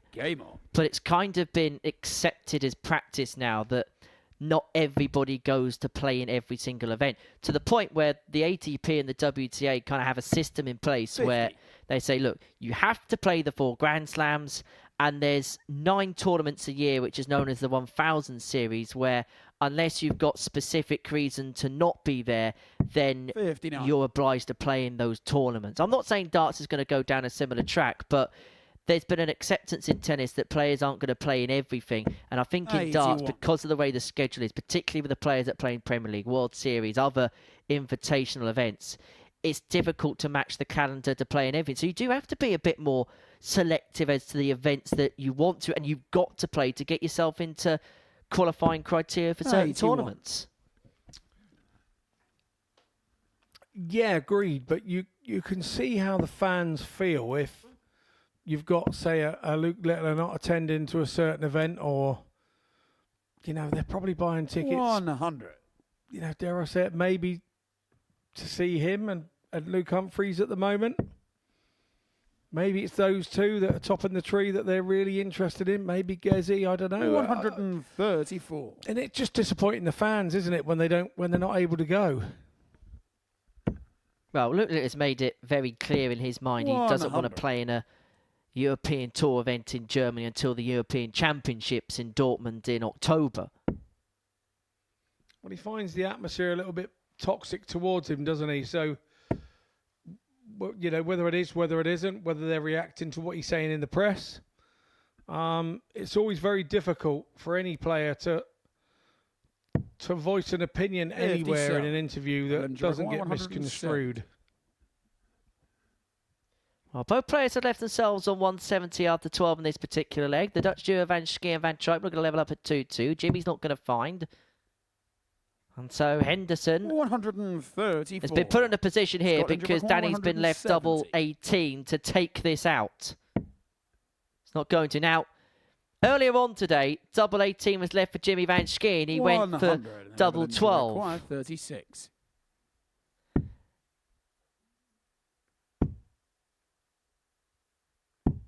No score. Danny Van Truyp knew where Scotland he was require heading, but he just 70. couldn't get.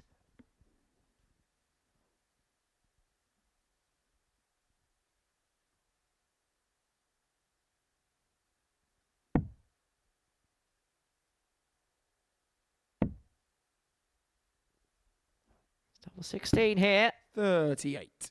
but Scott Campbell Netherlands unable require to apply the 36. finishing touches, and so Van Schie will come back. Double 18 to level this game up at 2 apiece. Nice marker. Just a touch inside.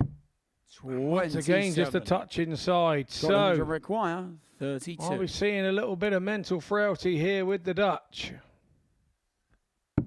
Game shot on the 4 flag. Well, if there To is, Scotland. Scotland are taking full advantage of it. The double 16 pin by John Henderson to Fifth get leg, the it's break in Scotland to to open throw up a first. 3-1 lead. Game on. And it's going to be the Highlander, the former World Seniors champion, the former World Cup champion for Scotland, who approaches the hockey to seal a 4-1 success.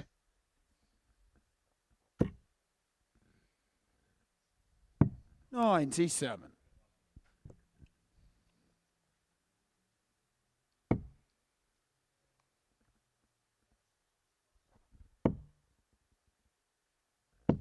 $60. I'm sure Burnett and Parry are pleased to see the way that this is going. They want to see it finished off, I'm sure. 94. 4 more games to go after this one.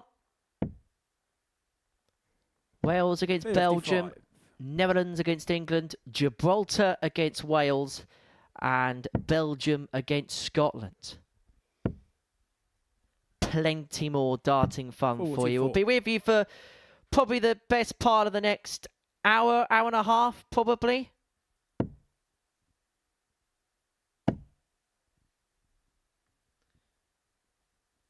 You will not miss a dart here on Pluto TV, and Jimmy Van Schie isn't 180. missing a thing there. Just puts a little bit of pressure on this visit from Scott Campbell.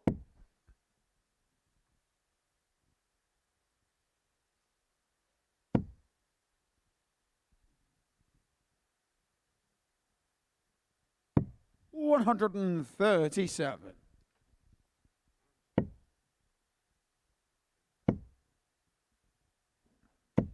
$100. Scotland to require 129. So 129 for the combination of Campbell and Henderson. Henderson at the board. Triple 20 pull for the match. Not to be on this occasion.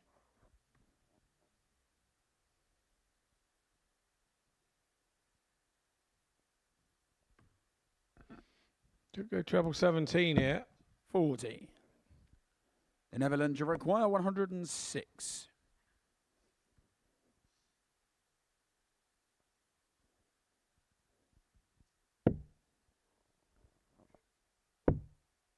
Well, this is a Hail Mary effort. 66. And it's not going to be taken for Van Schie. Scotland And require for Wales, 89. this could be the perfect storm because they could have seen themselves overhauled by the Dutch at the top of the group. But if Scott Campbell can pin this double 16, their lead will remain Game intact, shot and the gains that the Dutch to made will be in Scotland. vain. And for the Scottish pair of Scott Campbell and John Henderson, it's a win which puts them on to 8 points, puts them hot on the coattails of this English pair of Steve West and Mervyn King. Beautiful camaraderie between all four players on the stage. You can tell everybody's really enjoying this week, although the Dutch won't have enjoyed that. Good performance that from the Scottish pairing of Scott Campbell and John Henderson, average in excess of 91, 4 from 6 on the doubles, including that 115 checkout. After the break, Wales take on Belgium.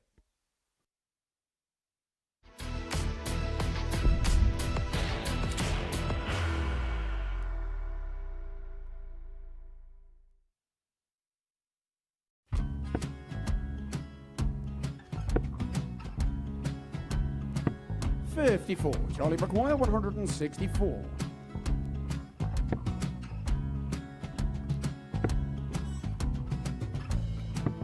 .44.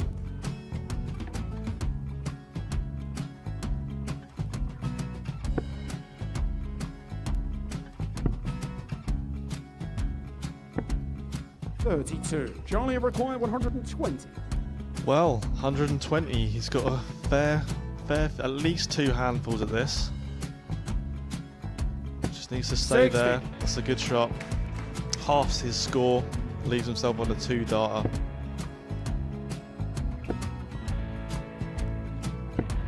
.26. Charlie Time on his require side 60. to become back-to-back singles champion.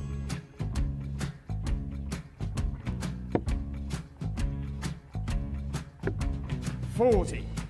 Definitely a couple of nerves in those last 2 darts, but he'll be coming back.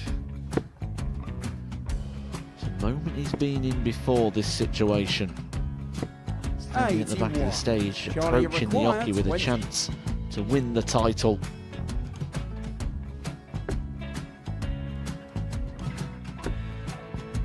He did this to win the first title, if you remember. 11. I think he's gone. Georgia I think require he's gone to 118. bust it, maybe. The first title he wanted 20. He went 6 double 7 to win it. He had a chance to replicate it again. Yeah, I get the feeling that was for a bust, and 39. on that Charlie situation there, George require Scaife wasn't even 9. able to take it out going to the 18s on that switch. Yeah, I think he just panicked a bit, but he's done well to get that big one.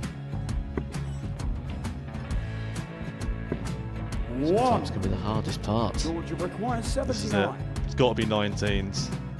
It's got to be 19s for this shot. Big 20 and a double. He's got the first one. He's going to get a match dart here.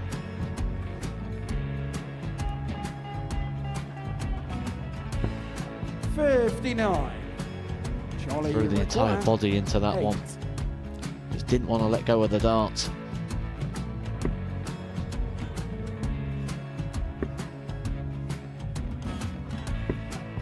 No score. He's given George a chance. Georgia require 20. I think George has been quite good on double 10 today.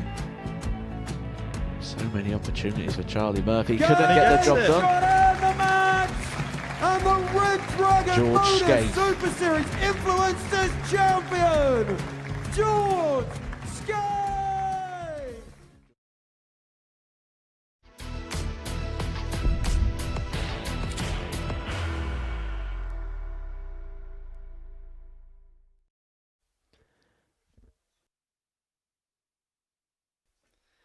Welcome back to the Modus Super Series. The flags of Belgium and Wales draped here at the Live Lounge in Portsmouth ahead of their battle in match number 12 of the session here at the Live Lounge in Portsmouth. Before the break, Scotland got the better of the Netherlands by 4-1. But for Wales, who dropped their first game last time out against the English combination of Steve West and Mervyn King, where they've just seen themselves kind of dodge a bit of a bullet, because that defeat for the Netherlands means that they can re-establish that 4-point gap at the top of the group going into the final rounds play of the day. where the Dutch will take on the English, the Gibraltarians will take on the Welsh, and after against Wales to throw first. these four players stop having a team huddle, we'll get this particular game underway. Fair to say that Richie Burnett has been the life and soul of the party, as he usually is here at the Live Lounge. 57. I know how strange he is to play against. Richie Burnett, he's very difficult to be up there on stage with. He's comical in the back room, he really is. 140. And he does enjoy himself 60. when he's here. There's no two ways about that, Richie. He just loves playing the game. But he's very unorthodox 100. with it.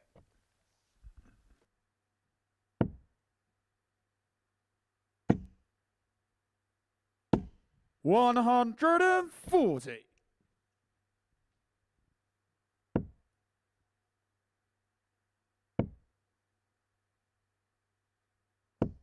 $41.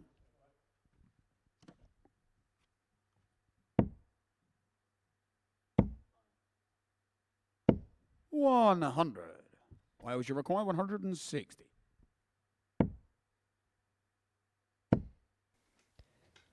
Well, Burnett and Parry have put themselves in a strong position, leaving themselves at a double, but can the Belgians pinch this leg for 144?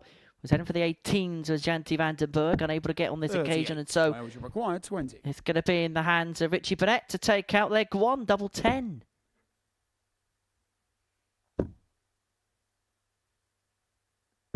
Game shot on the And it first goes. leg to Wales. And in Wales go to 1-0 lead. Second leg against Belgium to throw first. Get the sense there'll be some real entertainment on Saturday if the Welsh 42. were able to make it through. Yeah, there will be. Without doubt. 140.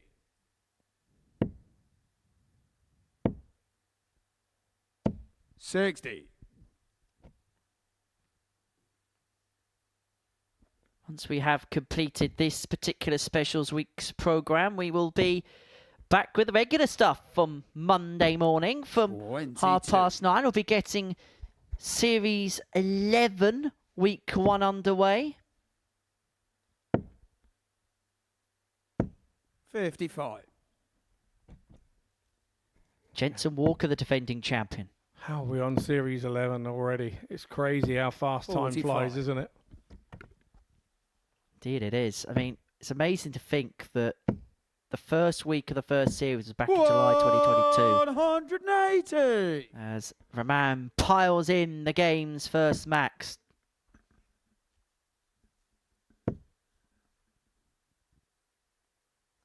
And Richie rather getting himself at it. 134. Belgium, you require 164.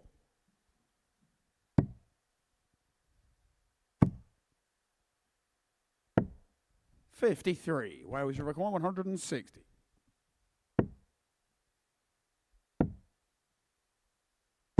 $128. Belgium, you require 111.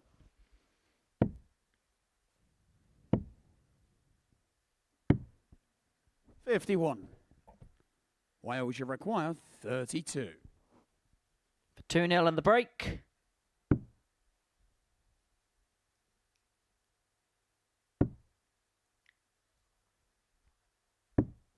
Game show on the Nicely second done from leg Burnett. to Wales. Just when the Belgians thought they had a little bit of hope, Third leg it's Wales to throw Burnett first. takes it out Game. third dart.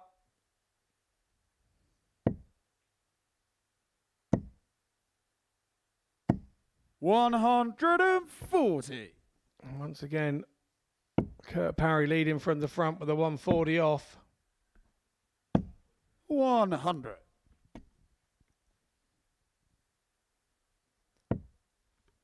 If Monday played well and had to dodge a few bullets, has today been a case of they really began to find a good groove, these two? 96. Parry able to kick things off well for the Welsh, and then Burnett able to kind of pick the pieces up where he's had to. But 88. I suppose Richie's kind of had a quiet day in respect of Kurt's done so much damage that he's kind of just been able to say, there you go, son, you just deal with what you need to deal with.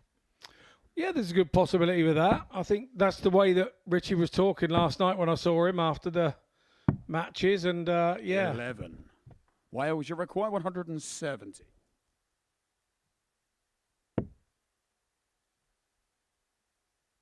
Well, they've got plenty of time here to do Wales, and it just feels like Belgium 65. just beginning to hit a little bit of a brick wall here.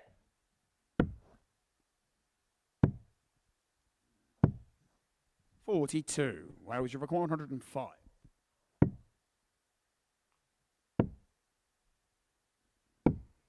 $45.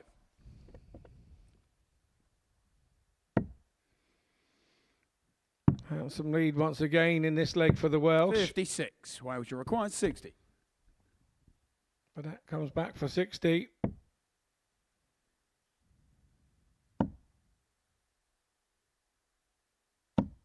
$20.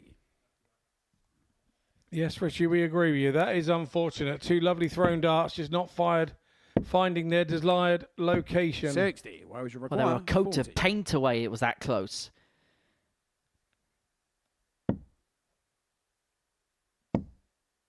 Double 10. 30. Doesn't go, and it could be awkward for Belgium, you Burnett require if he 144. returns. And that's all dependent on what Janty Vandenberg can do here with a 144. Previous leg, he went 18 to this. We'll persevere with it again. And so Burnett back for double 5 to stretch 54. the lead to 3. Wales, you require 10. Game shot on the third leg. He said he was there to Wales. tidy things up for his younger partner, and that's exactly what he's done, given it Fourth leg, it's stability. Belgium to throw first. Game on. Team looking very good. Well, the key word is they are playing like a team. 46.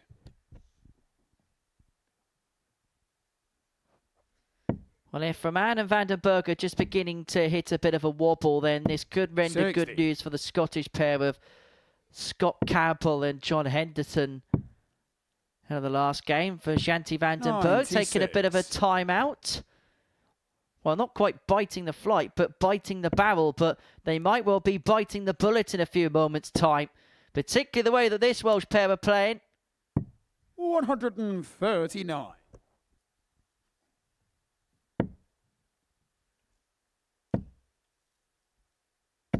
$45.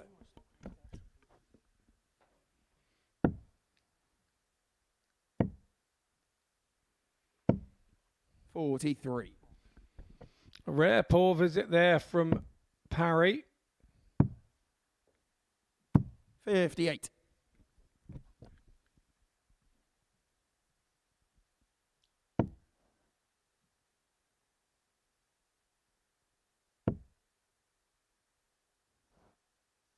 $137.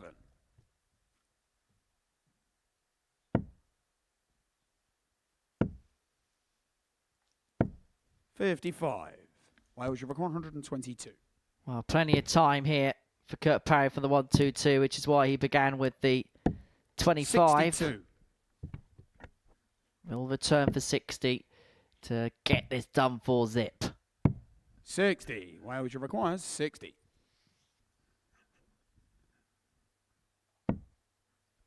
For the match and for a resounding victory, the Prince of Wales leads the line and leads his country to a 4-0 success against the Belgians.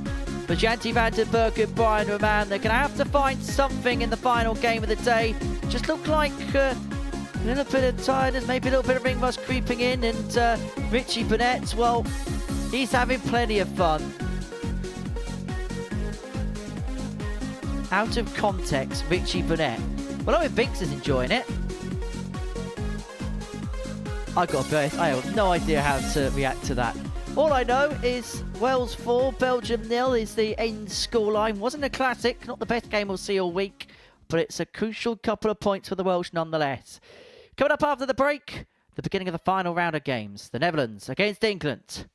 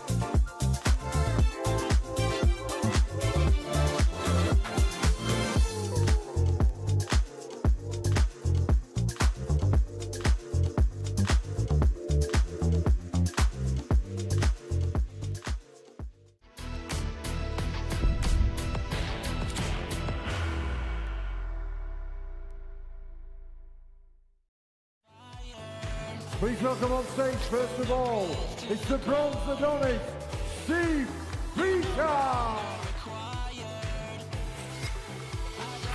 And Game shot in the Game. match.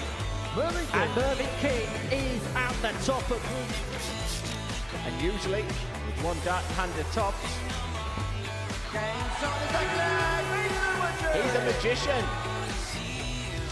Never ever right off Simon Whitlock. Whitlock hits the ninth answer. Like father, like son. He's got a history of 170s here, and he's going to kick his week off with one. What a start. What a statement of intent from Tom Tykes. What a finish. What a man. What a response. And look what it means to his Barmy army.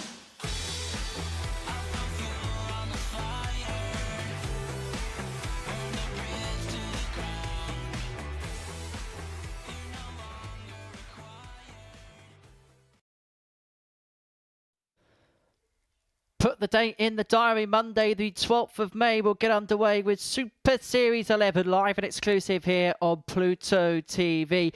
We're in the midst of international pairs this week, and it is Wales at the top of the table, having won 8 of their 9 games. Before the break we saw the Welsh get the better of Belgium by 4-0. The reason I started is because I put Belgium 4, Belgium 0 on my scorecard. Not that you needed to know that bit of information, but anyway, let's get into the final round of fixtures, shall we? It's the Netherlands take on England, and because it's International Pairs Week, I'm going to get my pairs partner here in the commentary box, Scott Mitchell, to bail me out. Well, indeed. Well, Wales look like they're going to stay top overnight, so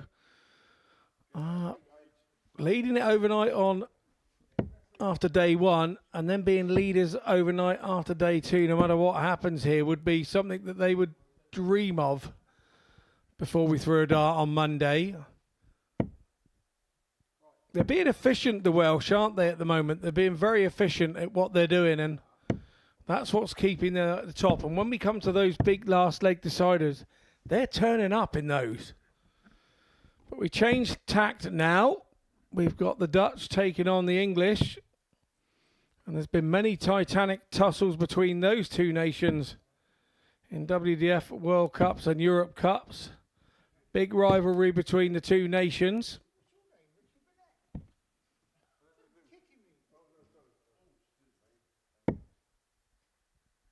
Particularly in a darting sense from things First like the leg Barney is the Taylor Netherlands to days, the throw MVG first. Phil Taylor Game days. on. A high five from the two Dutch there. It looked about 10 foot over the top of the heads of the English. 100. We're up and away. And it has been a case of the Dutch dominating the WDF World Cup in recent times. The overall champions in the last 2 stages of the competition in 2019 in Edgeburg in 100. Denmark. And then in 2019 in Cluj in Romania. The last time England were overall champions 100. was a team that you were involved in, and a team that you were skipping in 2015 in Antalya, Turkey. I tell you what, some team you had that year. 140. Yourself, Jamie Hughes, Mark McGeaney, were all carrying Glenn Durrant. You're not wrong, we were. He went out first round of the singles and he went out first round of the pairs. 130. Still went home with the gold medal.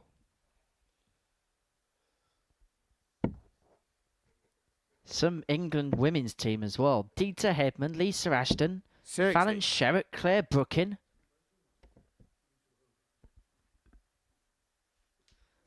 Well, Danny just rubbing his eye together. Now, it is one of those days where it's quite warm in Ports and there's a lot of pollen around. Now, I don't know if Danny's a hay fever sufferer. I'm just putting A and B together. But something has definitely got into his eye. But it hasn't affected the way that he's throwing the darts.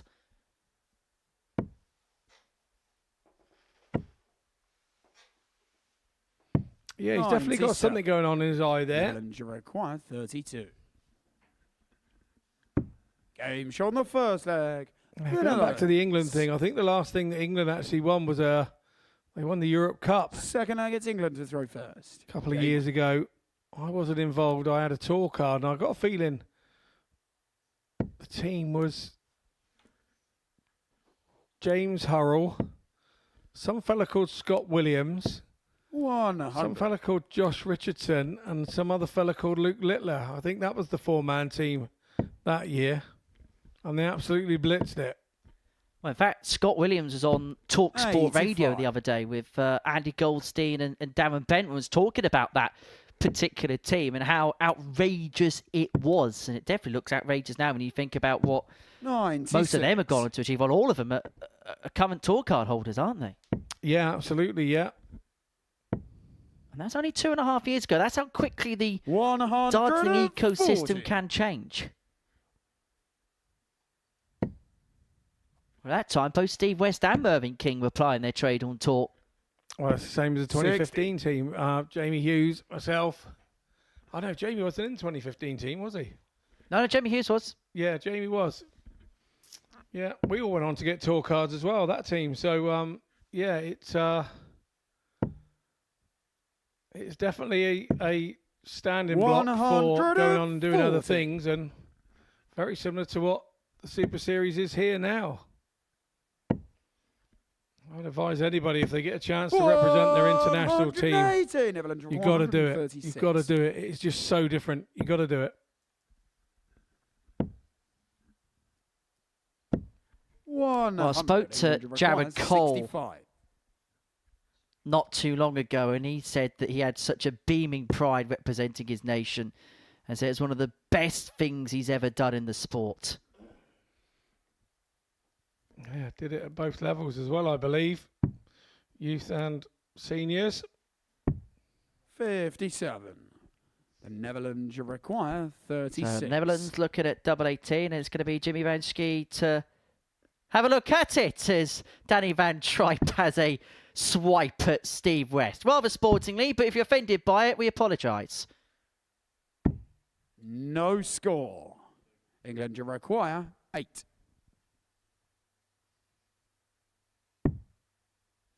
Two fours. Down for double 2. 4. The Netherlands require 36.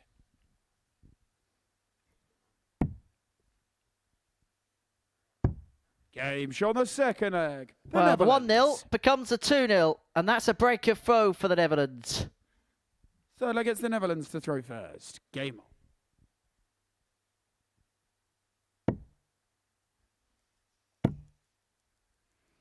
Do you have Murph down as a 85. forgiving sort of partner, or do you think after the game you go, well, I left you it. It's your fault we didn't win it? I can see these two being a pair where maybe you just got to let them have their 5 minutes. 180. But once those 5 minutes are up, right as rain. That's the feeling I get from these two, Steve and Merv. 100. They won't be shy in telling each other what they think, but then once it's said, it's done. Oh, hang on. Hang on. Oh, boy. 180. Well, this is a place where history gets made. Fallon Sherritt became the first ever female player to hit a 9-dart in front of the cameras. Are we going to see a doubles 9-darter here? Mervyn King has got the responsibility on his shoulders.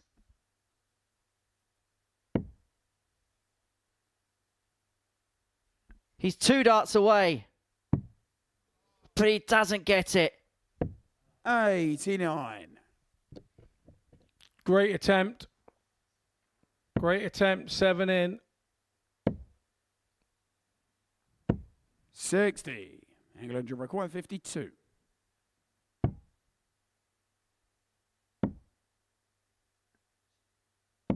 Game show on the third 12 leg. dart are all the same. To England. Fourth leg, it's England to throw first. To break a Game throw. on. And England hold here, and they're back in the match.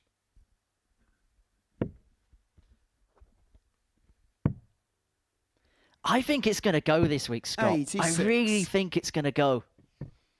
Well, the clientele we have here and the potential it has to go, I would agree with you. You know, we've got prolific 180 hitters. It's whether they can do it with that space between having to wait 4 or 3 other players before you throw again. 100.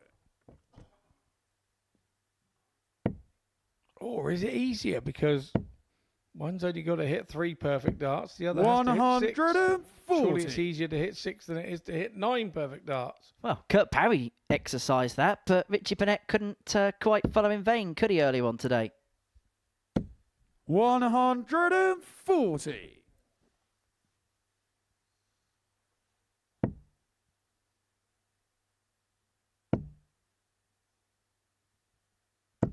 $95.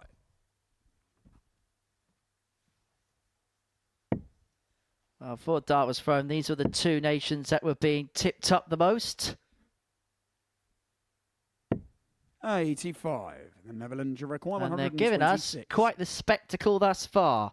Van Trijp looking at 126. He's treble 19 here to give himself a dart at the ball for a 3-1 lead. 58. And the bullseye might be all England that's require left 90. for Mervyn King here at the back end of this 90 to level up at 2-2. Remember, England were 2 down. But they're not behind any longer. Have a look at that for a bullseye. And have a look at that for a response. England were 2-0 down. The Dutch were flying. They went 7 into the 9 in the leg before. The 15 darter there pinned on the bullseye. And we are back level at 2-2.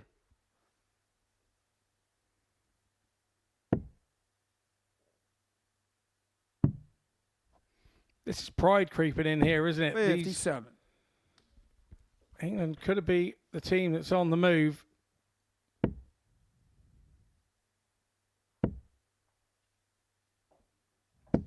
$140.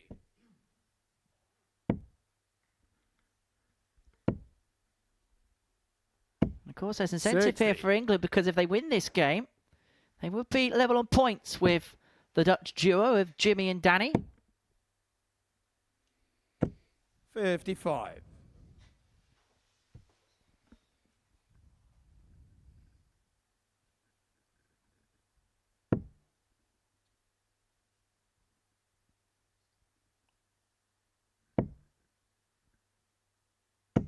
$100.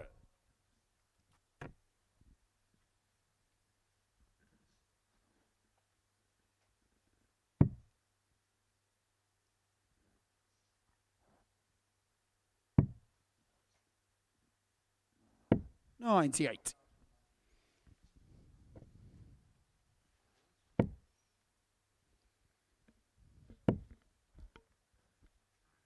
You sense that we're at a key point in this contest, and the fact that Danny Van Trijp has gone up dry here means that Steve West got an opportunity to really open up the door for England, who trailed 2-0 but could get a handy break here.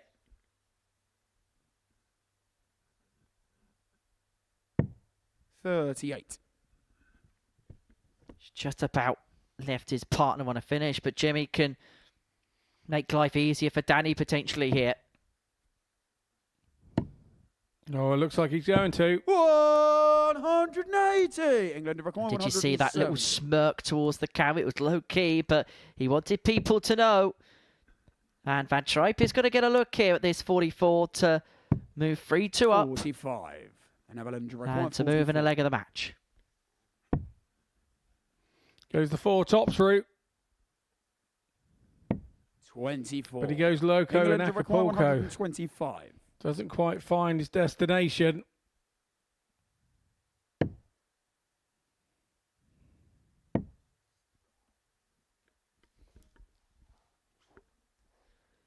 Jimmy Van Ski will not want to be staying 60. too long on this double 10. 20.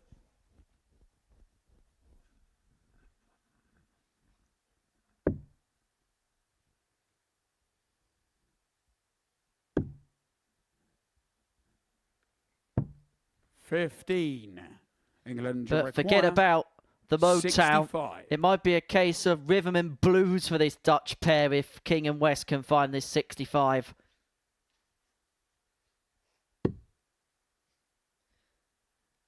Not the first time that's happened. Oh, no score. And he's then burst the score by hitting the single 19. Well, this is an opportunity that the Dutch pair would not have expected. And now they stray wide. It's contagious. 65. It's nerves, it's excitement. Game shot on the 5th. And it's England all the way here. Another breaker throw. Sick flag, it's England to throw first. Few words Game said on. between Merv and Westy. Probably not for the benefit of those two, probably for the two young ears that were each side of Merv. But it's England take a 3-2 lead here. 100. They have the throw to take the game out. 100. I get the sense the four of them are enjoying this particular battle. Yes, they're in the heat of it, but they're also having some fun, 100. embracing the different element of the week.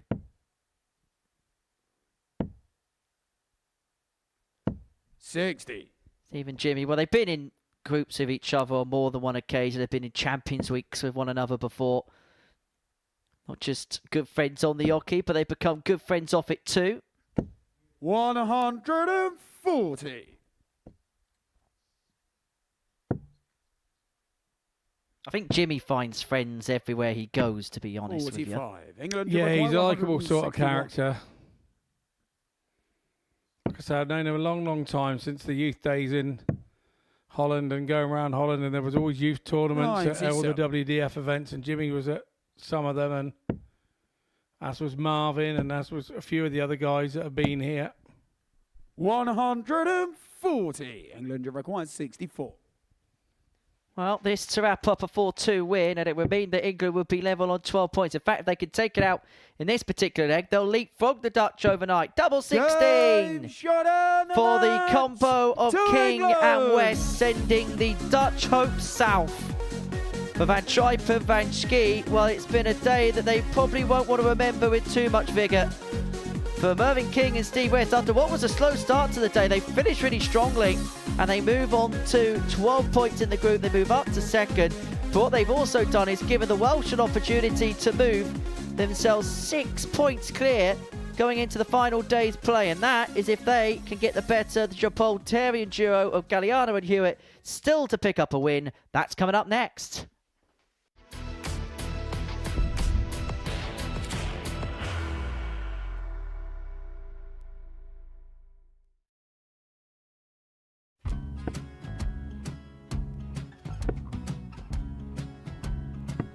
$54. Charlie McGuire, 164.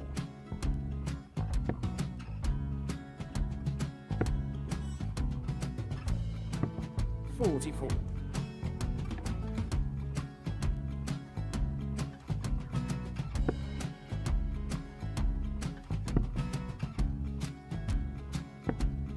$32. Charlie required 120. Well, 120. He's got a fair, at least 2 handfuls at this. Just needs to stay 60. there. That's a good shot. Halves his score. Leaves himself on a 2-darter.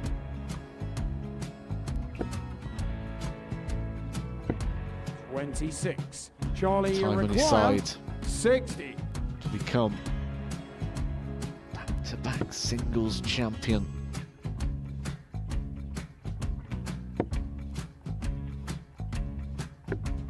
$40.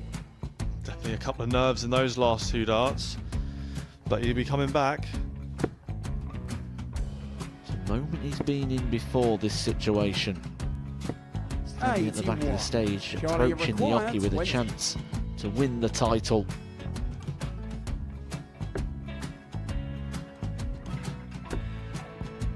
He did this to win the first title, if you remember. 11. I think he's gone. Georgia I think require he's gone to 118. bust it, maybe. The first title he won, he wanted 20. He went 6-7-7 to win it. He had a chance to replicate it again. Yeah, I get the feeling that was for a bust, and 39. on that situation there, George require Scaife wasn't even 9. able to take it out going to the 18s on that switch. Yeah, I think he just panicked a bit, but he's done well to get that big one. Sometimes can be the hardest part. Georgia requires This is it. 79. It's got to be 19s. It's got to be 19s for this shot. Big 20 and a double. He's got the first one. He's going to get a match dart here.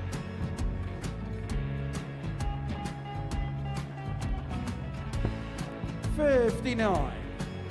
Charlie, threw you the entire require body into that 8. one. Just didn't want to let go of the dart.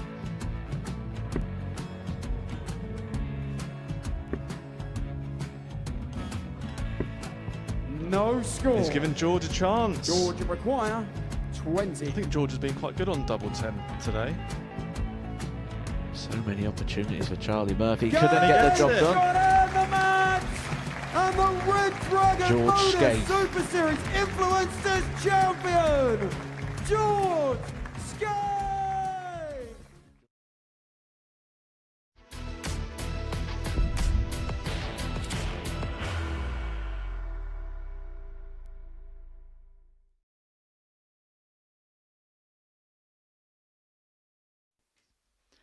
Welcome back to the Modus Super Series. We're about to begin our penultimate match of the day. It's a meeting between the Gibraltarians and the Welsh. Justin Hewitt and Craig Galliano up against Richie Burnett and Kurt Parry. And these two, well, they've had some real contrasting fortunes, haven't they, over the last couple of games, and last couple of days, shall I say. I suppose last couple of games as well. Burnett and Parry played 9, won 8, lost 1. Gibraltar played 9, lost 9. They'll be hoping not to end with another pointless day here at the Live Lounge in Portsmouth. And they'll be hoping not to straggle down the bottom of the group. There has been signs of improvement from these two today. Of that, there's been a lot of evidence for. They hit a bit of a stumbling block against England last time out. And I suppose if you're looking for a good way to respond at the end of the day, playing the Welsh was probably not in the script. Game on. Very much so. And the Welsh, the game that they did lose was to the English, and that was against the darts. And in amongst that game, Steve West had a 58. lovely 1-3-9 to steal one of the legs that the Welsh were on the darts. So, and in that match, they hit 3 from 8 on the doubles, and the 140. English were 4 from 8. So it was a really, really tight game. So the one that they have lost, somebody's had to step up to 96. knock them off their perch, so to speak. But the perch hasn't been knocked. They are sat there at the top of the table. They are 4 points clear at the moment. Could go 6. 60. And then that means they could have an easy day tomorrow to top the group. They will only need to win a couple of matches. And obviously, if they 36. manage to beat the English, who are in second place in that sort of little block at the start of tomorrow, then they've got two or three easy 134. games at the end of the day where they can relax and have fun. The other thing I will say is because this is game 14 on Tuesday, this will be the first game on Wednesday. 140. So that Wales will have the 167. opportunity to really build up a lead amidst the Dutch and the English combination as well. So they could actually move themselves in a position where if they 59. win the back-to-back fixtures, there'd be 8 points in front before them to even go head-to-head in the first games of their day on Wednesday. 42. Wales, you This, require and I mean 108. this with full respect to the Gibraltar duo, but this is the perfect storm for Wales right now. Is this going to be the perfect start? 76. Double 16 doesn't Georgia go for the 108. And for Craig Galliano, the 129 needs to go to stand any chance. Another one of them. Double 16 leads itself double 12 for what would have been a highlight 117. moment. Wales, you require It would have been a 32. great start for them, but once again, they just fall foul of that dart at the double scenario that they keep having problems with. And the longer it goes H on on, the first leg. the more to difficult Wales. it is to get that first one over the line. Break a throw. Wales Second one leg, up. it's Wales to throw first. Game on.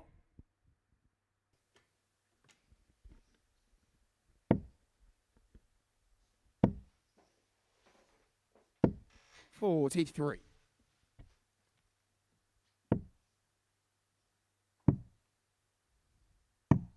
$48. I suppose this is the point where Justin and Craig need one another.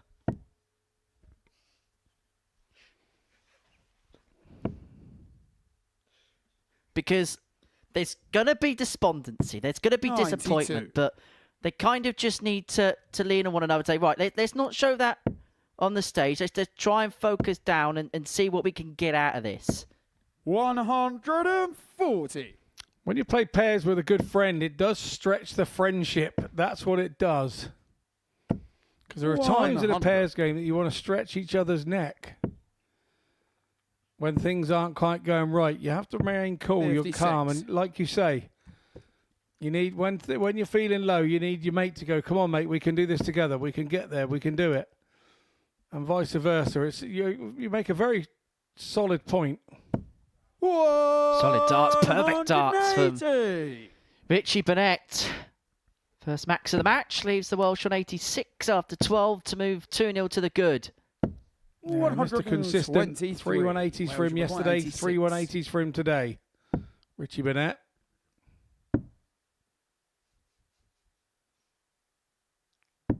$70. Gibraltar 134.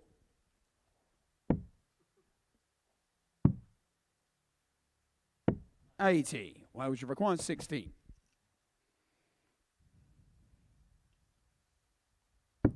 Game shown the second. 2-0 Wales. There's almost a feeling in this one for Gibraltar, a little bit like the opening game they had against the Netherlands, where they up their level. Gibraltar they're averaging 85 here, but then their opponents are just finding something more significant because they need to find that added 97. level. Yeah, indeed, yeah.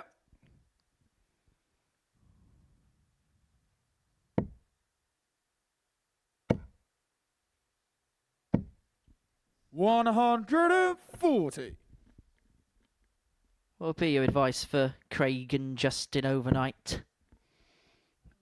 Not to worry too much. They're in a position where they know where they're going to be in the group. They know where they're going to end up with the group. So it's a case of now trying to relax, enjoy. You know, you've done all the trying, the huffing and puffing.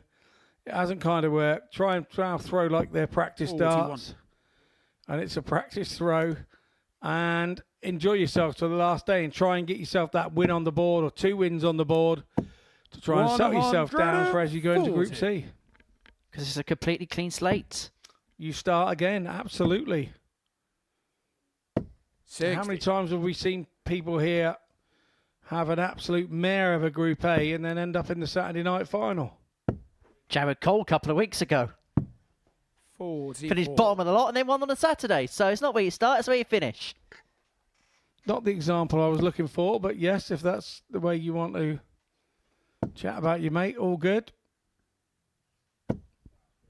140. I call him my England teammate. That's what I call Jared Cole.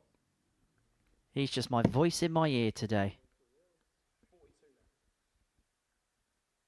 130. Wales require 100. Well, that's some setup if Craig gets a look. If Craig gets a look, the Gibraltarians may want to look away because Parry's looking at tops just below. 100. Gibraltar require 32.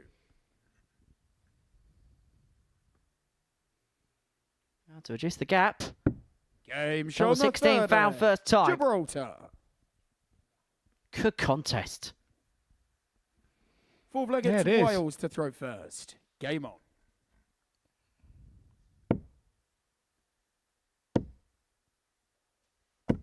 $100.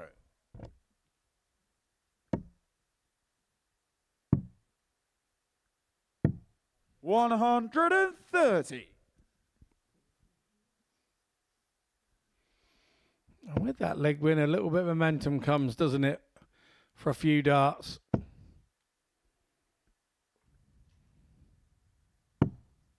$54.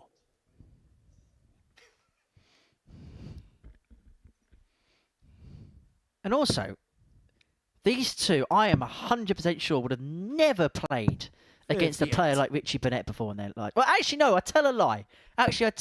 Because do you remember Dyson Parodi? I do indeed. 45. Suppose playing against him must be an experience.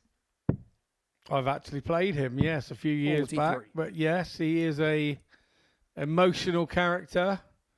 If I remember rightly, he rubbed Michael Van Gerwen up the wrong way. Oh, I still watch that game on YouTube. It was amazing. 140.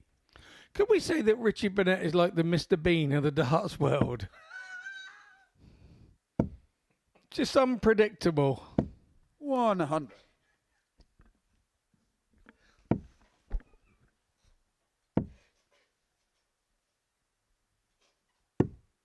$89. Gibraltar record 107. Oh. 43. Wales, you require 73.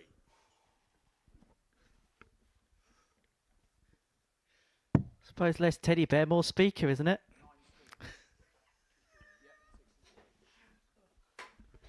Well, I suppose we now know who's going to play him in the film, Rowan Atkinson.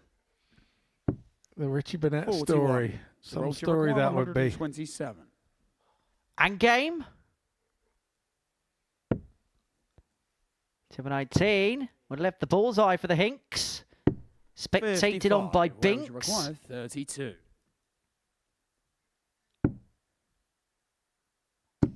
Game show on the Kurt full Parry leg. finds the To 32, Wales. and Wales find themselves 3-1 in front. Fifth leg, it's Gibraltar to throw first. Made me lose my composure for a second there, 60. Scott. I never ever thought I'd be able to get you to do that. It's far more simple than I thought. Well, Craig Galliano's been for a nice trip. 98. Went down the same smoke screen that Steve Beaton nearly went kaput in. 58. That's one of the clips of the year, isn't it? The Steve Beaton nearly falling all over the gaff against Devon. Yeah, in 100. Speedway we used to have a little series called crashes and mess ups of the year, and I'm sure that we could have something like that within the Super Series module 25. because there have been some funny things that happened this year. It'd be nice to end the year with a little comedy quirk for 5 minutes of 45. these mess ups, wouldn't it? It's all right on the night. Or not so all right on the night. Yeah, absolutely. 100. Sure, we could make a special out of that. Owen Binks has got the glasses for it. He could have a clipboard up there on stage. Present it, maybe. 81. He probably doesn't even know who Dennis Norden is. Probably doesn't even know what a clipboard is. He's so glued to his phone. 39. Well, the Welsh here have an opportunity to round this one up, or round this one off, shall I say, once and for all. 59.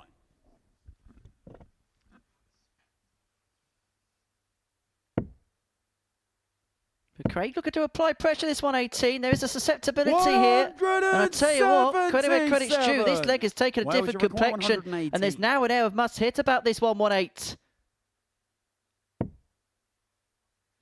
But it's Burnett.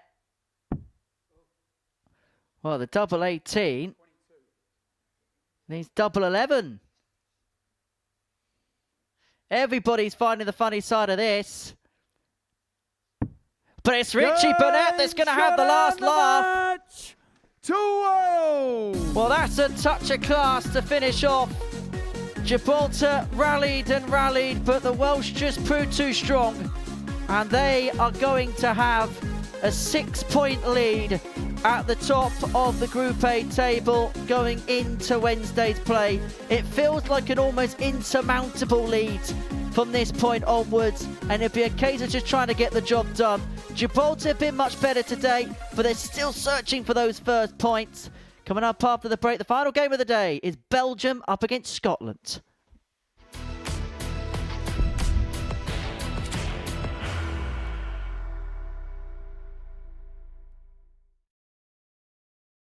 Are you ready to lift that trophy, Darius? Yes.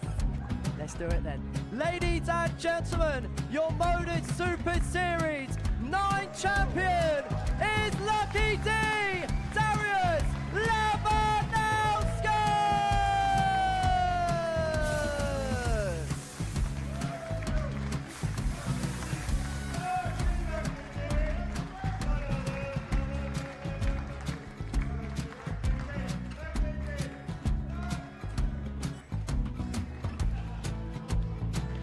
Well, what a wonderful night of darts we have seen, and we are ready.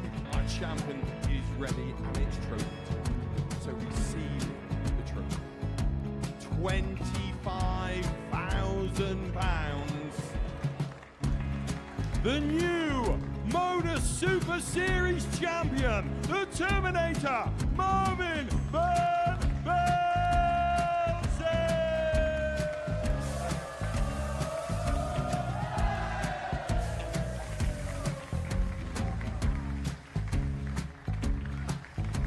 And one more time, the 8th Modus Super Series champion, the Terminator, Marvin Van Velzen.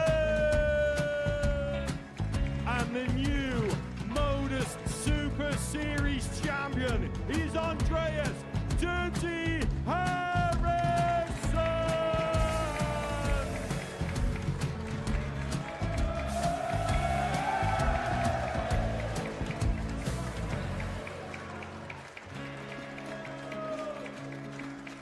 And one more time, the 7th Modus Super Series champion. Give it up for Andreas Dirty Harrison. The moment we've all been waiting for.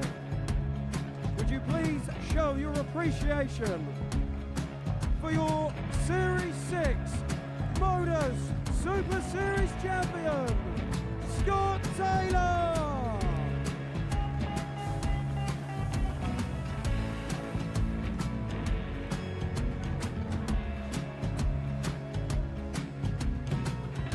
One more time, your new Modus Super Series champion. He is Chucky. He is Jim McEwen. Ladies and gentlemen, your Modus Super Series champion, retaining his title, the Nuke, Luke Littler!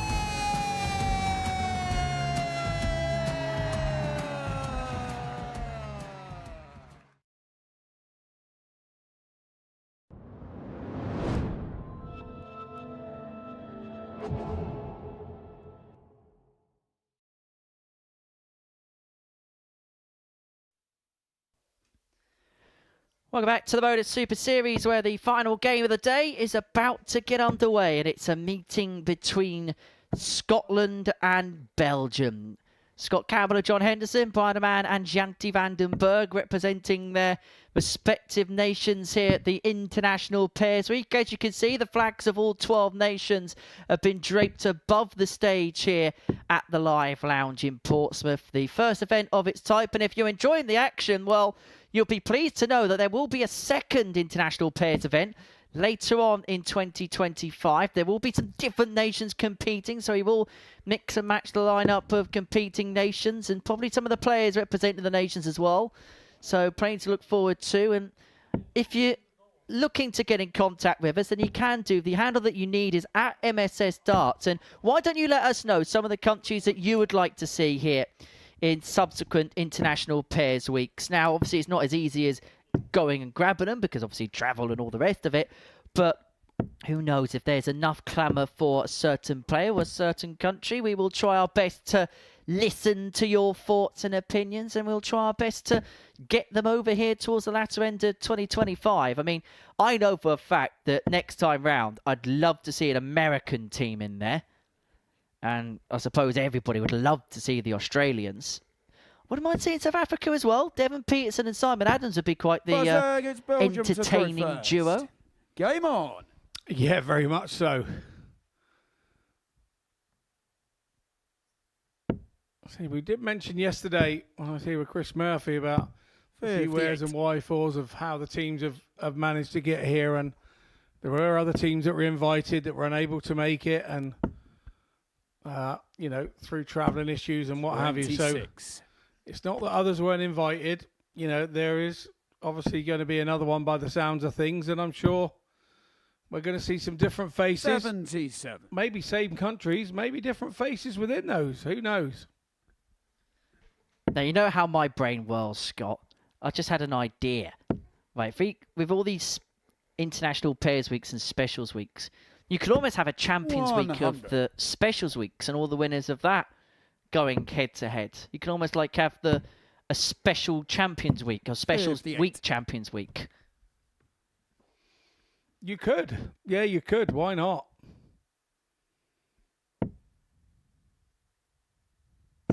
85.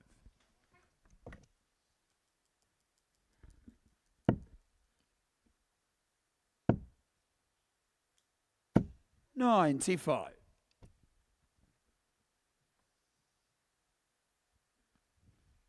Well, we saw with Belgium in the previous game, they just began to run out of a little bit of steam. It looked, the energy tank was just beginning to empty a little bit. It was a 60. subpar, subdued performance against Wales. Looking to find a second wind. 177. And that could well help, because that 177 has left Janty van den Berg on 18 upon his return. Double 18 upon his return. 140. Belgium, you require 36. Take the opening leg. Ah, the old double 1, double 17 trick, not to be. 20. Scotland, you require 90.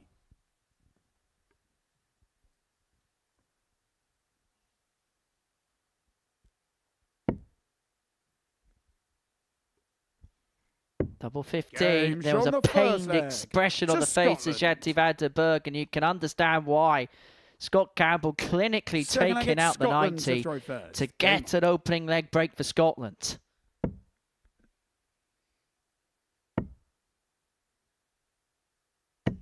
$43.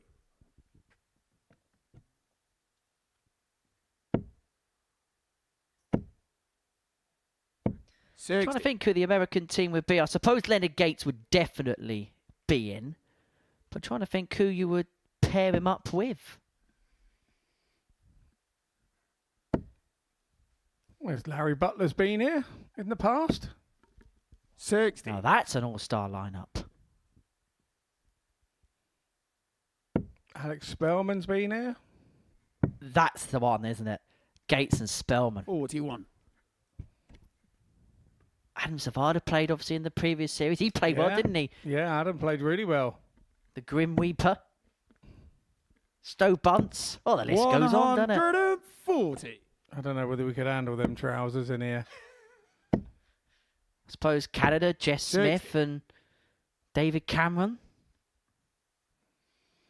Yeah, very much so. Unfortunately, you can't use Jim Long these days. Amazingly lovely fella. 180. Dave Fatum, also American, could be used. He's doing the WDF circuit this year. 34. Scotland, you require 78. 78 for Scotland to open up a 2-0 lead. Treble 14 will be the location for Dart 2. It'll be topped 38. upon Scott Campbell's return. And at this present moment in 99. time, Scotland, you require 40. it's beginning to look a little bit like one-way traffic.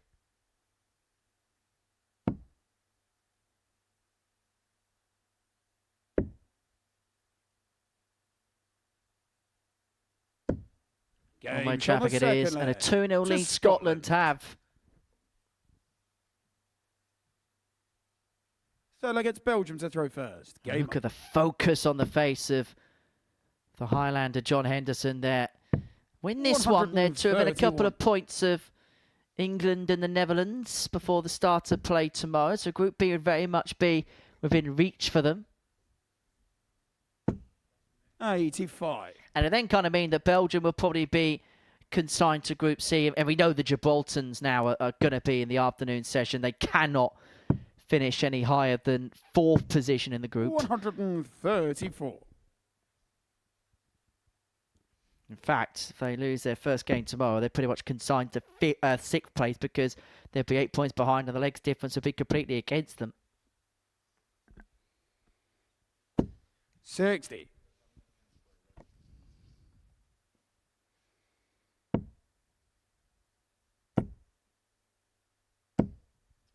$60.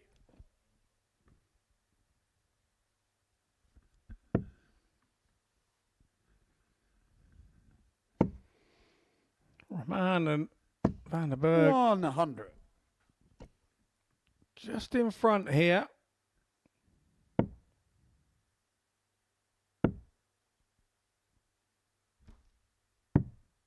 28. That's not what the doctor ordered at this time for the Belgian pair.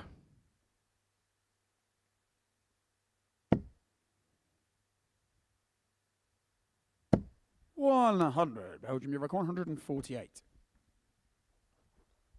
148, and they'll hope 6 darts from here, Belgium, just to get themselves on the board. 60. Scotland, you require 156.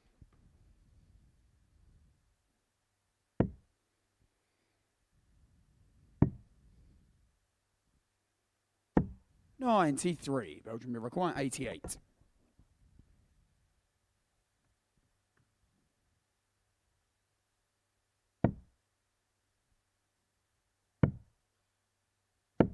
$68. Scotland, you require 63. The last start there from Zanti, where he just threw it without thinking, went plop straight in.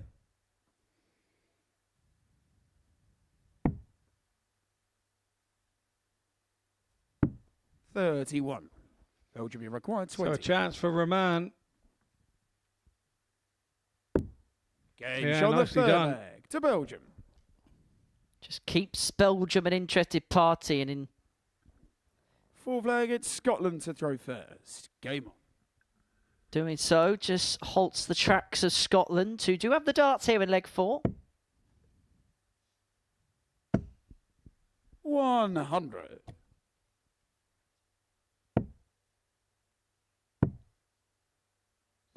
$91.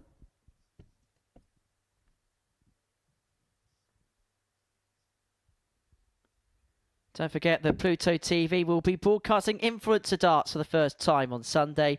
The Red Dragon Modus Super Series Influencer Showdown 4 will be live with you 41. on Sunday afternoon, live and exclusive for the first time on Pluto TV. It's available via the app.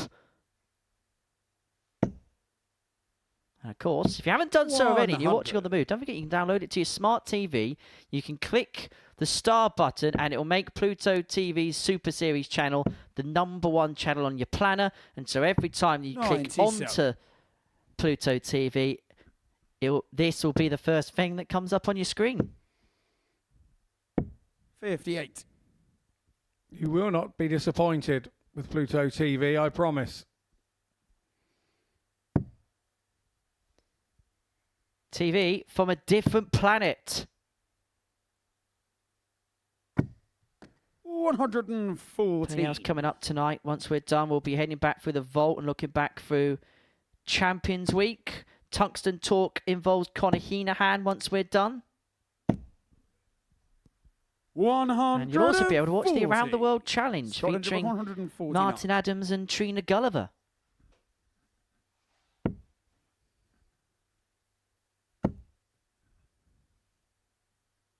$97. Belgium, you record 112.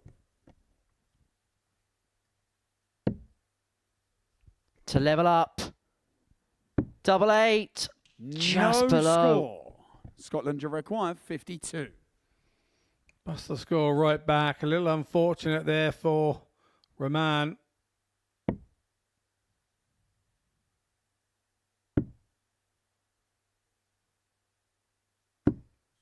$44. Belgium, you record 112.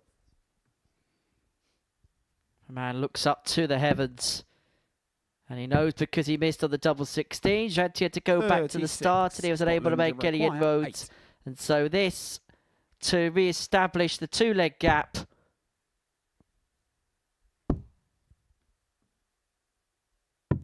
Game shot on the fourth leg. To Henderson Scotland. eventually finds the double 2. 3-1 Scotland. Fifth leg, it's Belgium to throw first. Game on.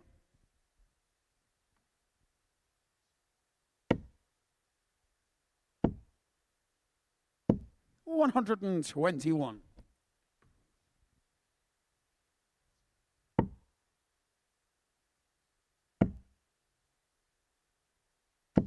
$140. Good start from Henderson. 24.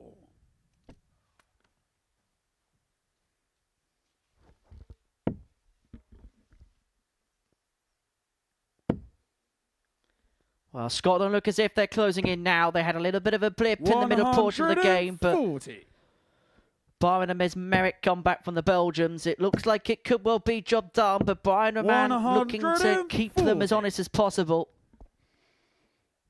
Yeah, the Belgians started well with 2 wins today. Obviously one over Gibraltar, who have yet to get on the board with points on the table, and one against England. And then 92. since then, they even struggled to have, to find legs hard to come by. They did very similar yesterday, where they started well and tailed off at the end of the day. And it's an issue that 98. Belgium seem to Scotland have, that they've got to 129. try and get a grasp of tomorrow. 1-2-9 for Campbell and Henderson. Double 20 for the ball. Not to be. And so Roman here to extend this game, looking at 1-1-8. 89. Belgium, you require 118.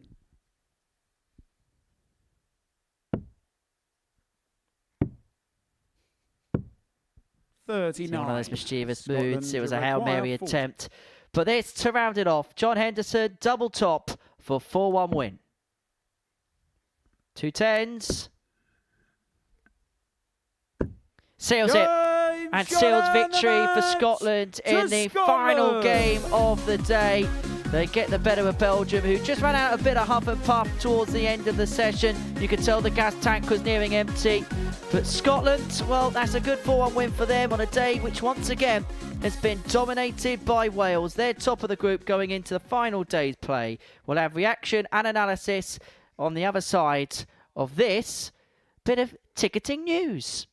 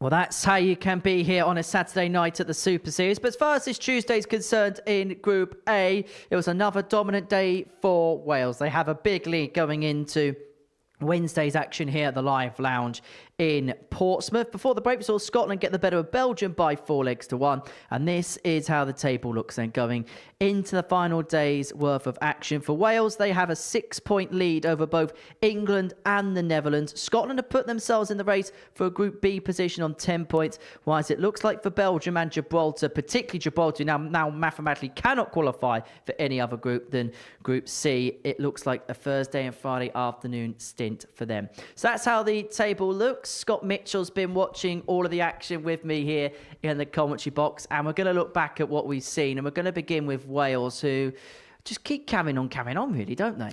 Yeah, they keep getting asked the question, and they get those last leg deciders, and they keep getting them, and they're winning the big moments. The one game that they lost today was against England, and England were absolutely superb in that game, probably their best game of the day. So Wales have done the hard work now. They're 6 points clear. They go into tomorrow. They'll be happy overnight, and they go in tomorrow knowing that they need just a couple of wins, and they're probably home and dry. How would you characterise the relationship between Kurt Parry and Richie Burnett on stage? I've seen them outside and away from here, and they are. It's like the dad and the boy, if that makes sense. It's like Richie's going, look, whatever you throw at me, whatever you leave me, I'll deal with it. Don't worry about it. And he's allowing Kurt Parry to just go and play. We know Kurt Parry is a very good player anyway. So what Richie is doing is trying to take the pressure off him, allowing him to go and play, and Richie's trying to mop up the pieces, and it seems to be working as a duo. In terms of the England team, it wasn't an ideal start to the day, but they recovered very, very strongly to end the day well.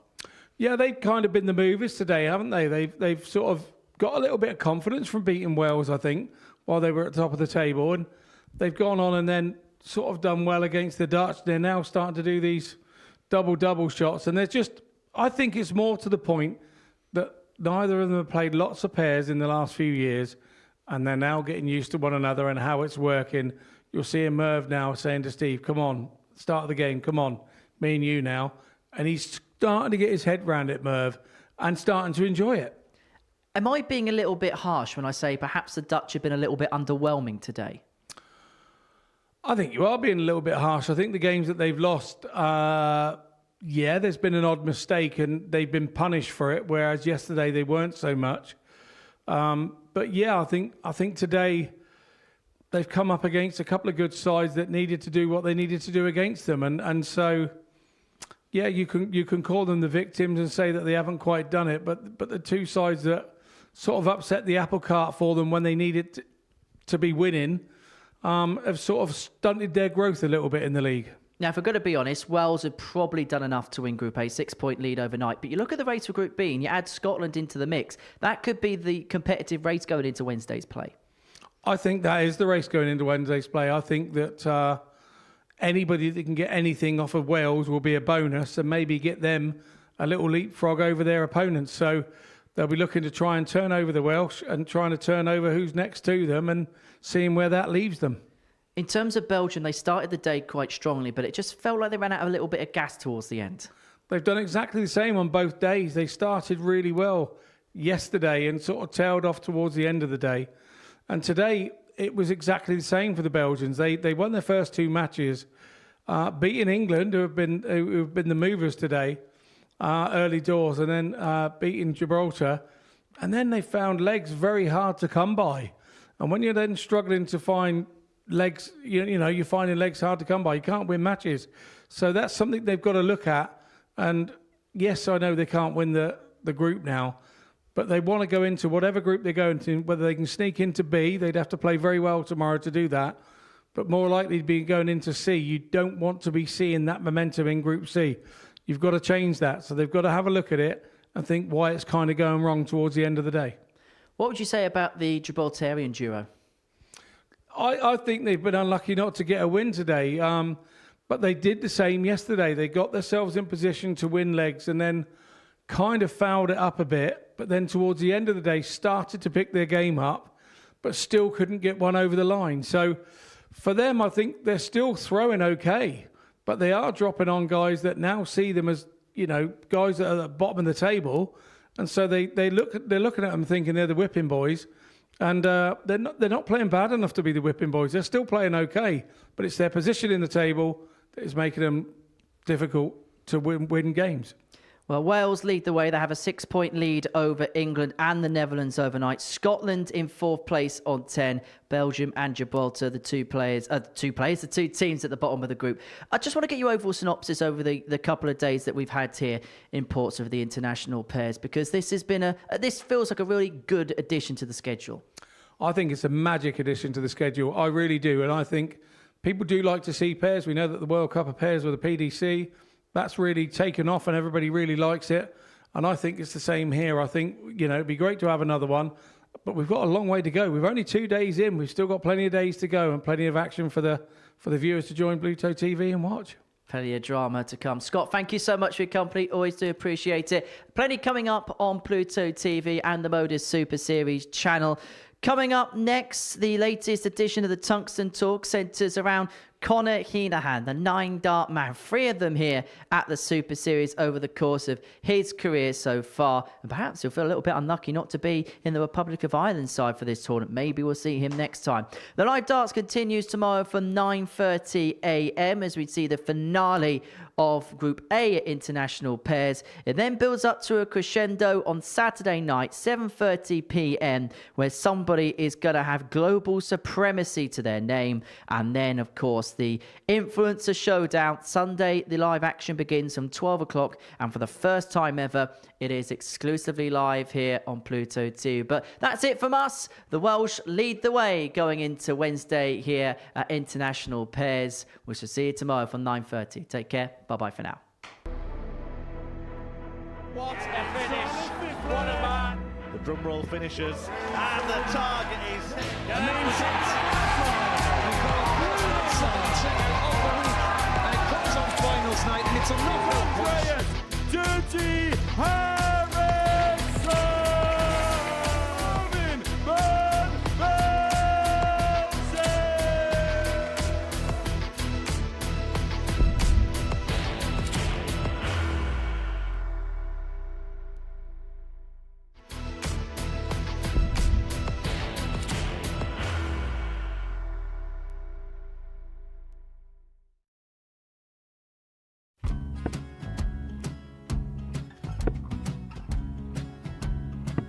54. Charlie McGuire, 164.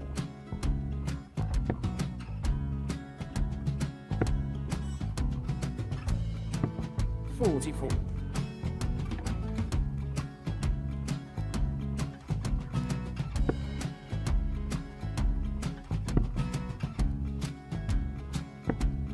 32. Charlie required 120. Well, 120. He's got a fair, at least 2 handfuls at this. Just needs to stay 60. there. That's a good shot. Halves his score. Leaves himself on a 2-darter.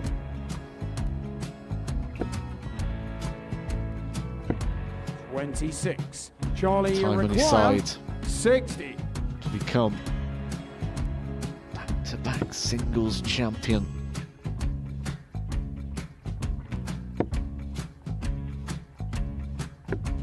$40.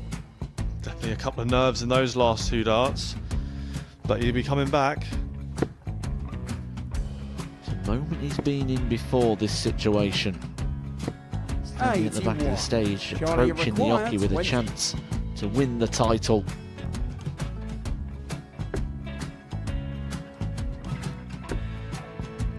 He did this to win the first title, if you remember. 11. I think he's gone.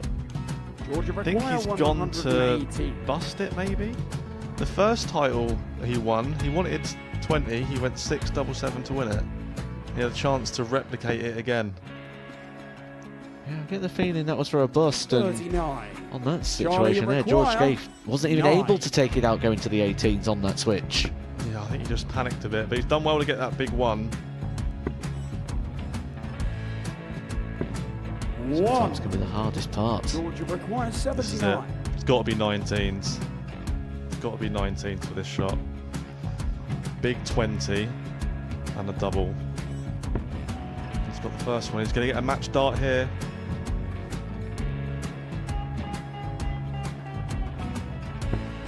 $59. Charlie Threw the entire required body into that 8. one. Just didn't want to let go of the dart.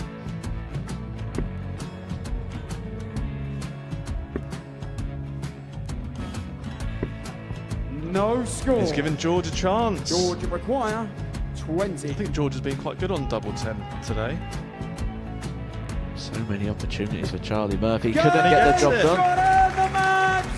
And the Red Dragon George Modus Scaife. Super Series Influencers Champion, George Scaife!